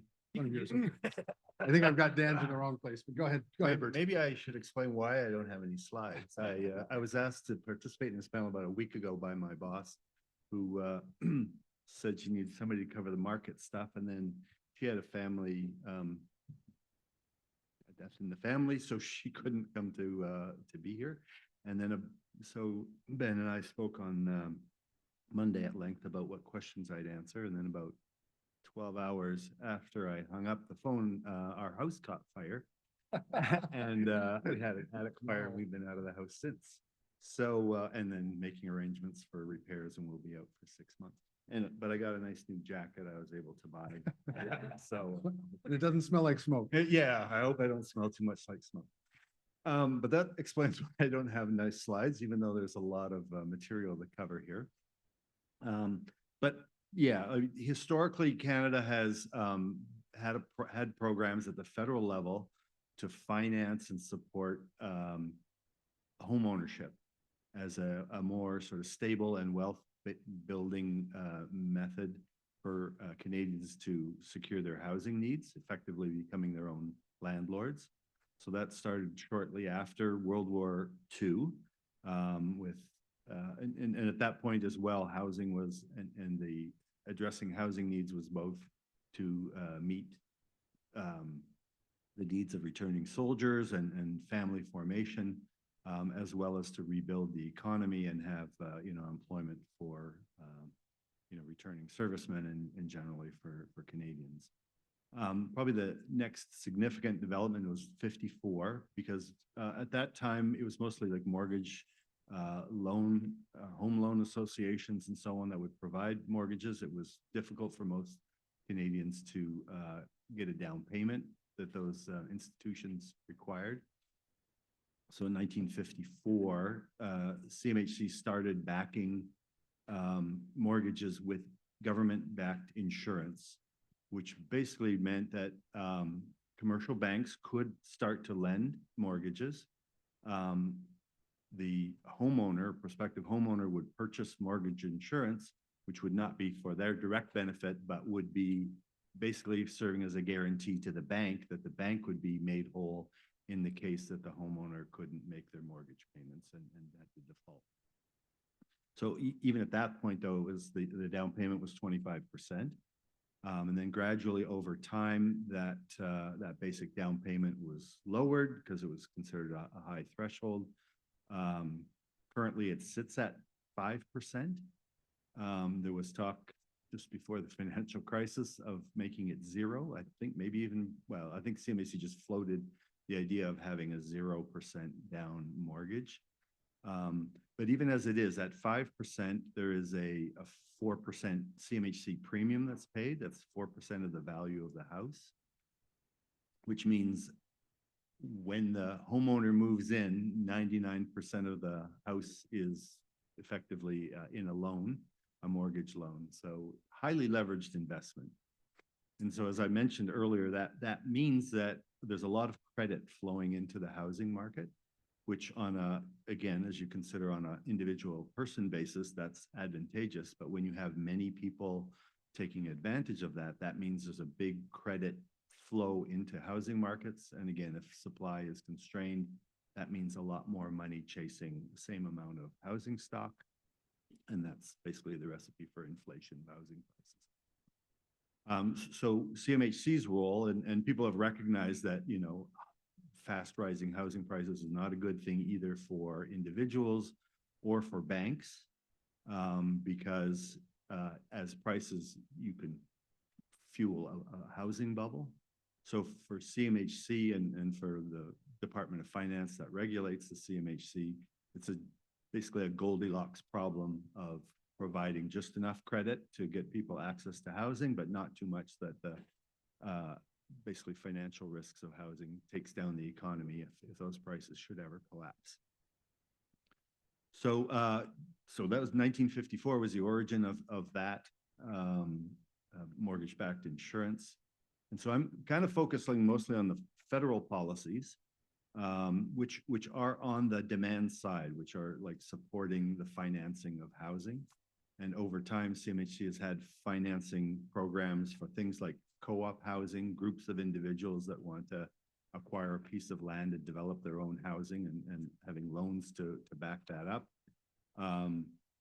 More recently, CMHC with the National Housing Strategy has provided funds that would be matched by provinces to provide for affordable housing development.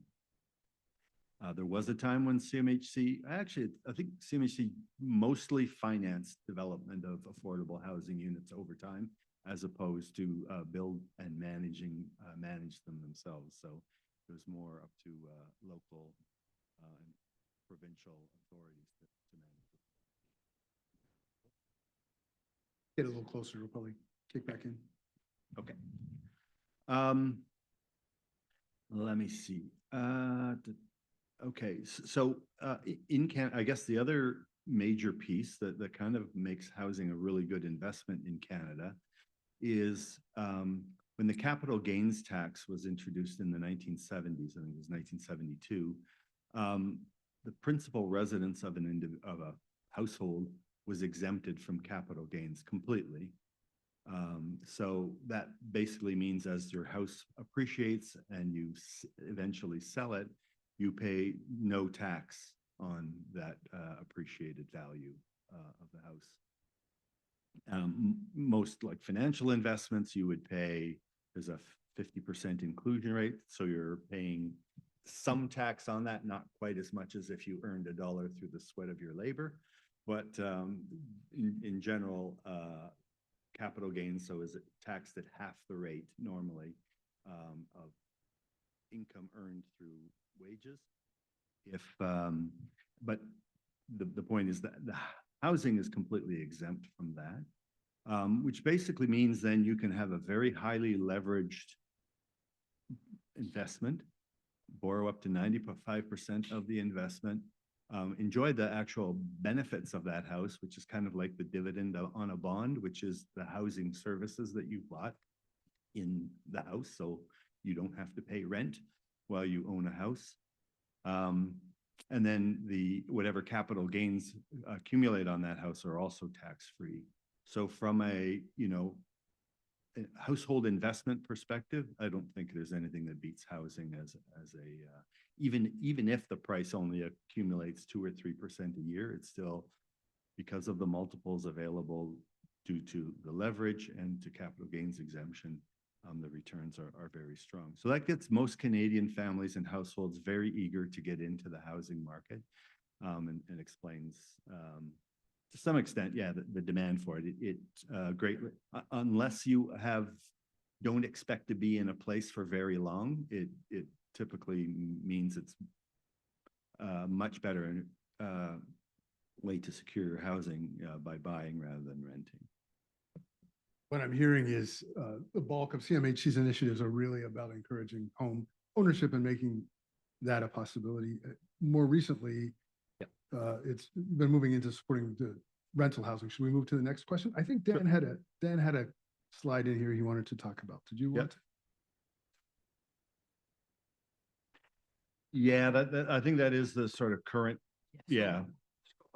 Yeah, we're doing the historical bits first where we got there. So CMHC through the National Housing Strategy that was basically triggered with the, again, the election of the federal government, the Liberals in 2015, wanted to put the federal government back into the housing, let's say, provision or support. A little bit of history back to that. There were a constitutional crisis in Canada in the 80s with Quebec threatening to separate and kind of negotiation of a new deal with the provinces. And to some extent, so Quebec argued heavily for being able to control things like certainly property and housing. And that was offered by the federal government. It wasn't formally signed, but it was generally an understanding that the provinces would become more responsible for housing and the federal government would transfer basically spending points, equalization dollars and so on to support generally affordable housing, that is subsidized housing within the provinces, but the federal government would largely stay out of municipal affairs and housing matters. So that basically kind of changed around 2015. Canada's, I think somebody mentioned already, people don't particularly care what order of government is responsible for housing. Everybody is blamed. And particularly the federal government, I guess, gets blamed, even though, you know, at times we say, well, we have no control over things like zoning, municipal affairs, permitting, and all those sorts of things, which are in our view, you know, strong impediment against adequate supply being built. So with the National Housing Strategy, the federal government pledged to put more money into affordable housing construction, primarily matched with provinces and funds. And so individual agreements with provinces were signed and so on. And we have a number of affordable housing programs. Just to clarify, when we say affordable housing, we're almost exclusively talking about rental housing. Yes, there are very few programs that are intended to, you know, buy down the value of a owned home. There are some exceptions. We had there was a Canadian first home incentive where the federal government, this was introduced, I think, in 2017, where the federal government would effectively pay for a 5% share of your house and effectively get a 5% return share when you sold the home. So they took an equity stake. It was actually in the form of a loan, but it basically allowed you to get a 10% down payment, a bit of a discount on your home insurance, or sorry, the mortgage insurance. But the federal government got a share, an equity stake effectively in your house. That was modified a little later because people were worried that the house prices were going up too fast, that the government would be accused of usury and earn too much money on those loans. So that, I think it was capped at an 8% return that the government would take on that. That program was recently phased out. I think it was in last year's budget where a new program was introduced, which is the First Home Savings Account. And this was actually something that a panel that we supported, expert panel on the future of housing supply and affordability, had proposed. It's only available to renters, obviously, because everybody else already has their first home. But what it does is it's a tax-free, Canada has tax-free savings accounts as long-term savings.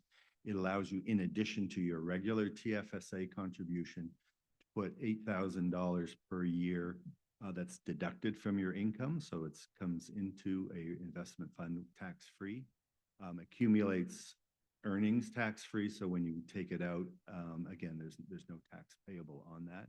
And that's intended to serve as a easier way to achieve a down payment. So there's a $40,000 cap on that. So a couple can save $80,000 in that way. There's a wrinkle to that people wouldn't quite understand necessarily, but it also, because renters don't benefit from the tax-free capital gains of a principal residence. One of the reasons that people are desperate to buy a house is the sooner you get into it, the more that accumulation of value on that house earns you wealth. And so as a renter, if you put money into this account, it also is a tax-free savings. I was going to say, just observe, because we've heard our Chinese colleagues talk about affordable home ownership. This seems to me an interesting alternative because it allows, in effect, renters to accumulate equity, but they're accumulating it in a bank account, not against their property. Or investments, yeah. Or investments, yeah. So I think that's quite smart. Yeah, so that's, it is in the past because it was introduced last year. But And it's much more of an arm's length indirect mechanism to do what the direct mechanisms in China are attempting to do. Yeah. So it's both in, supporting, I guess, aspirations of home ownership, but also achieving some tax equity. Yeah, I mean, presumably anyone who ultimately intends to buy is saving money anyway. So if they can save it tax-free and get it out without having to pay capital gains or whatever, taxes on whatever the accrued value is, that would be really quite good. So, and that's also an alternative to the other savings program, which was through the Retirement Savings Plan, RRSPs, which were introduced in the 70s. Basically, so people who don't participate in company or government pension plans or employee pension plans effectively could start to save themselves on a tax-free on the inbound contributions payment, RRSPs. And then so in the early 90s, the government allowed you to borrow from that fund towards your down payment. You had to repay it back into your RRSP. But for many sort of young people, you're at a low marginal tax rate. So maybe at 20% and so on. So the RSP offered you that tax break on the way in, but only 20% was not that big an inducement for young people to save through that. And so again, the tax-free account basically gives even more tax benefit to save for a home for the first home savings account. Yeah. Well, that's great. Dan, you had contributed a bunch of slides to this question. Are there things that you want to talk about?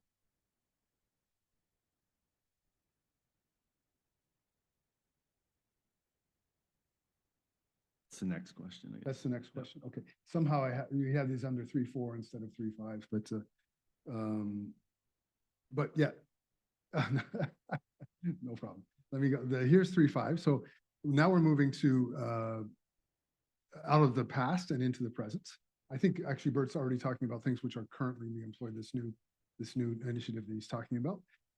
Bert, do you want to add anything more, or should we go to Dan's slides? So what I'm seeing there though is the removal of GST on purpose-built rental. So that's already in place. Our Chinese colleagues understand that?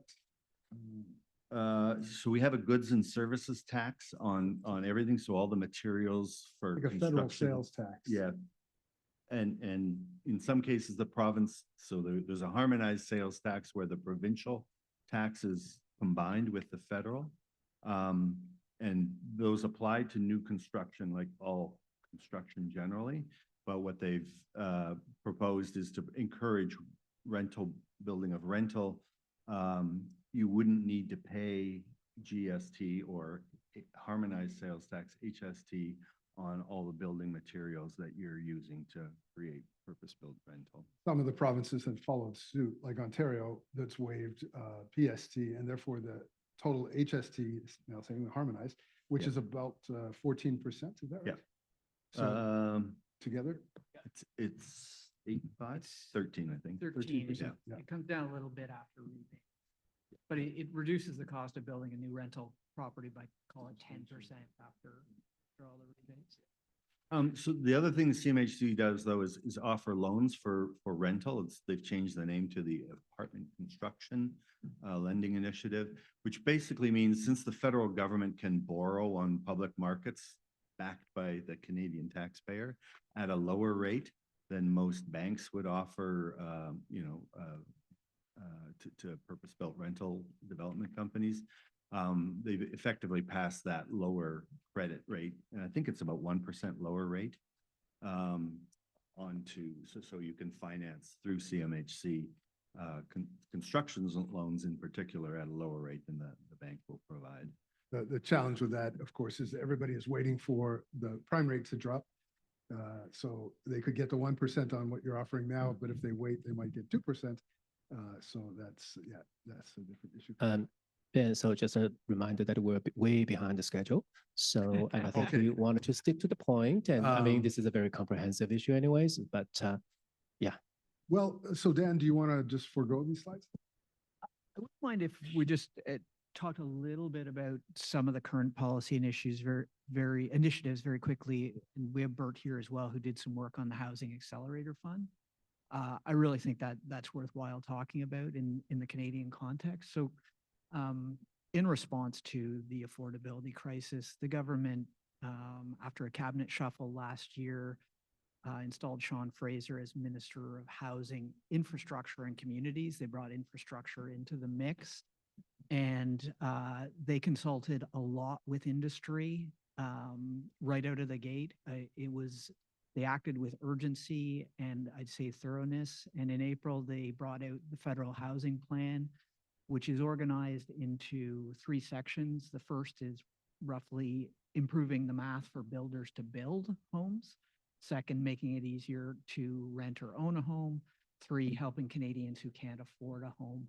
There are over 50 initiatives in those 3 categories.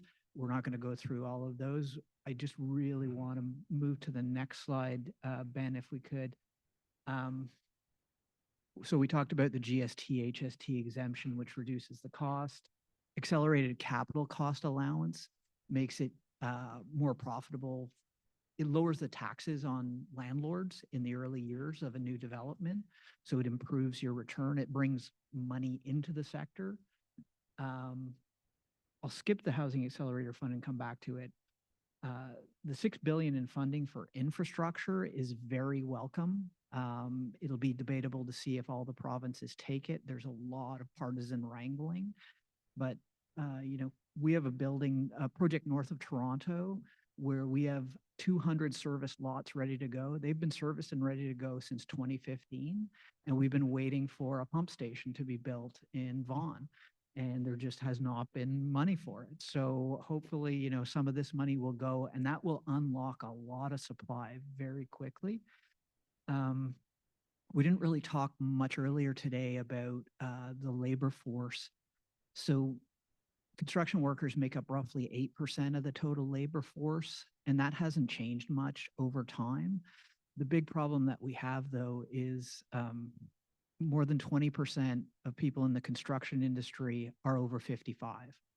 So the next 10 years, we're going to see substantial reductions to the existing supply of labor when we need to grow that pool. The Fed's threw some money at this to encourage apprenticeship programs, things to improve recognizing the credentials of new Canadians, things like that. I love that they've done it. I feel like they need to do a lot more, to be honest. And then $4 billion in various initiatives to help relieve homelessness, which we just need to absolutely devote resources to this. But coming back to the Housing Accelerator Fund, we talked about timing this morning and how long it takes to get things done. I actually thought the Housing Accelerator Fund is a brilliant program whereby the feds will give municipalities money to help them with whatever they need in their housing portfolio, subject to being able to deliver things more quickly. So this is a senior level of government providing a big carrot to the junior level of government in order to move the process along. And hire new planners to do quick development approvals? Yes.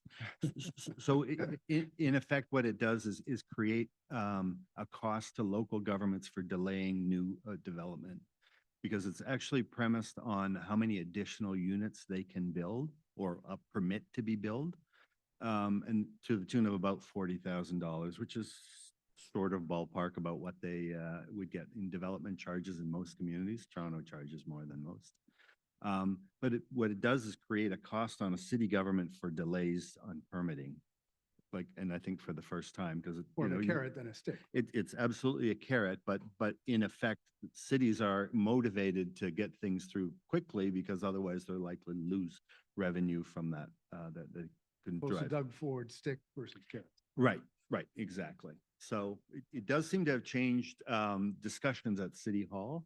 And, you know, this came out of that expert panel that we did with BC, and listening to lots of local mayors are saying, like, we would like to do more local development, but the electorate is very wary of producing more housing for various reasons. Politically, it's very difficult to speed up those processes. And so the slowness of those processes isn't accidental, I don't think. They don't need to take 3 years to approve a new building, but nobody puts pressure on them. Like, the average homeowner won't put pressure on the city to say, boy, we'd like you to speed up these development approvals so our house price can go down. They don't do that. So anyway, this is sort of, again, paying the city to do the right thing and helping politicians to say, yeah, we need to focus on supply for the benefit of the whole community. Wonder, does the province then turn around and cut you off at the knees by then decreasing the municipal budget by the very amount that you're allowing to? Well, that's the province doing that. Yeah. Yeah. Well, I'll add one other thing, you know, a lot of those agreements, the housing, the accelerator fund agreements had conditions to them that required the end of exclusionary single-family zoning in urban areas. So in any city or in most cities that took the money, people now have the right to build 4 units on any residential lot. I've worked in real estate With in no Ontario for 30 years. That would have been another, I don't think we'd have ever seen that in Ontario without that fund. It's not, you know, the one thing that's going to Anti-Canadian, Dan. but it's it's an incremental improvement, and I think it's fantastic. Dan, did you want to speak to this slide? I just threw that in. I already had it pre-made. It's from something we've done previously. So this is a picture on the right of a building we call Rich Grove Affordable. So we are just coming out of the ground with this right now. It is 225 units of affordable housing. 100 of those 225 are supported by the City of Toronto's Open Door program, or I'd call them deeply affordable. The balance of the building, it was financed through RCFI, Rental Construction Financing Initiative, through CMHC. So those units meet the RCFI criteria. We did this on a site that we already owned those 3 other towers. So the marginal cost of land was 0. We are next to an LRT site. And I'd say when we talked about the subsidies to get non-market rent, this one is something where we as a publicly traded REIT, we're happy to develop that. It's providing social benefits. And I think it's a great example of multiple levels of government and the private sector working together. And we've said publicly, like, we would do this over and over again if there was money to do it. And hopefully we'll get some. So I think we're deep into question, 7, the ones that are, well. Yeah, I was going to, in the interest of time, Bert, give you a bit of a break and go right to Meg to talk about. I just wanted to mention one thing, the Federal Lands or Public Lands Initiative, where, you know, there was an existing program for the federal government to declare certain lands surplus. And so that's been an extent, and it's been a reasonable success. I think there's 4,000 or 5,000 units there. But the new initiative is more about also looking at federal lands that are underutilized. So we have lots of sort of, you know, federal campus-like places where there's one building on several acres. We have large parking lots where people aren't necessarily going to work every day, and those parking lots are 3/4 empty. So this is an initiative to provide a lot of those lands, ideally at a free lease basis, to affordable housing developers where they're, you know, well located, close to transit and so on. So the federal government essentially, we know that contributing land for free or building rights for free isn't 100% affordability, but it's a contribution again towards affordable housing. Cliff says it's only 7%, and it doesn't really add up to much. Well, it depends where it is. It may be in Ottawa, but interesting, like there's a bunch of armories in Toronto, for example. There's like a 4-acre site in downtown Toronto that's occupied by a 2-story armory next to transit, next to a park that's just, boy, dilapidated. And the idea there would be to redevelop that. You could still use it as an armory on the basic 2 floors, but you can build 40 stories of apartments above that at 0 land cost, and it's a win-win-win for all parties. So we're very much working on those. Related to that too was the disposition of buildings that they announced last fall, the federal government, and then changed the terms of reference a little bit to say that the priority would be to do office to residential conversions on those two. I don't know if affordability was part of that, but yeah. Those conversions are very difficult to do, and with affordability, they cost a lot. And so, yeah, in some cases, it's better to demolish. There's a certain green advantage that you don't have if you're not pouring new concrete on a new development. But I think from a housing cost development, it's kind of a wash trying to convert an existing building. Well, with that, I'd like to introduce one of a newly joined panelist. This is Meg McCallum, who is the executive director, interim executive director, I guess, of the Alliance to End Homelessness in Ottawa. And we wanted to just spend the last little while we have in this session to talk about issues related to homelessness. So actually, Bert was going to talk a little bit about PSH, but maybe you could talk about that too, Meg. But I'll go right to your question. What strategies are currently being employed in Canada to address homelessness? No, or if it is, you're not close enough. No. This one we've been having trouble with. Yeah. Okay, we'll use this one. That's great. Oh yeah, that's great. Super. And yeah, you may all need a break after I speak because it's changing the topic a little bit to go from speaking about housing strategies that are geared to most of the population to talking about the issues faced by people who are systemically excluded from the discussion that we've been having. So sorry, I'm going to bring it down, but there's snacks at the back and we'll get back on track. And I'm going to start my comments just by kind of honing us in on homelessness in Canada. So, you know, from a lot of the discussion that we've had today, we know that Canada has a home ownership rate of around 66%, which means that we've got, well, whatever it is, 44%. Thank you. Sorry, Friday afternoon, 34% renters in the market. Of that, about 5% in any given year, or sorry, about 15% in any given year are in what we call core housing need. These are households who, for whom the housing just doesn't work. Either it's not affordable, it's not suitable, or it's not adequate. So that's talking to those terms relate to the quality and condition, the state of repair of the home, or the number of people living in a dwelling, overcrowding and that type of thing, or just plain affordability. It costs too much compared to their income for them to be able to live comfortably in that home. So that's core housing need, and about 15% of Canadians face that on an annual basis. 5% face chronic core housing need. This means that they just, for multiple years, are not able to get to a place where they're comfortable in their home. So somebody who's just in temporary core housing need could, for example, be a student who doesn't have a big income, but we know that their earning potential is going to lead them into being stably housed and then enter that home ownership market. But for that 5% who are in chronic core housing need, that's a big challenge. They're kind of stuck there. And then we move down into the homeless population.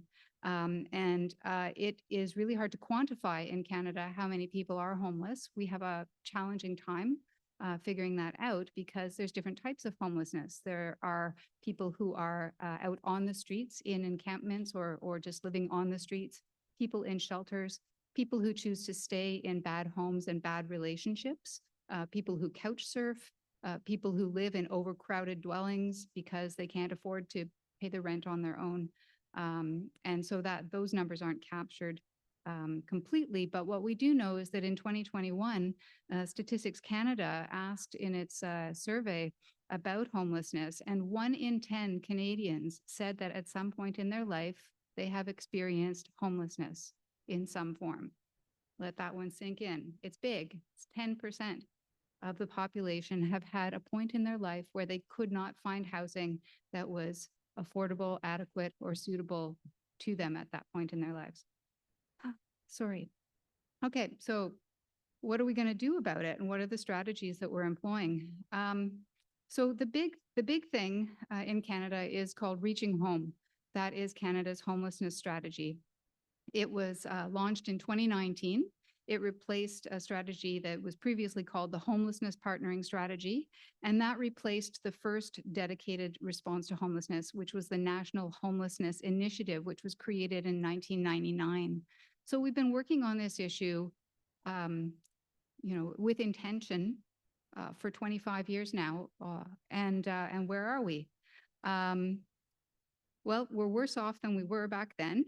And are we getting better? Well, let's chat about that for a while. So first of all, we're not alone in this. So a lot of high-income countries are seeing that income inequality, that pressure on the low-income segments of their populations, and they are seeing an increase in homelessness. So we're not alone in this.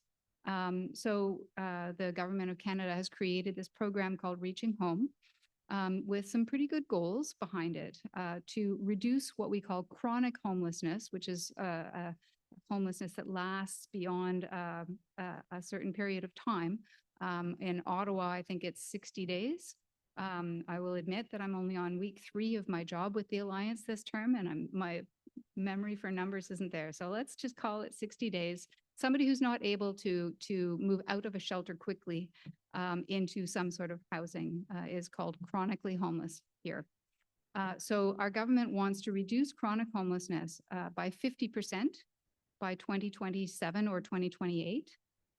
They want to reduce homelessness overall, and particularly for priority populations, people who are Indigenous or from First Nations or Métis, people who live in the territories, the people who live in rural and remote communities. We want to reduce new inflows into homelessness, and we want to reduce returns to homelessness. So the principles behind this strategy are that it's data-driven, that the plans for how to make those changes are developed in community by communities with their own priorities in mind, because what works in Vancouver may not work in Ottawa, may not work in Toronto, may not work in a smaller center. So the community is the one that knows best what they need in their community. And finally, Reaching Home focuses on what's called a housing first approach, which means that someone who is chronically homeless shouldn't be required to receive treatment for a mental health issue, or deal with an addiction, or address other things that may be challenging their housing before they're offered housing. They should be able to move right into housing. That is the housing first approach. So that's cool. We have a great policy, and it's got some good goals. But in 2022, the Auditor General did a report to audit the Reaching Home program. And it said that the federal government doesn't know if its initiatives aimed at reducing chronic homelessness are actually working. There is no organization that has taken the lead on the goal of reducing chronic homelessness in Canada. Infrastructure Canada and Employment and Social Development Canada are the 2 lead government departments, and they do not know whether their programs are improving housing conditions for people experiencing homelessness. And here's a quote from the Auditor General's report. Infrastructure Canada spent $1.36 billion on reducing homelessness as part of the Reaching Home program between 2019 and 2021. And yet the audit found the department didn't know whether homelessness increased or decreased during that time. So that's kind of where we sit, is that it's it's challenging to solve something if you don't have the data that backs up what you're trying to do.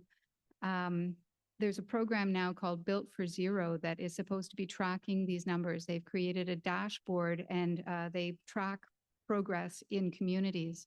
So for the community of Ottawa, where we are now, they began submitting their data in 2017. And after 1 year, they set their chronic homelessness baseline. In January 2020, so less than 2 years later, they reset the baseline. In August 2021, in the middle of the pandemic, they received a 10% or achieved a 10% reduction below the baseline. They held that for 19 months. So that's great. That means that the city of Ottawa reduced chronic homelessness 10% below their baseline for almost 2 years. Sounds good, but they don't track the reasons why these reductions were made. So how do you change something if you're not actually understanding what levers are working and which ones aren't? What we know is that this was the height of the pandemic. Lockdowns were in place, borders were closed, people were staying put. Not only that, there were income programs that were brought in during the pandemic that meant that people had more money in their pockets. It was an amazing emergency response by our federal government to help people stay in their homes and not have to worry about other things while they were dealing with this pandemic. But what happened was that suddenly our homeless numbers started going up. So in January 2023, we went back above that 10% above baseline.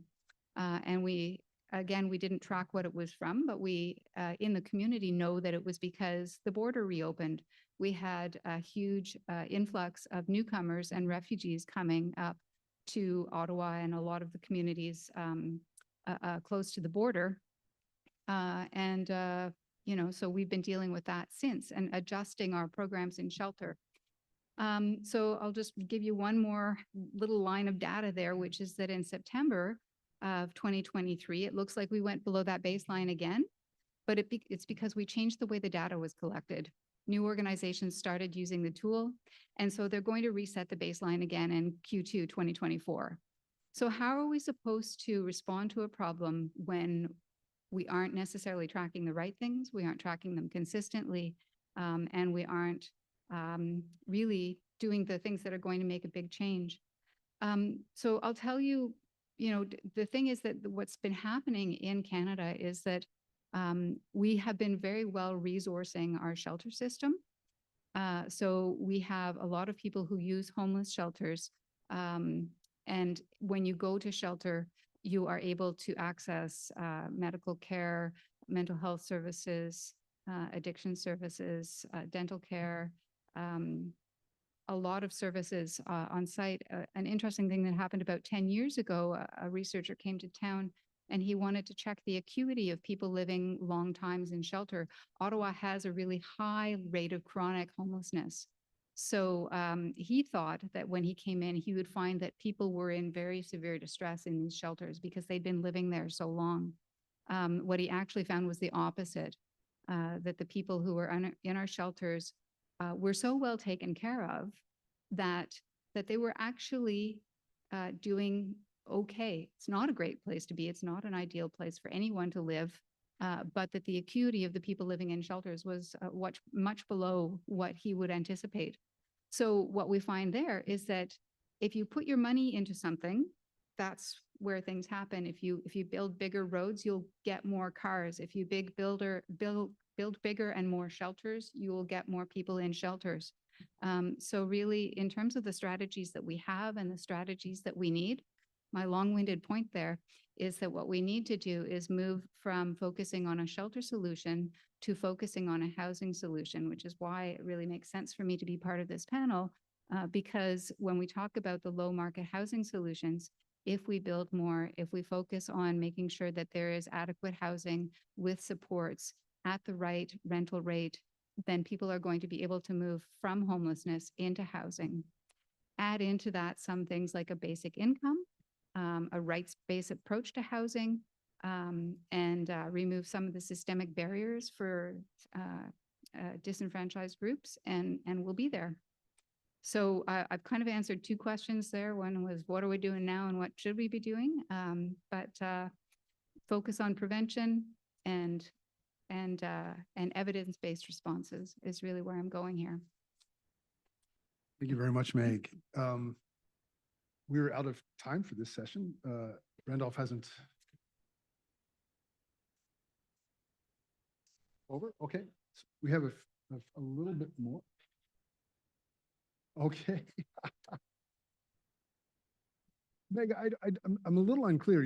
It's easy for the government to set priorities. Okay, here's what we want to do. Let's set some targets. But what were the mechanisms by which they were planning to implement or see these things? In other words, I guess it came up in the previous session, and I was really pleased to hear that Ottawa Community Housing is actually partnering with some not-for-profits that focus on permanent supportive housing like SALIS.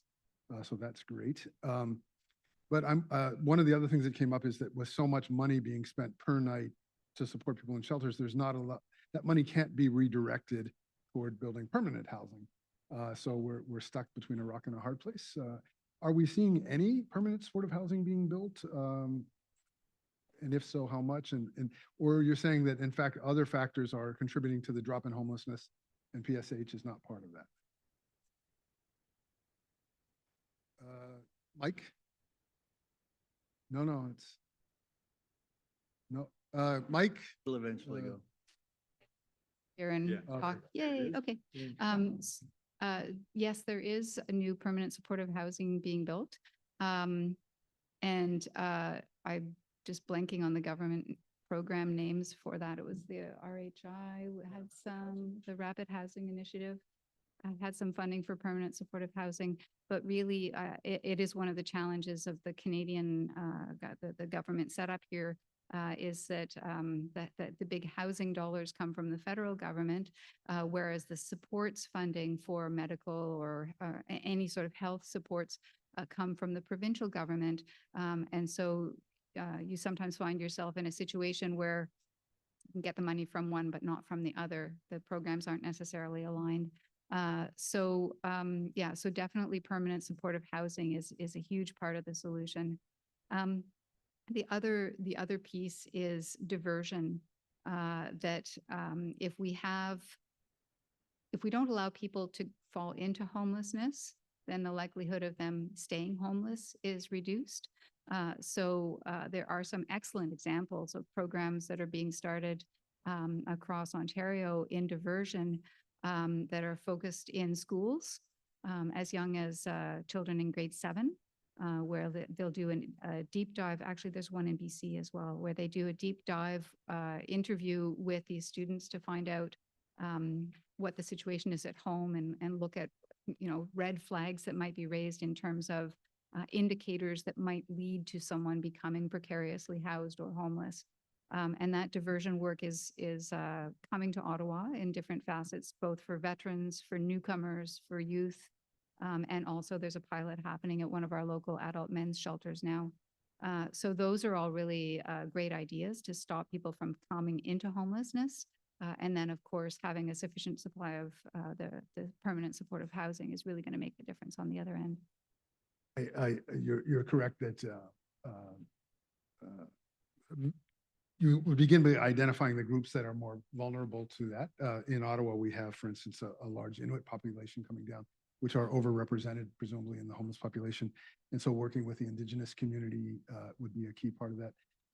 I know we recently, the School of Architecture, has had an opportunity to work with Youth and Child Protection Services of Canada, which pointed out, and it was a real eye-opener for me, but never really thought about it before, that one of the groups that's very vulnerable to fall into homelessness are people being aged out of the foster care system. They're basically kicked out at age 18 and said, you're on your own, good luck, and they end up on the streets. So I get what you're saying.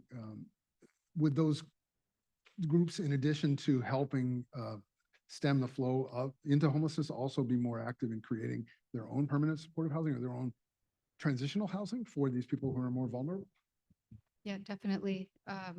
Sometimes it's just as someone just needs a couple of nights somewhere to land on their feet and figure out what their next step is. And sometimes they'll need a longer stay to stabilize. Yes, a lot of youth-focused groups end up developing transitional housing, temporary housing state placements or youth shelters. And the example that you gave of people aging out of foster care is a really good one. But that type of thing happens at all of our major institutions. So people leaving hospitals, people leaving, coming out of prison. There's Being a mustered lot out of the service, veterans for sure. Exactly, veterans coming home.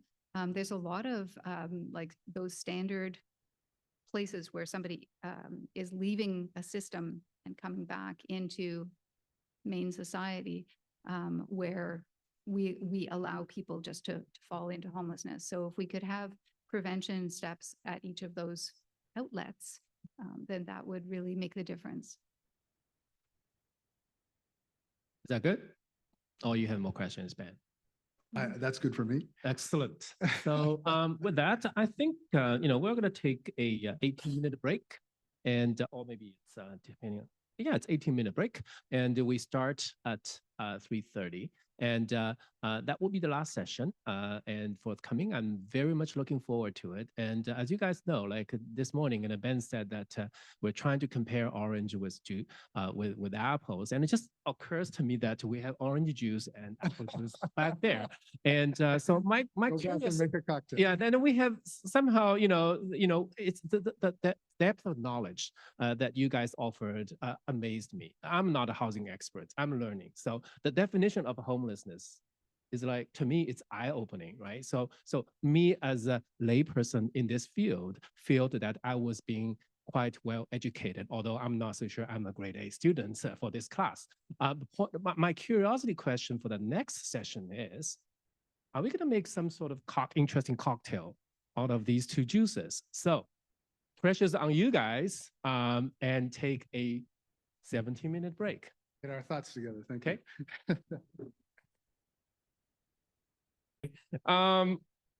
So I would like to welcome all our panelists back to the stage.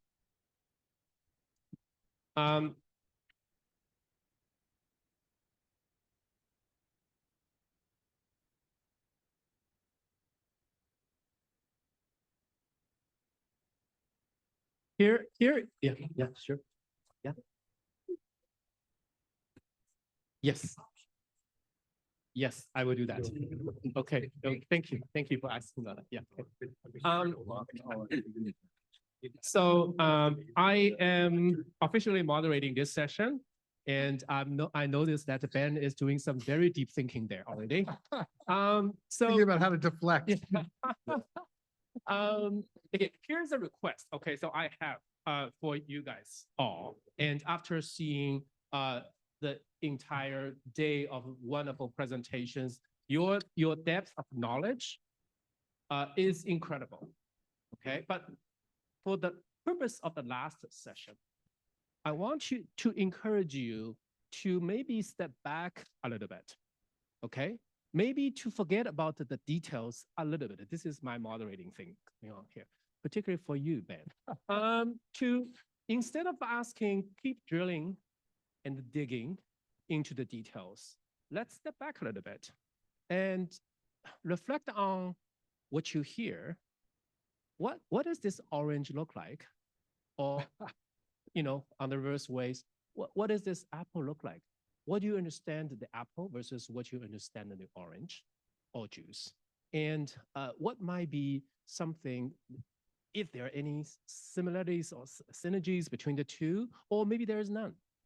So for that reason, and I also wanted to, our audience have been sitting very patiently for the entire day. So I really think it will be beneficial that we can set aside some time for our audience to raise some questions, even if you may or may not be able to answer, even if you may or may not be the expert. And I think the point is that let's have some interesting conversation, but stay to the point, and maybe trying to step back a little bit again, and keep at high level.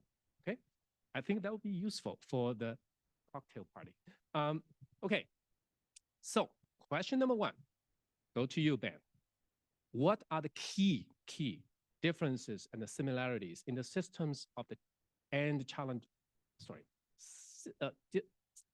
key differences and the similarities in the systems and of the challenges facing both countries. So essentially, what are the key differences and the similarities facing both countries? Thank you. And thank you to all of our panelists. This is amazing. And I absolutely agree with Randolph that we want to let this be a little bit more free form and to move back and forth a bit. I just wanted to start by saying, if you've never been to China, you have to go. China is remarkable. It gets a lot of bad press on this side of the ocean. There's a lot of fear about the growth of China and what that means from a military and an economic perspective. But to walk through a Chinese city like Beijing or Shanghai or Hangzhou is remarkable. The quality of the public realm, the quality of the infrastructure, the vitality in the parks, the way human beings interact with each other. And this is not a trip into the past, it's a trip into the future. China is just absolutely remarkable. And so I'm very conscious of the fact that I can understand this conversation because I have been to both places. I don't know China nearly as well as our Chinese colleagues. But I know it well enough to know what a remarkable place is and how far it has come so quickly.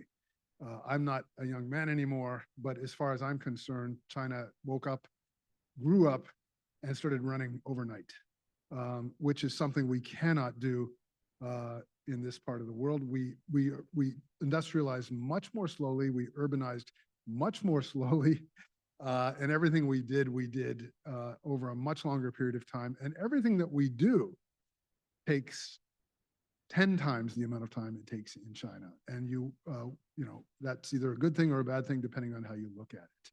So I would start with those. Key differences and similarities.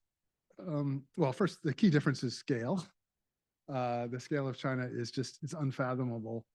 And yet you don't feel it. When you go to Shanghai, it's a lovely, well-scaled town. You wander from one district to another, and you don't feel. Someone says 26 million in Shanghai, you think, I don't know, this could be anywhere.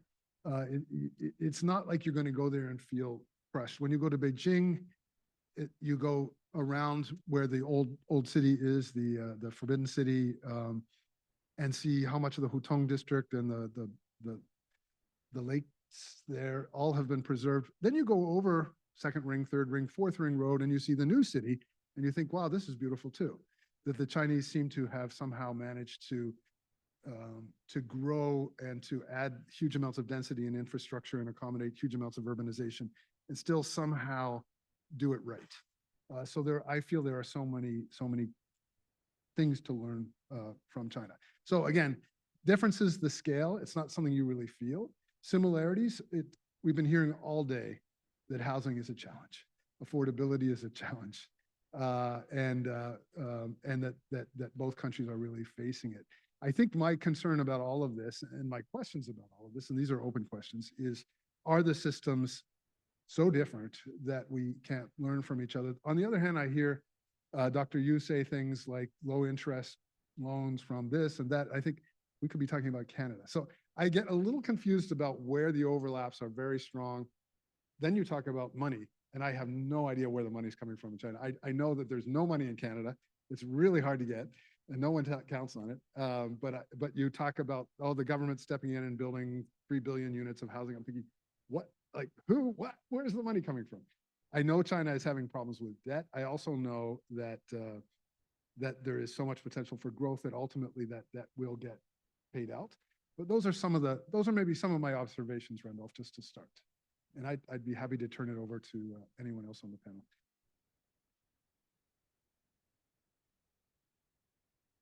Hi, thank you.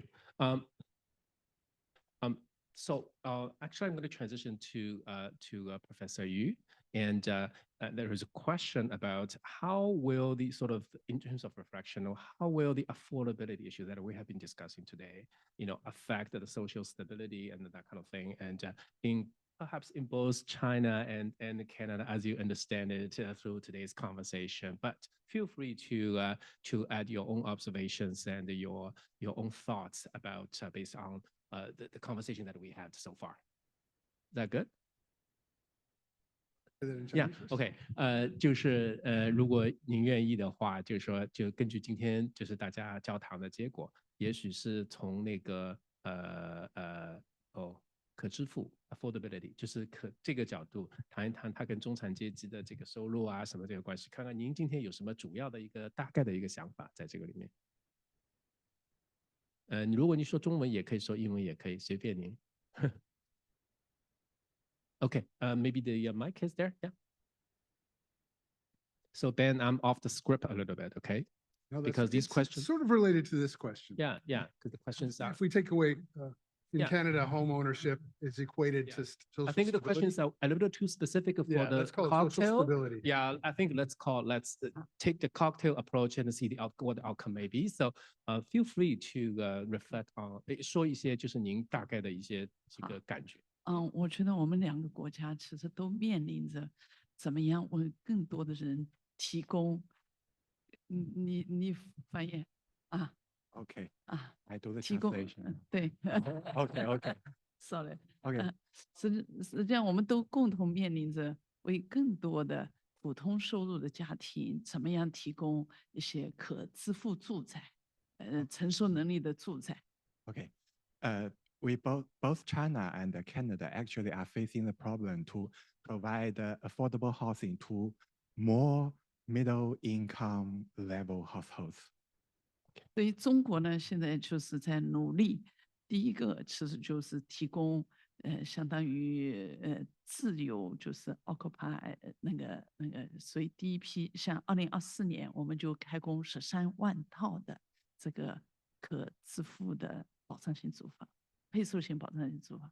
China in 2024 actually started to provide, as mentioned before, the owner-occupied affordable housing to the middle income, but this time it was designed for the middle income, but actually because this time it's only a very limited units like the 13万, it's 130 units. It's quite a small number for this whole big country. You know, China has so many people.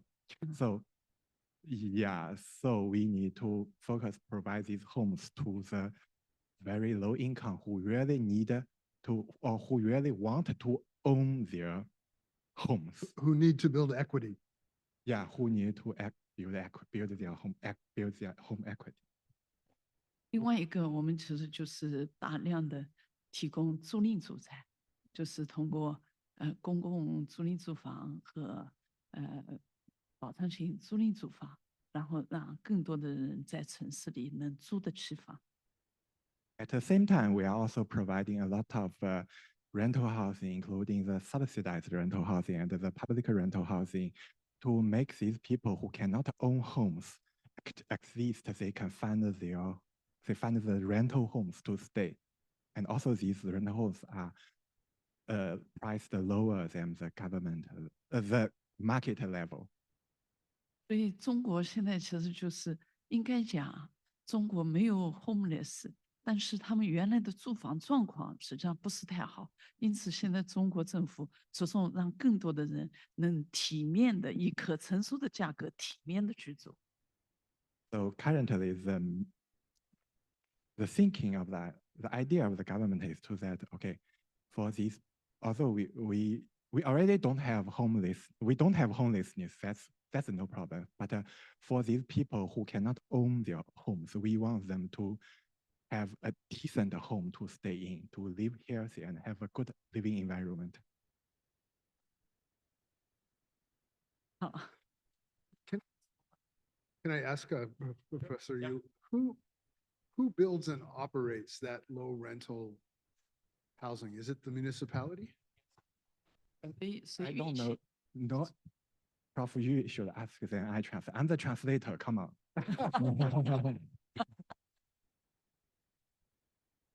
Oh, are you translator?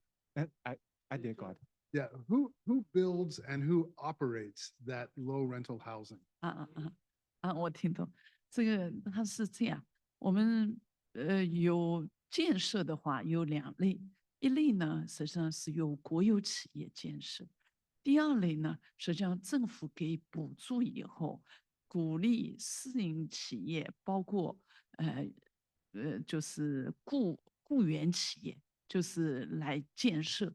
但是它的运营既可以交给第三方去运营，也可以自己运营。Okay. Two things. First, who builds the homes? Second question, who operates the homes?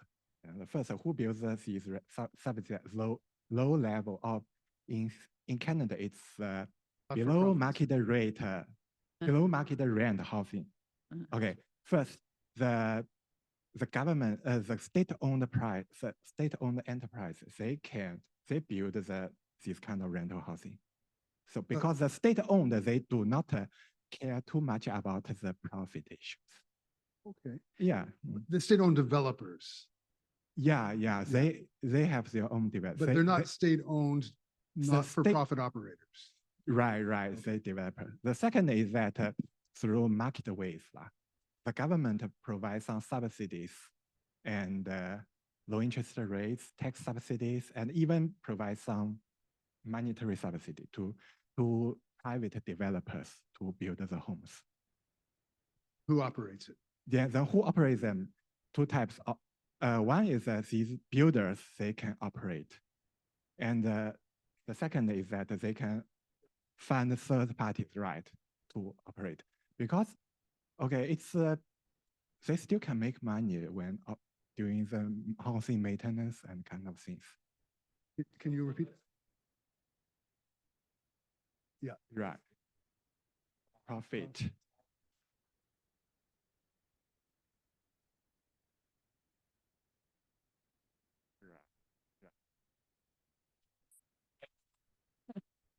Okay. I'm not sure how they could possibly cover their costs. Then you have to look at their performer, but I think it's beyond the scope of this conversation. See, this is how I play my role as a moderator. I know Ben because he is a very deep thinker, and so this is how our weekend conversation usually go. We are very technical. Next. No, but I'd be curious for Cliff to are you asking the same questions that I'm asking? Well, yeah, trying to figure out the affordability thing is always going to be a question we'll always have. It's kind of tough. I'm sure there's a bunch of factors that stack up to get there. I don't think in any country in the world there's a single solution. So I think you'd have to carve a lot of things back to figure out all the things that go forward to get into that affordability, I would suggest. Yeah. Yeah, but I from the response from Professor Yu, I see, like the details may be different, but the approach seems to be not so much different in terms of either you directly involved in the investment through enterprises of some sort. In Canada, way back in the 1950s, there will be direct government intervention building houses by themselves, or you provide the subsidies to private sectors developers. So the general approach is philosophical approach is not quite different, but then the details will be very different, perhaps in terms of what rate of mortgage are you talking about, how much money you can give to who, But that's kind of my impression. In the Netherlands, a lot of housing is built by housing associations. And housing associations have a very different mandate than for-profit developers. And that allows the Netherlands to deal with a much wider demographic for housing. The beauty also of housing associations is that they're not political. And therefore, when the politicians say we've run out of money, I mean, I'm sure that happens a bit, but by and large, they're not subject to the whims of politics. So when the liberals are in, there's a lot of money. When the liberals are out, there's no money. That's part of the problem. My concern about government involvement in this is that governments are so fickle. Sometimes there's money, sometimes there's not, and you think something's sustainable and all of a sudden it's not. So those are my concerns. I would invite the panel members to respond to Ben's comments in terms of philosophies about the government involvement, if you have any response to that. I don't know if it's a specific response, but you know, we have market housing and we have non-market housing. And by definition, the market will never supply non-market housing. So we have to find some way to support that, either by subsidy to the tenant to pay, subsidy to the builder to build, or, you know, some part of that economics. I don't know if there's a perfect way, one right way to do it. It sounds like there's different techniques. I do think, I don't know how the numbers work out. I'm getting the feeling that there's a bigger commitment in China to this space than there may be on the surface here in Canada. But you know, maybe in China, social stability trumps everything. It's the harmonious society. So in some ways, as many resources will be brought to bear as need be to keep social stability. That wouldn't be the case in Canada.